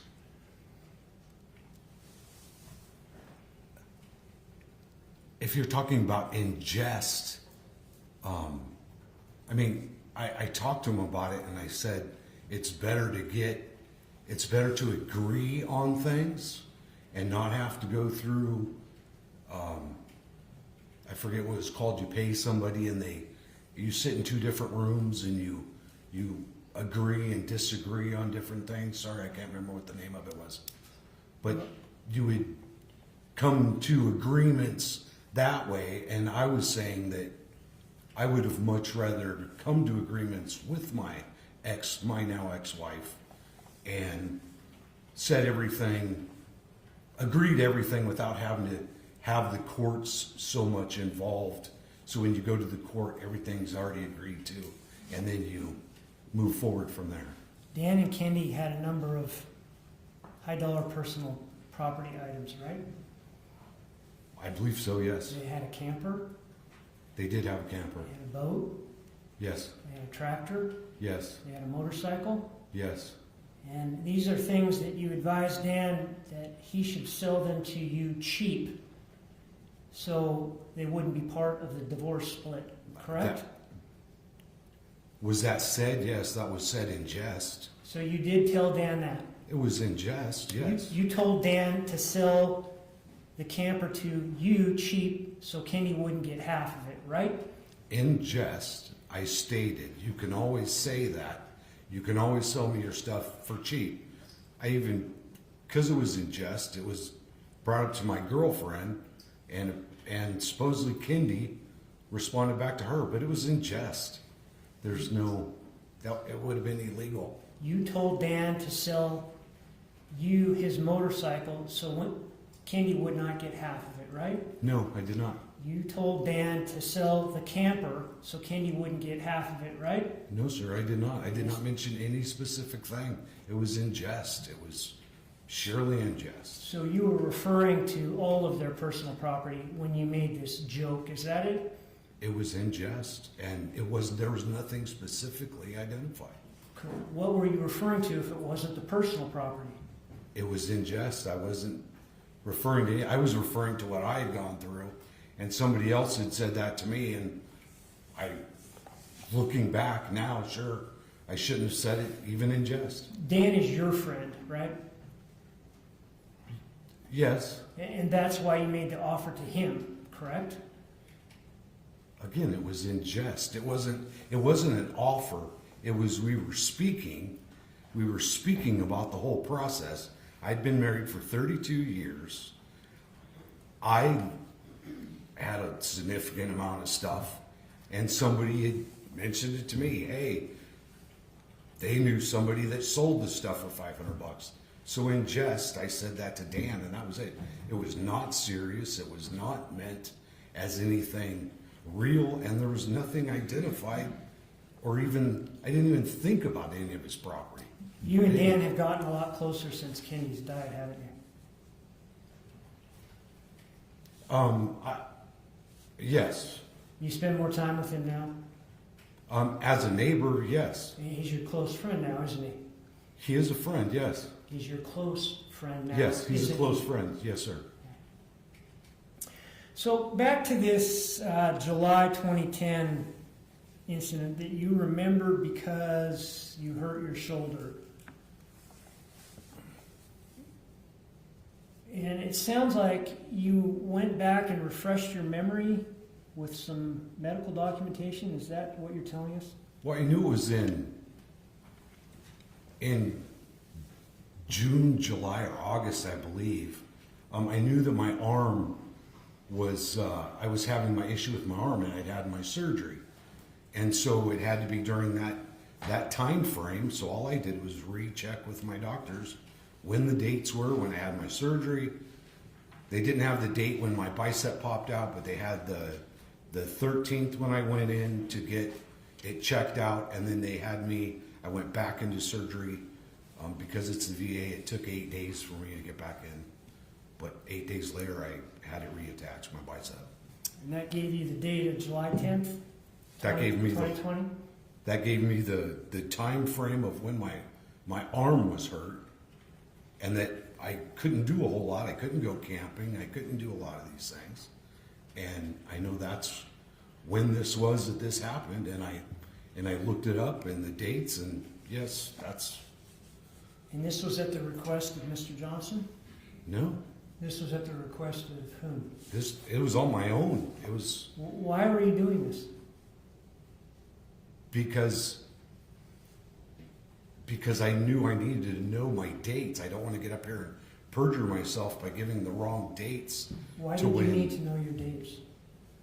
Because it was, again, when my arm was hurt during that summer, was when when all this stuff happened. There was a lot of other things that happened that summer.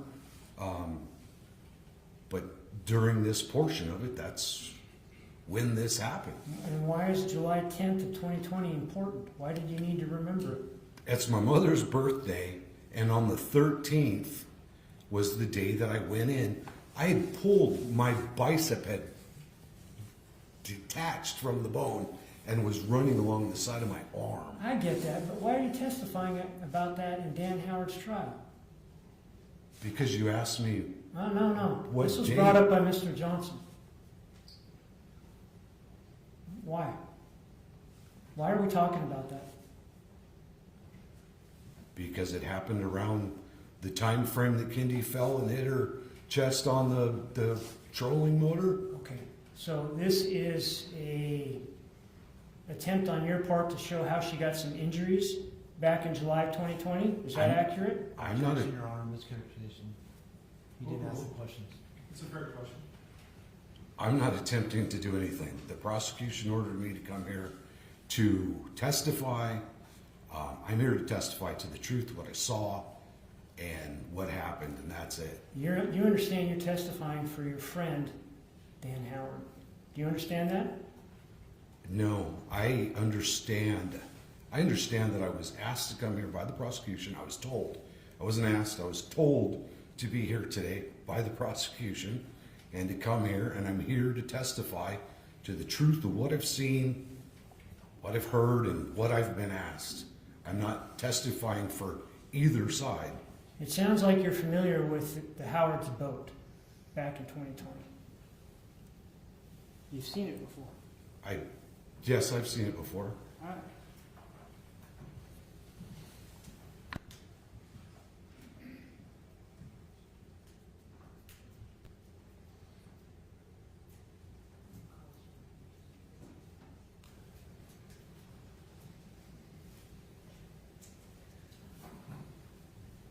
I've got what I've marked as 92. It's a photograph of a boat that was taken off of Kendy's phone. Take a look at that. Tell me if you recognize it.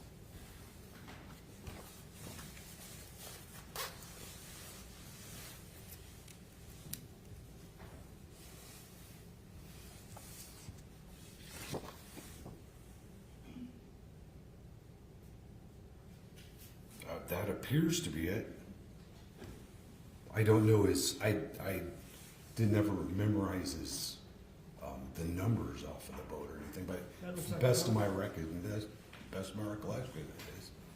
Here to admit 92. Any objection? Move to publish the same. You may, it's admitted and you may publish it.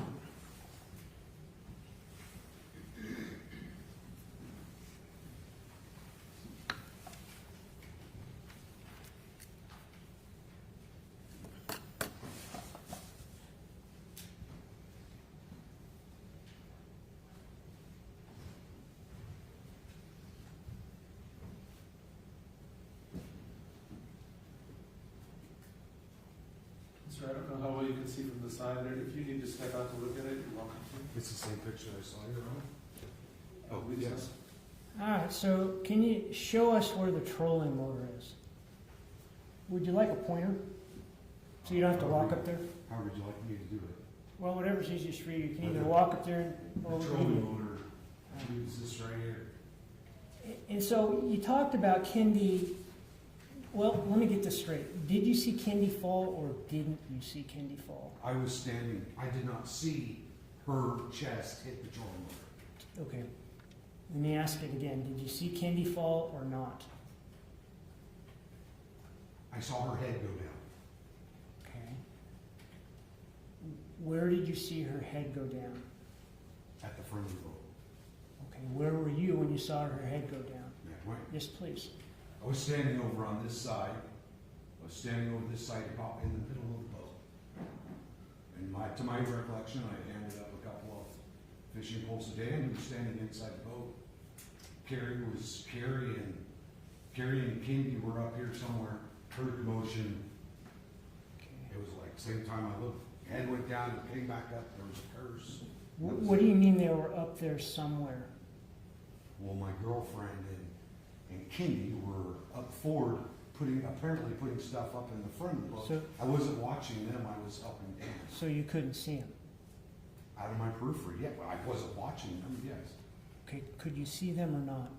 I could see them out of my peripheral, that they were doing something as I was handing up stuff to Dan, and then saw the commotion, and then looked, and there was cursing, and then they got up, and it was like, hey, Okay, I just so hit, let's I just break hit the motor. let's break this down a little. So you're back by the wheels, Of the Yes, trailer? approximately about in the middle of the two. and you're facing Dan, Yes, and then up by the trolling motor are the two women. affirmative, yes. But you're not looking their way, you're facing a different way. Is that accurate? I wouldn't say I'm facing, I would say I was more quartering. I was handing Dan stuff. I mean, you always watch stuff in your peripheral. I mean, that's, When you, I didn't see it directly, if that's what you're asking. well, let me figure that out, okay? So when you were handing Dan things, were you looking at what you were handing him? No, because it was in my hand. I was looking up and handing. Were you looking in the direction of Dan and the things that you were handing to him when whatever happened happened? I would imagine yes. You don't remember? I remember handing him stuff. Okay. And looking up at him, and then looking up at him, and just like I'm looking up at this, I can still see you. And out of the peripheral, there was a commotion, and then it was ouch. I just hit my blah blah blah effing whatever, and then we we were there, and then they were done Okay, so for the day. you and heard an went out. ouch. I don't know if it was- Where did the ouch come from? I heard Kendy say something about something to the effect of like a curse word or something, and then I think my girlfriend went over there to her, and I probably just grabbed another handful of poles or whatever, and handed them to Dana. I don't. Did you hear an ouch or not? You told us you heard an ouch first of all, then you said you heard a curse word. Was it both or either one? I believe it was both. I heard Okay. an ouch and a curse word. So you never saw anything, you just heard something. Out of the peripheral of my vision, I could see going down, coming up, and then the cursing as I was handing the poles off this way. I could see out of my peripheral. Going down what? What was going down? Her head. Her head going down Going down where? at the front of the boat. Okay, so you told us she was at the front of the boat on her feet. What happened to her? I don't know. I don't know. I don't know exactly what she was standing on. How do you know she went down? Because out of my peripheral, I saw movement. And then I heard whatever it was that I heard, ouch, and the F word or whatever it was, and then we went on from there. How do you know she just didn't dip her head? Because of the follow-on curse words that I heard, that she didn't just dip her head. So you never saw her fall down, you just saw her head dip. Is that accurate? It is accurate to say that I did not physically see her body hit the front of the boat. Okay, did you see her fall down or not? Yes, out of my peripheral, I saw movement out of the right side, her dip down, and then come back up, cursing, saying, just in front of the boat, and then, I mean, it was almost 3 years ago. I don't remember all the words and everything that was said. Okay, so she dipped down, and what part of her body hit what? Could you see I that? couldn't see that part. Okay, so you don't know what she hit or what part of her body hit, whatever it is she hit. Is that accurate? It's accurate that she was up in the front of the boat, and then she dipped down, hit something, came back up, and ouch, something to that effect, and a curse word. When you start us out here, you said that here, your girlfriend and Kendy were at the front of the boat. Are you talking about in the boat? No. Okay, they were on the ground. Or standing on somewheres on the trailer. There's a big difference there. Do you know which one it was? I believe they were standing on the trailer. I believe my girlfriend was standing, or she could have been standing on the ground. Again, it was out of my peripheral. I'm halfway down the boat, so my view of what they could be standing on,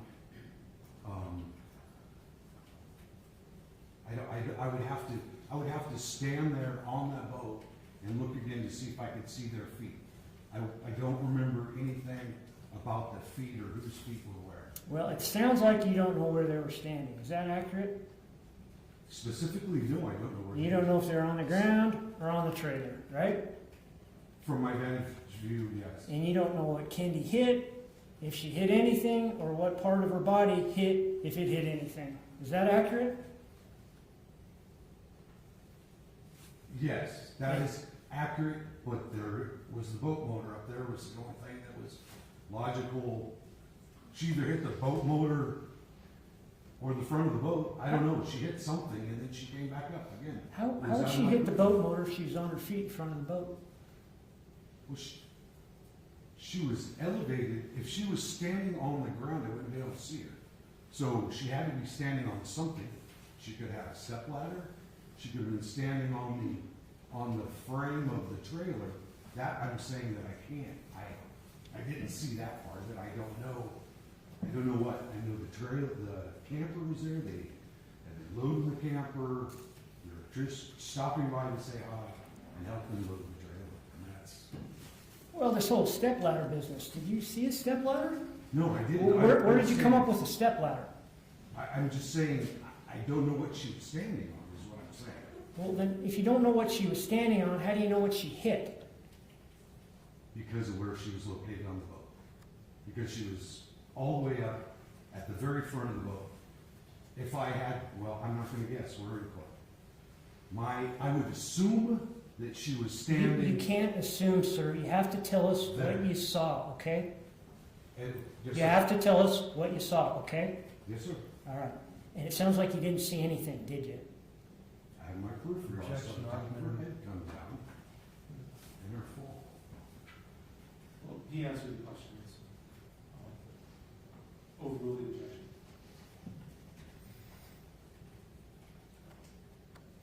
You don't know whether she injured herself or not, do you? She always bruised really easy. She got some bruised. Did you hear the question, sir? Say, would You don't know whether she injured herself or not, do you? I know she ended up with a bruise from that because she talked about it with my girlfriend, and they went on a trip, and she was. Do you not understand the question, sir? You didn't see her injure herself, did you?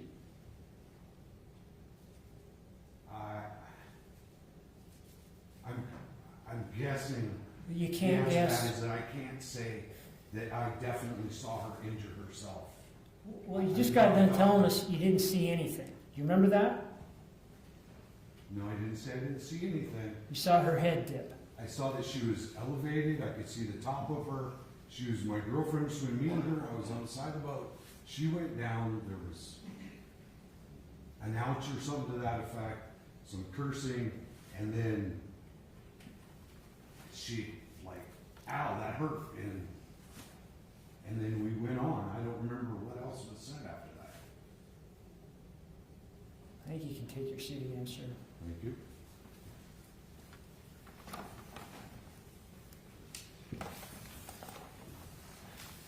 No further questions?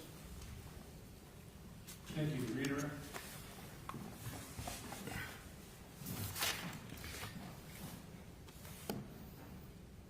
Council will ask you a lot of rapid fire questions. You saw something? Yes, I did. And, well, let me back up.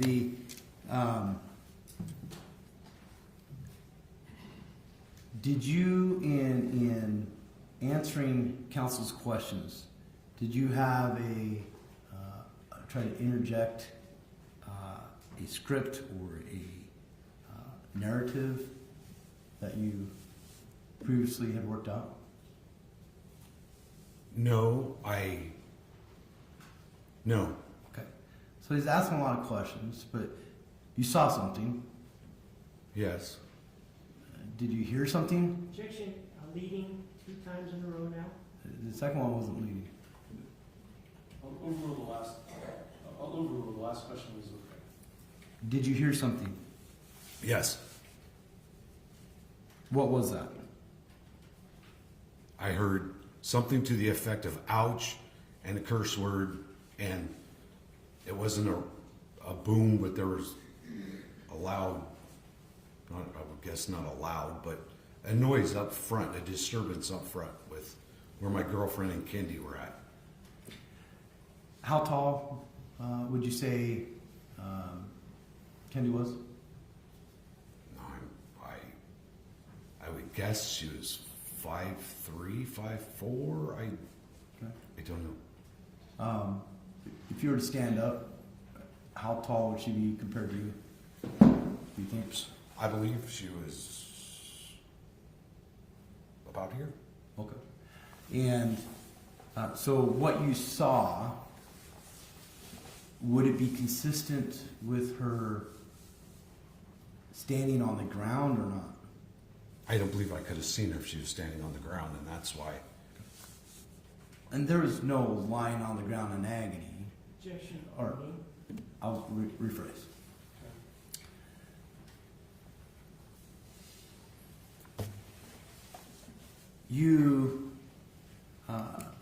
The council asked you about The date, you remember that? Yes. And how you know the date? Yes. Did you have to go through rapid fire questions in a previous hearing before? Yes. And did some of those questions involve how you know the date? Yes. Did where did you have surgery? I had the surgery. Of course, you're going to ask me that question. It was in Post Falls. Which place? Oh, my doctor's name was Greg, and it was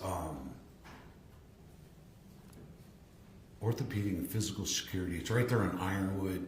It's an OPMI or something like that. I can see the sign.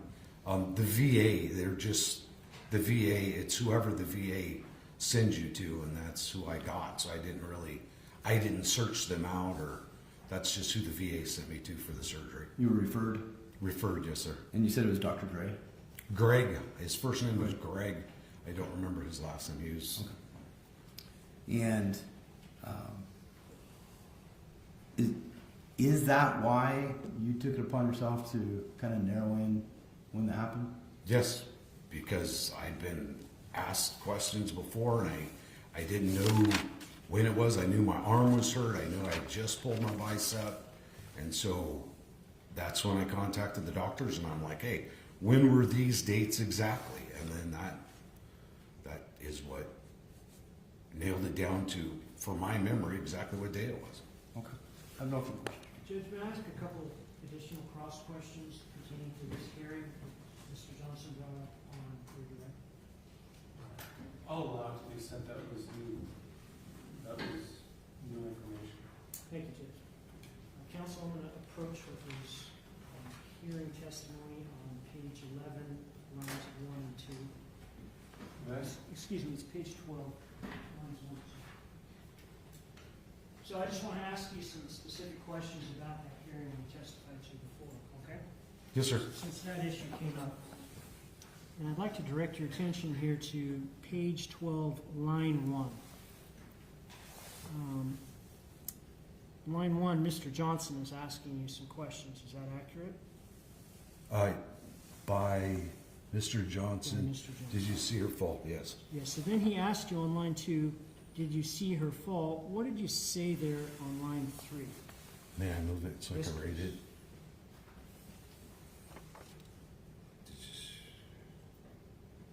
Did you see Mr. Hunt get into an altercation at that time? And it says no. Oh, I did not physically see her fall. And what question were you answering from Mr. Johnson? So did you see her fall? I did not physically see her fall. So the contact with the chest, I did not physically see that. Thank you. No further questions. You need to redirect on that? But you did see her head move. Objection leading.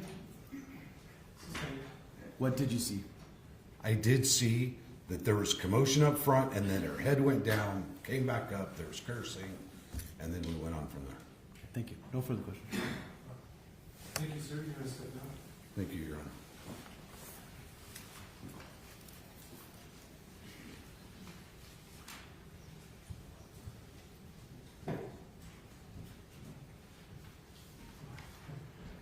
Sorry, I couldn't remember if we took that break. We're going to take about a 10-minute afternoon break.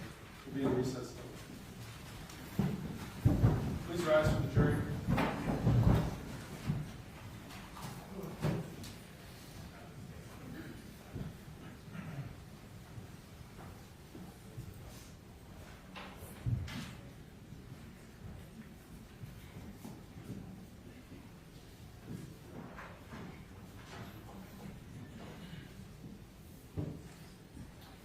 We'll be in recess.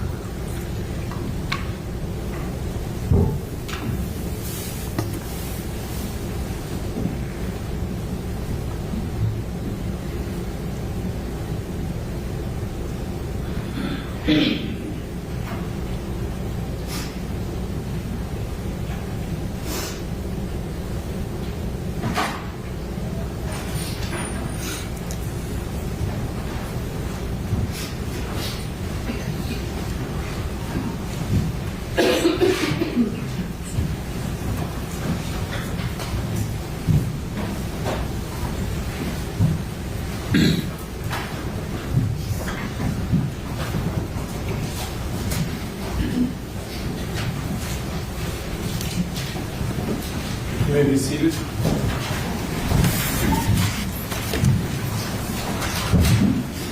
Next witness, Mr. President. Your Honor, defense calls Ms. Carrie Maitland.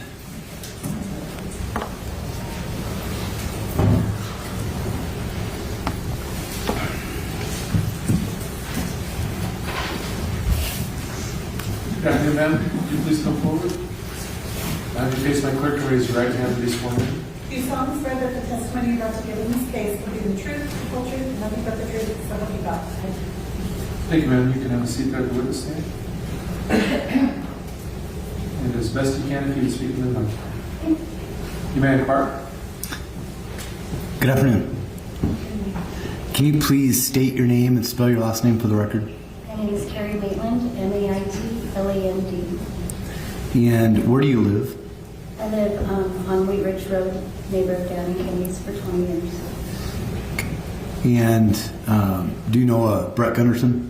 I do know Brett. How do you know him? He's my boyfriend. Okay. Do you guys live in the same house? We do not. We live across the street from each other. Okay. What do you do for work? I am a certified medical coder for 13 years. And you work from home? I do work from home. Okay. And so how long have you known, or have you known Dan and did you know Kendy? Yes, I knew both of them for 20 years. Our kids hung out together. Okay.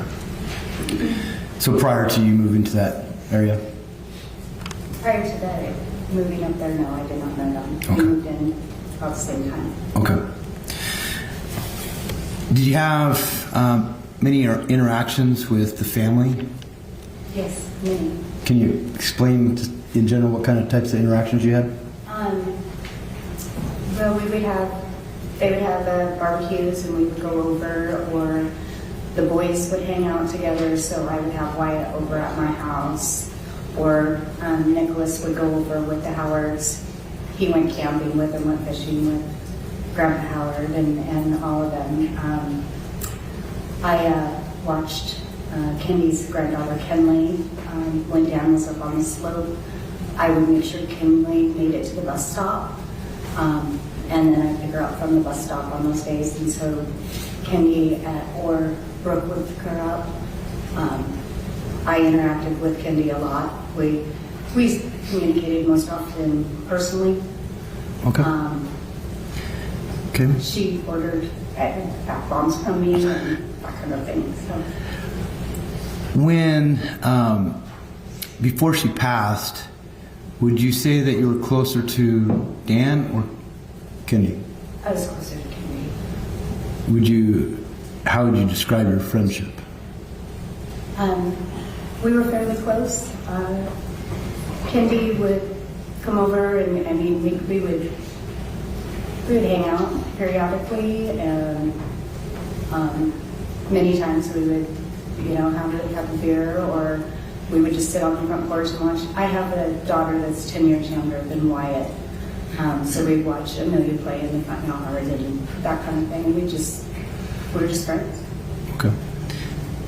And did you say that what was the primary form of your communication? Most of our communication was one-on-one. We'd see each other. She'd be out in the driveway. I would stop by, or we'd run into each other at the mailbox. A lot of the time is when we ran into each other. Did you ever stop over unannounced at their house? Yes. What kind of scenarios? If I saw them out in the yard, I would swing in, or if I had Amelia in the wagon, I would come in, or they had this little pug dog that liked to escape, and so I would take the little pug back to the house, and sometimes they wouldn't even be home, and I'd put the little dog back in the little cage that they had in the garage for it. Okay. So back in the summer of 2020, did you ever see Dan and Kendy in their shop area? Yes. And can you explain? They would be out out in the yard, or out doing things. Summertime. Kendy sometimes would be offloading something out of her car or groceries or whatever. And so if we were driving by, we'd stop if I was with Brett, or we'd stop individually. So Now, is this road you live on? Is this a dead end road or a major it's a road? private road with a cul-de-sac at the end. Yes. And how many residents live in that? There's 9 homes. Okay. In the summer of 2020, was there anything that you observed between that involved a boat? Yes. Can you explain? Brett and I were headed out, and we saw the camper and the boat out, and them out as well. And so we swung in really quick, just like neighbors do. And we pulled in, we got out. Kendy she had a basket or a crate or whatever, I can't even describe it, and put it up into the camper and slammed the camper door shut. She was kind of in a, can I say, pissy mood. She wasn't exactly happy, so I was like, hey, what you doing? And just, trying to distract her a little bit that way. And she had something down here on the ground, and she had something up here on the boat, on the front of the boat. Brett went back, of course, and talked to Dan, because that's what we did. We divided, male, male, female, female. And when we went our separate ways, I was kind of standing towards the front of the boat with Kendy right there. And she was, like I said, she was grumpy, and she was at the front of the boat, and she was reaching out with this. It wasn't a large thing, but she was reaching out with it, and she slipped, and she fell down, like boom, like that. There's a lot of foul language that was involved, like, oh, that hurt, those kind of things. And I was like, oh my God, Kenny, are you okay? And then she's like, yeah, I'm fine. And that was kind of the end of it.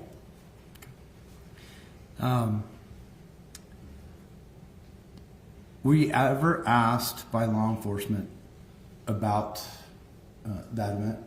No. Did you ever spend time with just you and Kendy? Yes. Okay.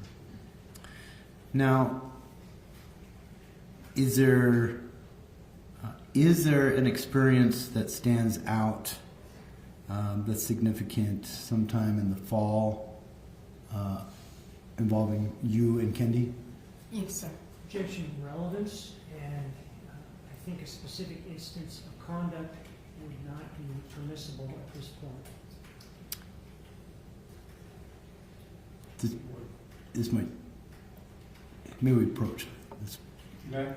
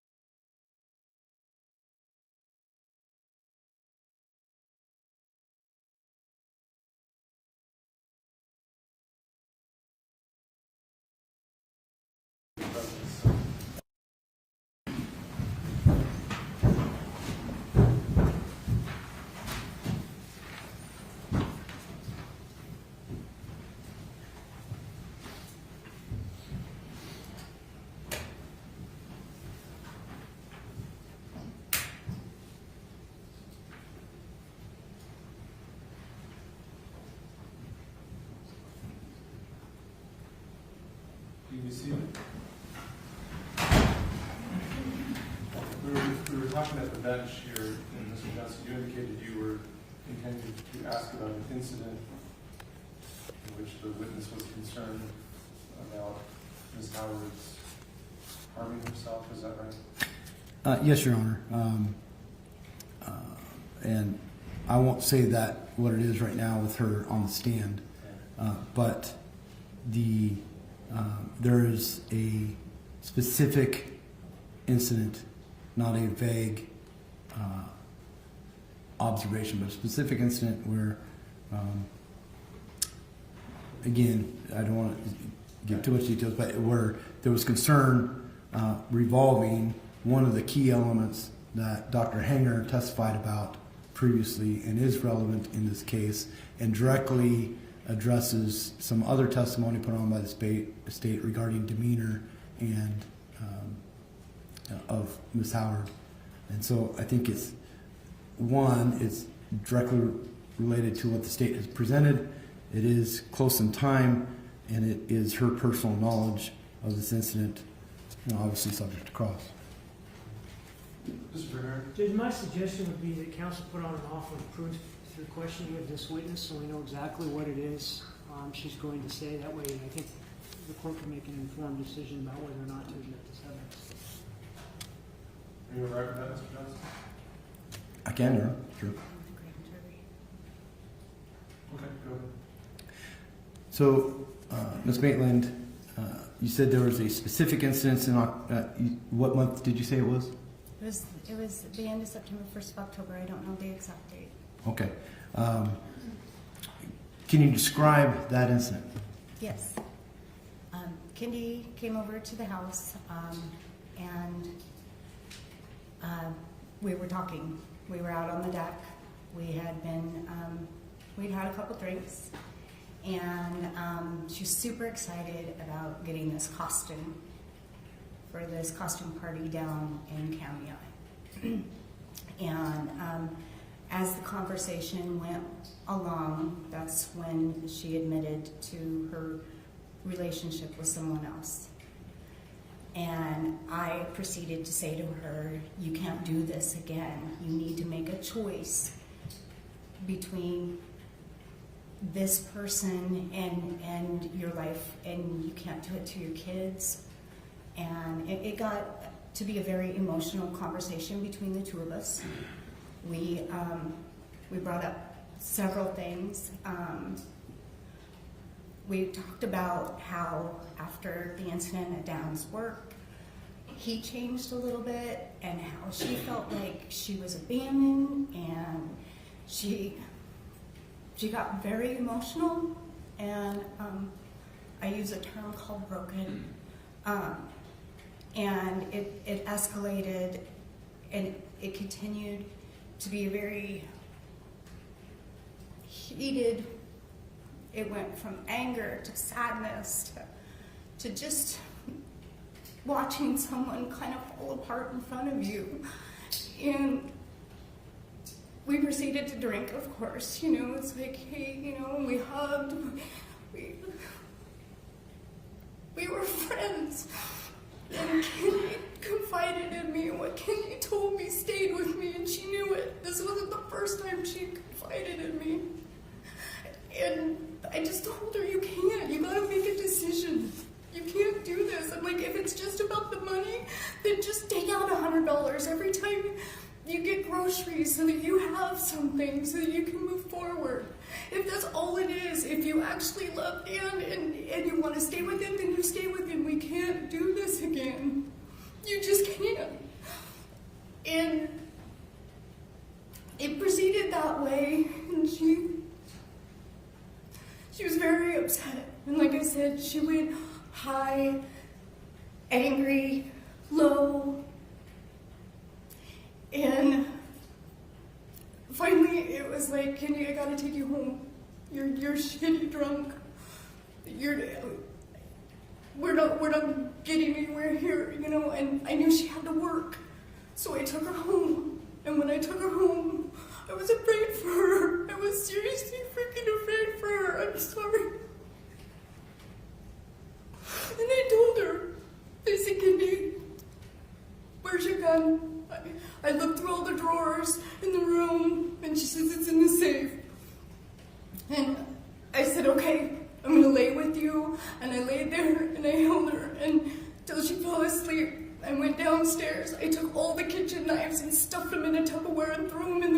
gosh. I did not sleep that night. I went to her house every hour on the hour until it was time for her to get up and go to work. I begged her, please talk to someone. And she said she would. And my biggest regret is I never told anyone. That's our offer of proof. Okay. Is there here? Well, Judge, I'd move to exclude the entirety of this testimony. It has nothing to do with a prior attempt in terms of suicide from Kendy. It has to do with her speculative opinion that she was going to kill herself. And it's a very emotional opinion. It has no place being in front of the jury. The proper way in order to impeach the testimony of Dr. Hanger would be to ask whether or not this witness has an opinion in terms of her personal experience with her, whether she was depressed back then. And that would be set forth in IRE 608. 608 allows for this type of evidence to come in terms of an opinion from a witness that has some experience with the person that she's talking about. The rule also says that specific instances of conduct are not to be delved into on direct examination.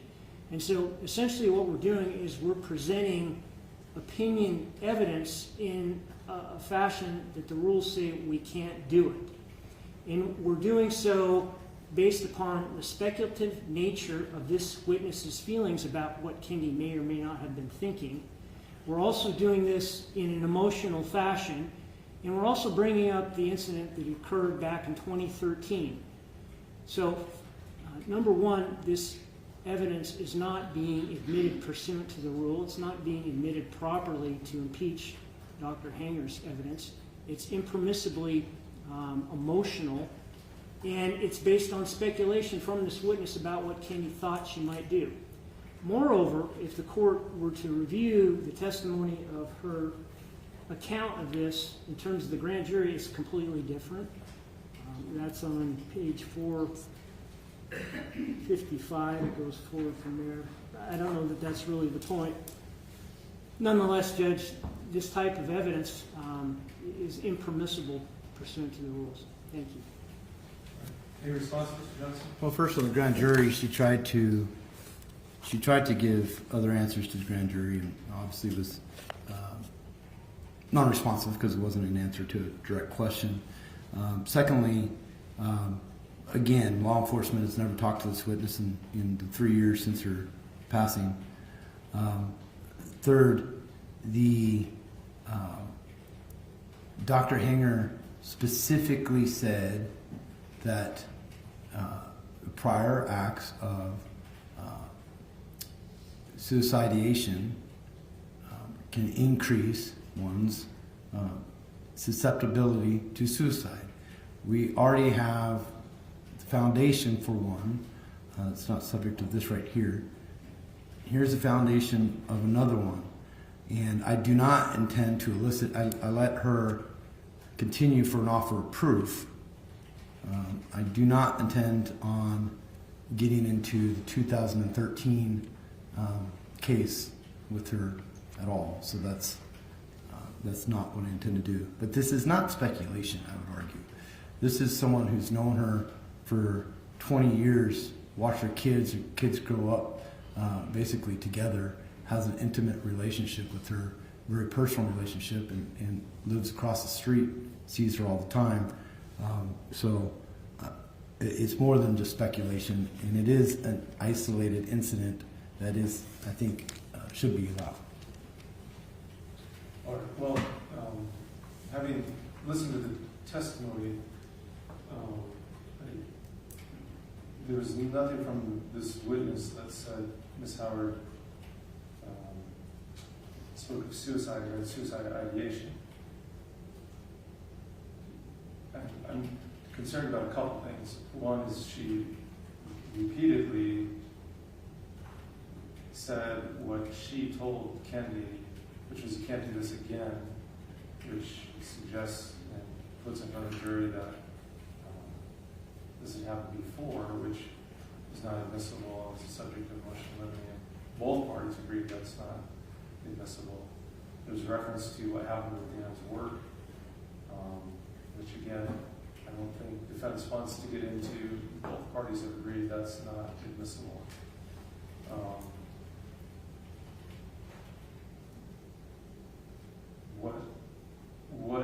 What I do find admissible is, in counsel for the state's correct, that as a general rule, specific instances of conduct aren't necessarily admissible, but it's unique in this case because specific instances of conduct have been completely admissible for the state to prove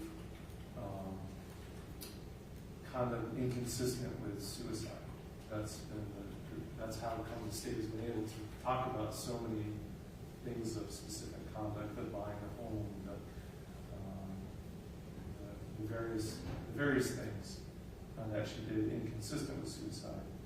And the flip side of that coin is that defense needs to present specific instances of conduct that they believe is consistent with suicide. And so, if defense has a particular time, close enough in time to be relevant, and I find that it is, where this witness observed Ms. Howard's demeanor to be consistent with being depressed and potentially harming herself, I find that the defense is allowed to present that. But that's more limited than what this witness testified to. This witness's personal opinion of, I was afraid for her, and so I took all the knives, I stayed up all night, and so forth. That's just this witness's speculative opinion of fear for Ms. Howard. That's not relevant. How Ms. Howard behaved, however, is relevant. If you're following me on the distinction there. So I'll allow you to question about this incident, but the witness needs to understand she's not to refer to telling Ms. Howard we can't do this again. She's not to refer to Mr. Howard's work situation and when he lost his job and was charged and all those things. She's not to refer to that, and then just her own personal opinions of being worried for her. I don't find that that's appropriate. Like there's foundation for that. But as the state pointed out, she could ask if she thought she was depressed at that time, and she can ask about her demeanor and her emotional state. And to the extent it's relevant to showing that there may have been some intent to harm herself, or that she was or just in a very emotionally depressed state. That's fair defense evidence. So if you want to take a minute and talk to your witness, I'll let you talk to her, because I don't want you to open doors in front of this jury that we've already determined should not. With the court's permission, and I'll talk to the witness for a minute, but with the court's permission, it might be helpful to be allowed some leniency in leading a little bit. Read this just to avoid not leading like suggesting, but just controlling a little bit. Yeah, I would expect you to control the questioning quite tightly to keep this in line. And if you have to lead a little, that's okay, as long as it's not inappropriate leading. Gotcha. Why don't we let's just take like 3 minutes, and I'll let you talk with your witness privately. Thank you.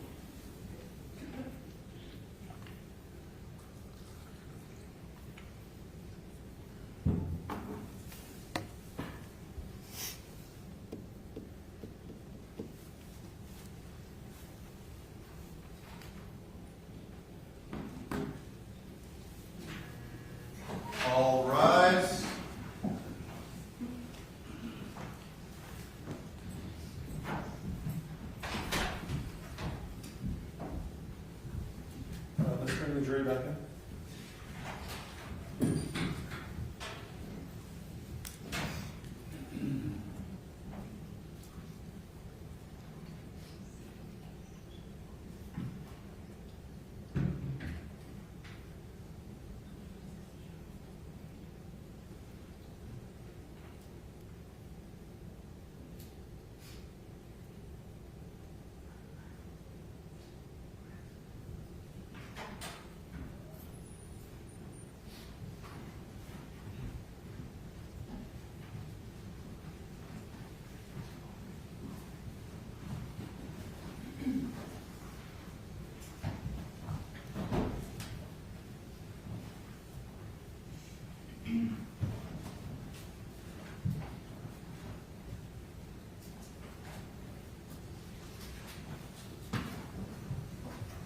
You may be seated. Thank you. All right, you may proceed, Mr. Johnson. Thank you, Your Honor. So, Carrie, was there ever a time that Kendy discussed her affair with you? Yes, When was that? that was end of September, first part of October. And if you can go ahead and pull that mic a little bit closer. I'm sorry. Can you say that again? When was it? The end of September, first part of October. Okay. Did she tell you who it was with? She did not say a name. She just said that it was someone that she's known for a while. And where did this conversation take place? On my back deck. What were you guys doing? We were just drinking and talking, and she was excited about getting a costume for a Halloween party, and it led to her telling me about. Can you describe in general her demeanor throughout the course of that conversation? It started out jovial. We were just hanging out. We were being good friends. And then as the conversation proceeded, she became inconsolable. She got angry. And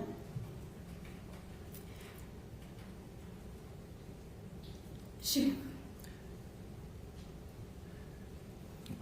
was mad. And she was sad. And she was spiraling. Did her demeanor cause you, let me rephrase that. Did you ever discuss your observations with anyone? No.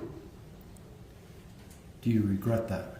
Objects your relevance as to what she might regret or not regret. Sustained.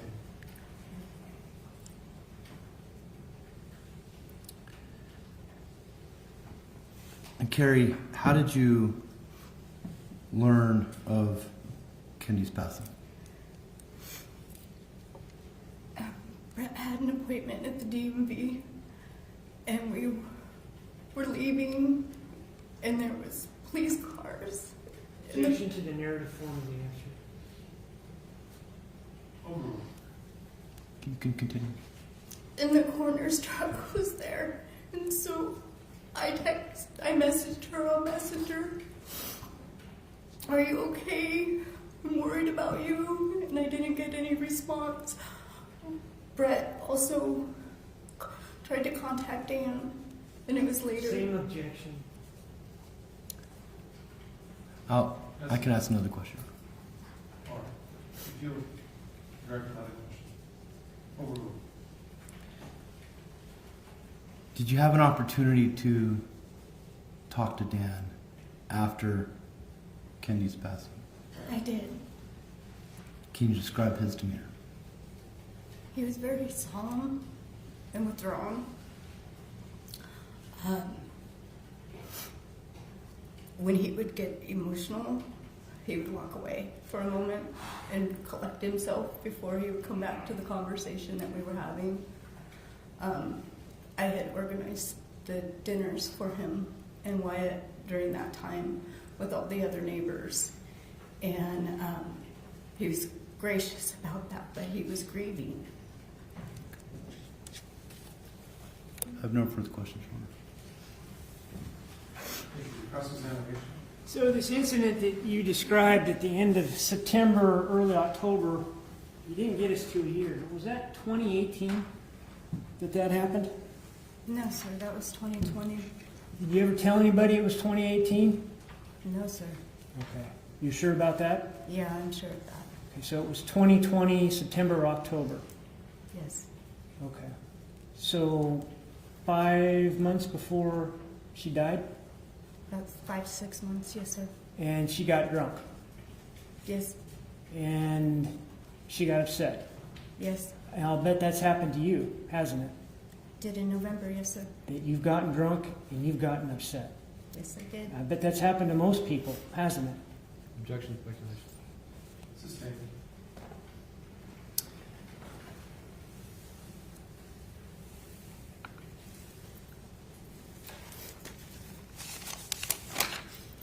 This interaction you had with Kendy left you in tears today, right? Left me in tears a long time now.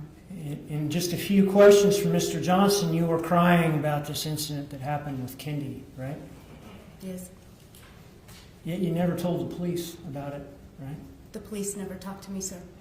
Do you know the numbers 911? Objection, argument. Sustained. Do you know how to call the police? Objection, argumentative. That's overruled. In 2020, how many times did you talk to the police? 2022, how many times did you talk to the police? I talked to the police regarding this, No. or just personally? How many times did you call and talk to the police in Objection. 2022? Relevance.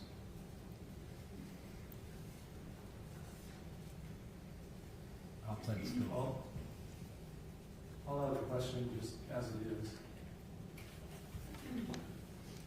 Do you know how many times? For personal reasons, I talked to the police twice.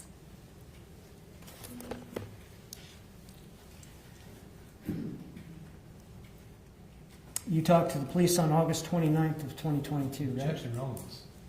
Sustained. When you talked to the police, you didn't tell them about this incident that left you in tears in front of this jury, did you? In 2022, no, sir, I Right. did not. Okay. On August 29th, 2022, you didn't tell the police that? No, I did not tell the police that. You had the opportunity to, though, right?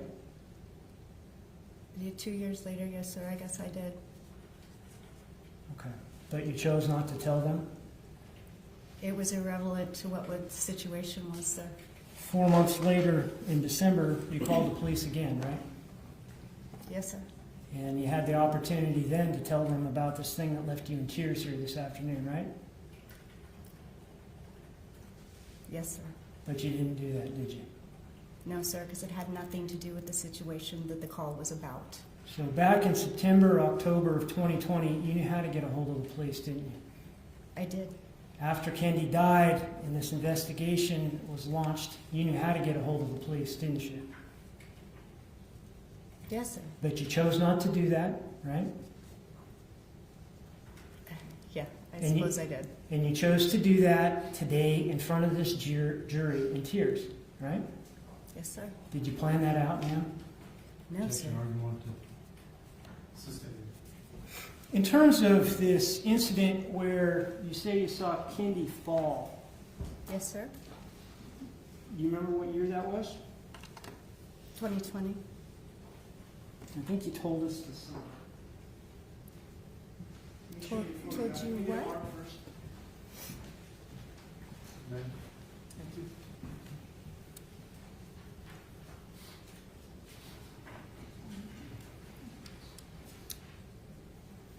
And mark this one, 93. Take a look at the location, the camper, the truck, the boat. Tell me if you recognize that. Yes, I recognize that as Dan's truck and the boat with the camper on it. Okay. And is that the truck, camper, and boat belonging to the Howards back in the summer of 2020? I believe so. I can't see the boat well enough to say. Okay. Well, But I I'll know show the you. camper is. I'll show you another photograph of that. Maybe I should just do it right now. Can I approach? Yes. Can I see 92?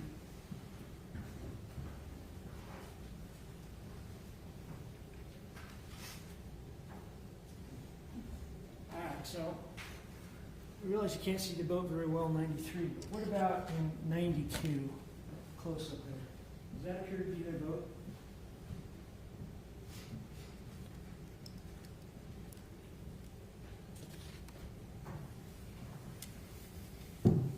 Yes, it's the Ranger. Okay, so it is the Howard's boat in 92? In 92? Yeah, the exhibit number. Oh, yes, this Okay. is the boat. Looking at 93, that's the next one. After using exhibit 92, does the boat in exhibit 93 appear to be the boat that they were towing that summer when you saw this incident? It looks similar, yes. Okay, and so can you tell us in 93, exhibit 93, is that about the location where this happened?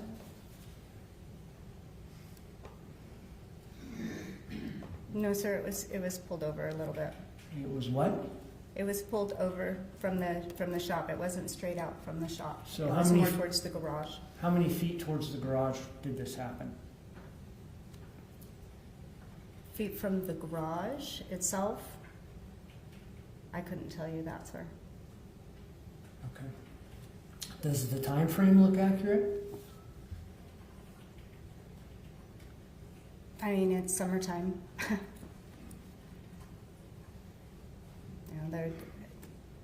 What's the time frame on exhibit 93, ma'am? The time frame says 7/15, 2020? 2020. Does that appear to be an accurate timestamp for that photograph and this incident that you've told us about? I assume so, yes. Move to admit 93. Any objection? No. 93 is admitted. Move to publish 93. You may.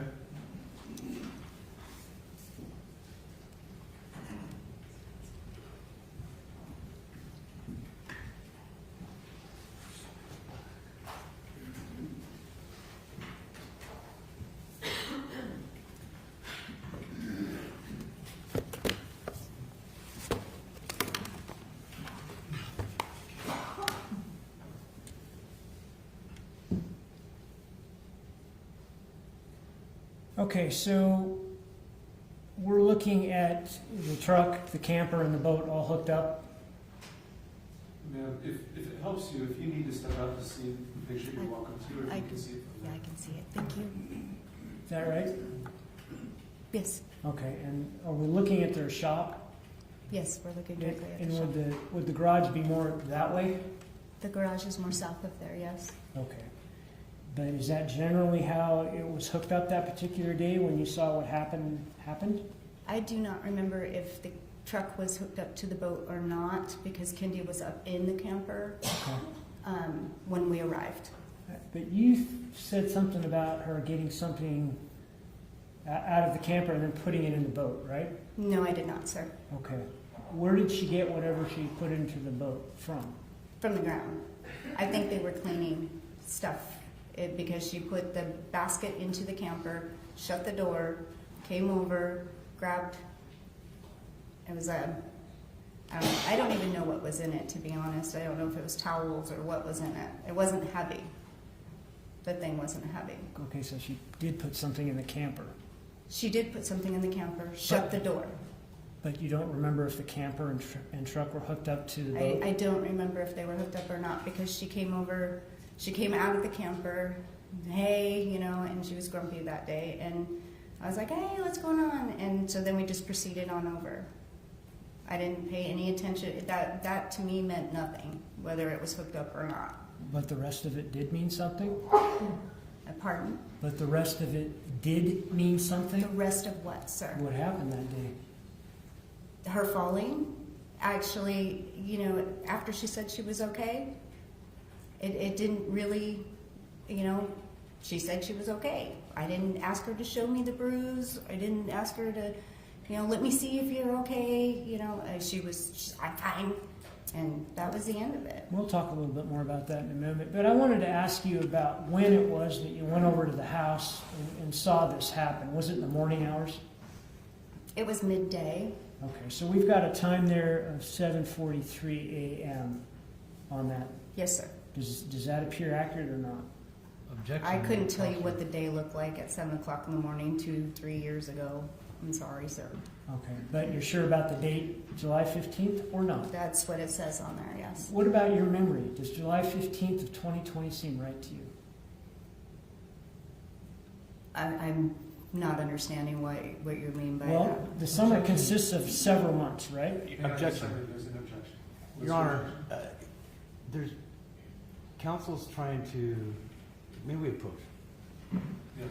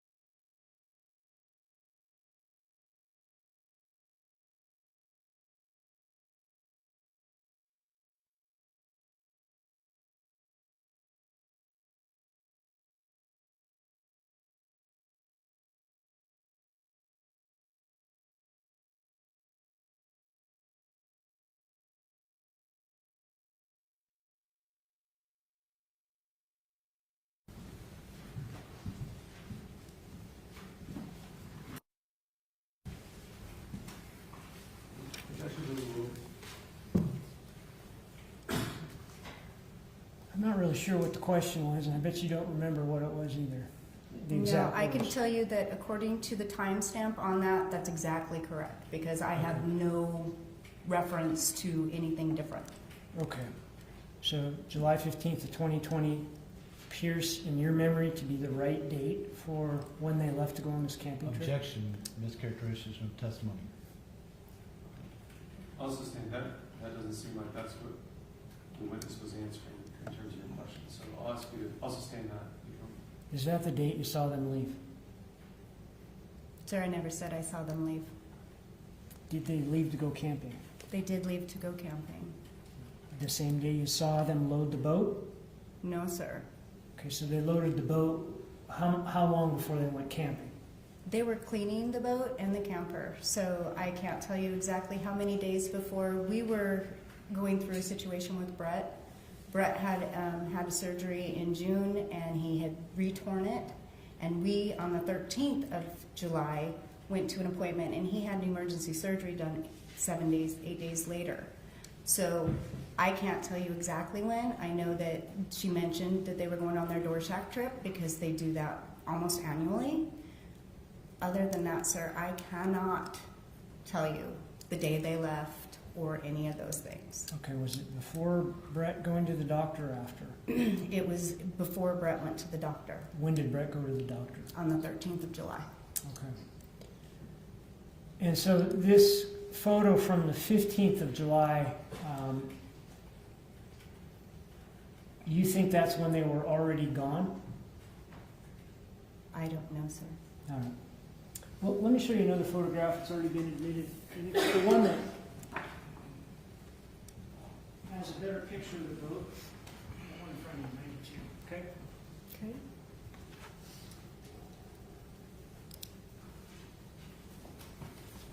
I'll put it on the Alma for you. Okay.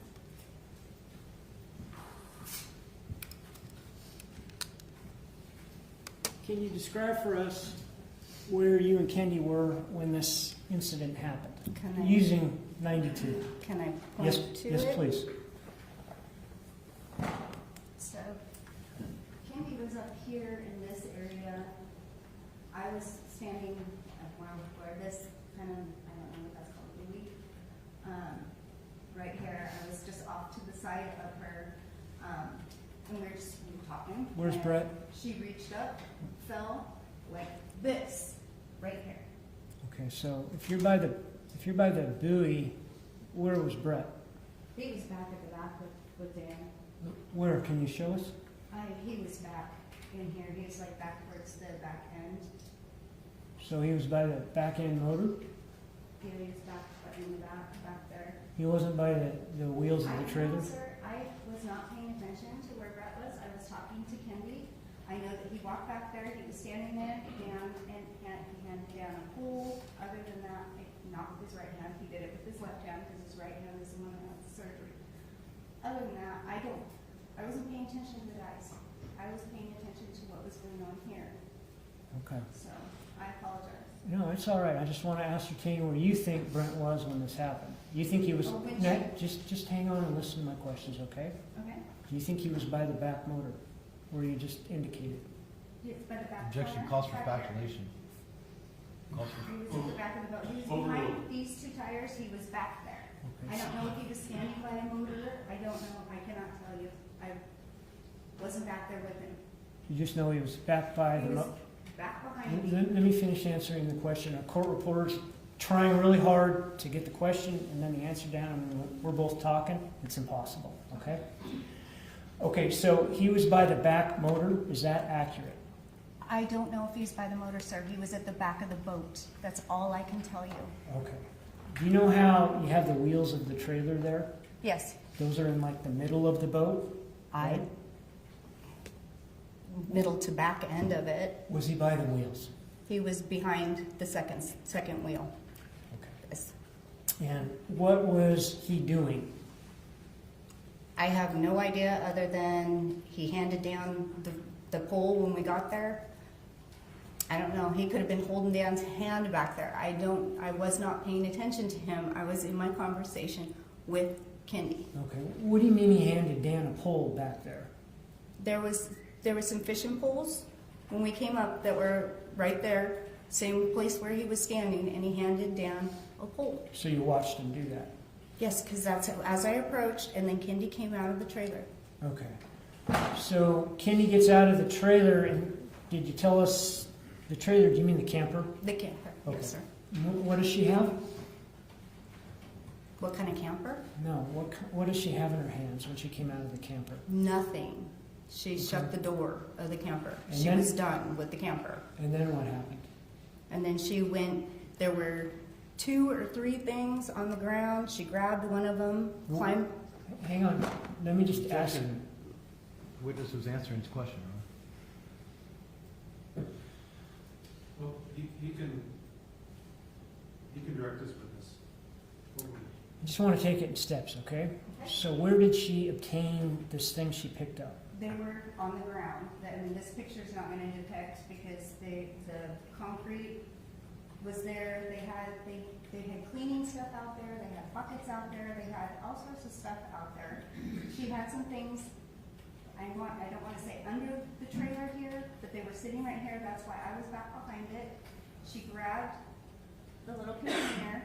She climbed up on it. I couldn't hear what you said. She grabbed what? A little container. I can't tell you what was in it. What was in the container? I have no Objection, idea. asked and answered. Okay, hang on. I got some more questions for you, all right? So, how big was this container? It was, well, for me, and he's a little bigger than I am. For me, it would have been like, you would have been holding it like this. And for the record, your hands are a couple feet apart? Yeah. Okay. Cut in half, maybe. It was a little square container. Was it open? Did it have an There open? was no, yeah, there was no lid. Okay, but you couldn't see what was inside it? I didn't pay attention to what was All inside. right. And so where did she pick this up from? Right here on the ground, On the ground? from the ground. Okay, and then what happened? Then she stepped over here, and she set it up here, trying not to get it on the edge of the boat. Okay, hang on. So did she step on the trailer? Is that what you're pointing at? Yes, she stepped on this step here, Okay. and then she stepped forward a little bit, brace herself on this thing. I don't know what this thing's called. So she had one foot on, one foot off, and she reached up there like this, and this foot down here, right here, where there's the little skiddy pads, slipped, and she came down, left the container up there, stepped off, said some foul language. I Okay. said, "Oh my God, are you okay?" Where did she fall to? She fell right here on this. What did she fall on? She fell right here, in Okay. this area. You're That's pointing the to- trolling motor that's right there, Okay, hang on. So, and the pedal. okay, so you're pointing to the trolling motor at the bow of the boat, right? Yes, she fell on the bow of the boat. And she was lifting this container of whatever it was to the left of that motor, right? She was right here, and she was lifting up, and she fell. Okay. And she caught herself on her arm, like you do when you're scared of falling. You grab it out, and she caught herself. So did she set the container to the left of the motor? And it actually tipped over, so I couldn't tell you if it was Okay. on the left, right, or whatever. Do you see how the trolling motor sticks up above the bow? I see how it fits. And do you see how if she stood on the trailer, it would be natural for her to put it to the left of the trolling motor? I assume. Because the trolling motor is so high, and to put it over the trolling motor would be very difficult. She wasn't over the trolling motor, sir. She fell on the trolling motor. She was reaching in and she fell. Okay. Where did she set what she had before she fell? Set it, it fell. Fell where? It fell on this flat surface right here, because that's flat. It fell and tipped over. It was just a whole, it was quick. I Okay. don't know what you want me to tell you, sir, but it tipped over. I don't know what was in it. I asked. I just want you to answer the questions, okay? Okay. So when she put this container down and fell, or she fell and the container fell, it was to the left of the trolling motor, right? I assume so, sir. Well, you saw it happen, didn't you? Yeah, I assume the basket ended Okay. up We- to the left of it. It was in the middle of the thing, Well- so I can't say left or right. Okay, well, the problem is we have to know what you saw, and we can't rely on what you assume. So did you Okay. see her put Well- it to the left of the trolling motor or Yeah, not? it would be to the left, because if she went to the right, it would have not been in the boat. Ah. And so if she's reaching to the left of the trolling motor when she falls, wouldn't she hit the bow of the boat as opposed to the trolling motor? She hit both things, sir. She was stepping forward onto this. This is why her foot slipped. She was stepping forward. She had, and I'm not doing it in a dress. She had her foot here, and she was reaching to put that up because she was going to get down. I'm assuming, because I didn't ask her, but there's another bucket right here of other things that needed to go up in the boat, so that when she was up in the boat, she could just offload everything that she needed. Do you remember what the question was? No, sir. Wouldn't it be more realistic and logical for her to hit the bow of the boat as opposed to the trolling motor if what she's setting down is to the left of the trolling motor? In your opinion, sir? I have no Well, I'm evidence. asking your opinion, ma'am. Wouldn't that be more logical and realistic? No, not in the situation that I witnessed. Okay. And so after did she hit both the trolling motor and the bow of the boat, or just the trolling motor? She hit like this. She came down and she caught herself. She probably has a bruise on the elbow too, the way she came down. Because she was stepping forward here, this foot slipped out and she just came down. Okay. And she just came down where? Right here at the bow of the boat. So the point of the boat's here, with the trolling motor over here. She fell right in this area. Her foot slipped. It actually slipped out this direction, and she came down. I get that. I'm just trying to figure out if she fell on the trolling motor or the bow of the boat. Counsel, I'm going to interject. Just, do you have a sense of, I was letting it go because I thought you were near the end, but we're after 5 o'clock. Should we continue with cross-examination tomorrow? I don't think I have that much more to go, Judge. If you want to wait another 5 minutes. Is that doable? Okay. All right, let's finish it up then. Trolling motor, bow of the boat, where'd she fall? She fell and hit the bow of the boat and the trolling motor, sir. I don't know what else I can tell you.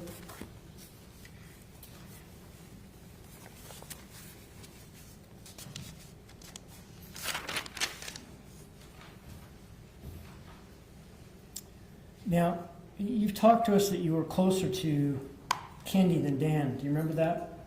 Yes, sir. But didn't you end up getting very close to Dan after Kendy's? We have become Death? acquaintances. I'm Brett's girlfriend, so when Brett goes over, and so yes, sir, I've gotten to know Dan. And haven't you assisted Dan in rounding off Kendy's stuff up and getting rid of it? Objection outside of scope of cross. Goes to bias. Who's the bias? I'll allow it. I didn't round up her stuff. Chris had brought things downstairs, and I helped organize the pants and things that went to a consignment.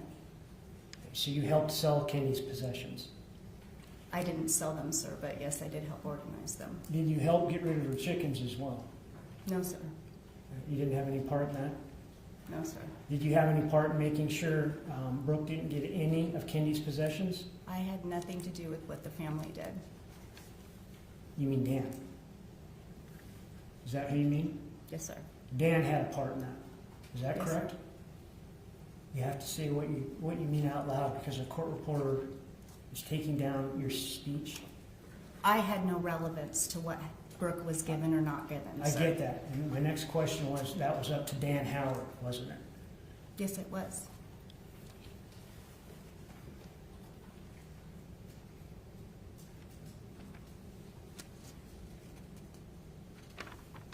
No further questions? You have any redirections, Johnson? I have just a few questions if we can. Okay, go ahead. You were asked about before, he showed you a picture with the timestamp of the 15th. Yes. And remember Yes. him asking that? Yes, sir. And he asked you a bunch of different questions. Did the incident occur before the surgery that you mentioned with the 13th? Yes, sir. It happened before the appointment, before the surgery. When you're saying that, so you don't know when they actually left? I don't know when they actually left. And then on that picture of the boat, that's a picture from the front angle, correct?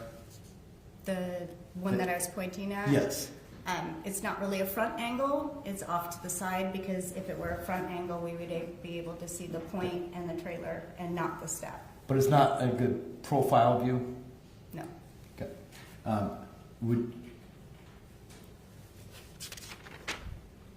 have no more questions. Thank you. Thank you. All right. Thank you, ma'am. You may sit down. And we will be in recess at this time. Thank you for your patience in the jury.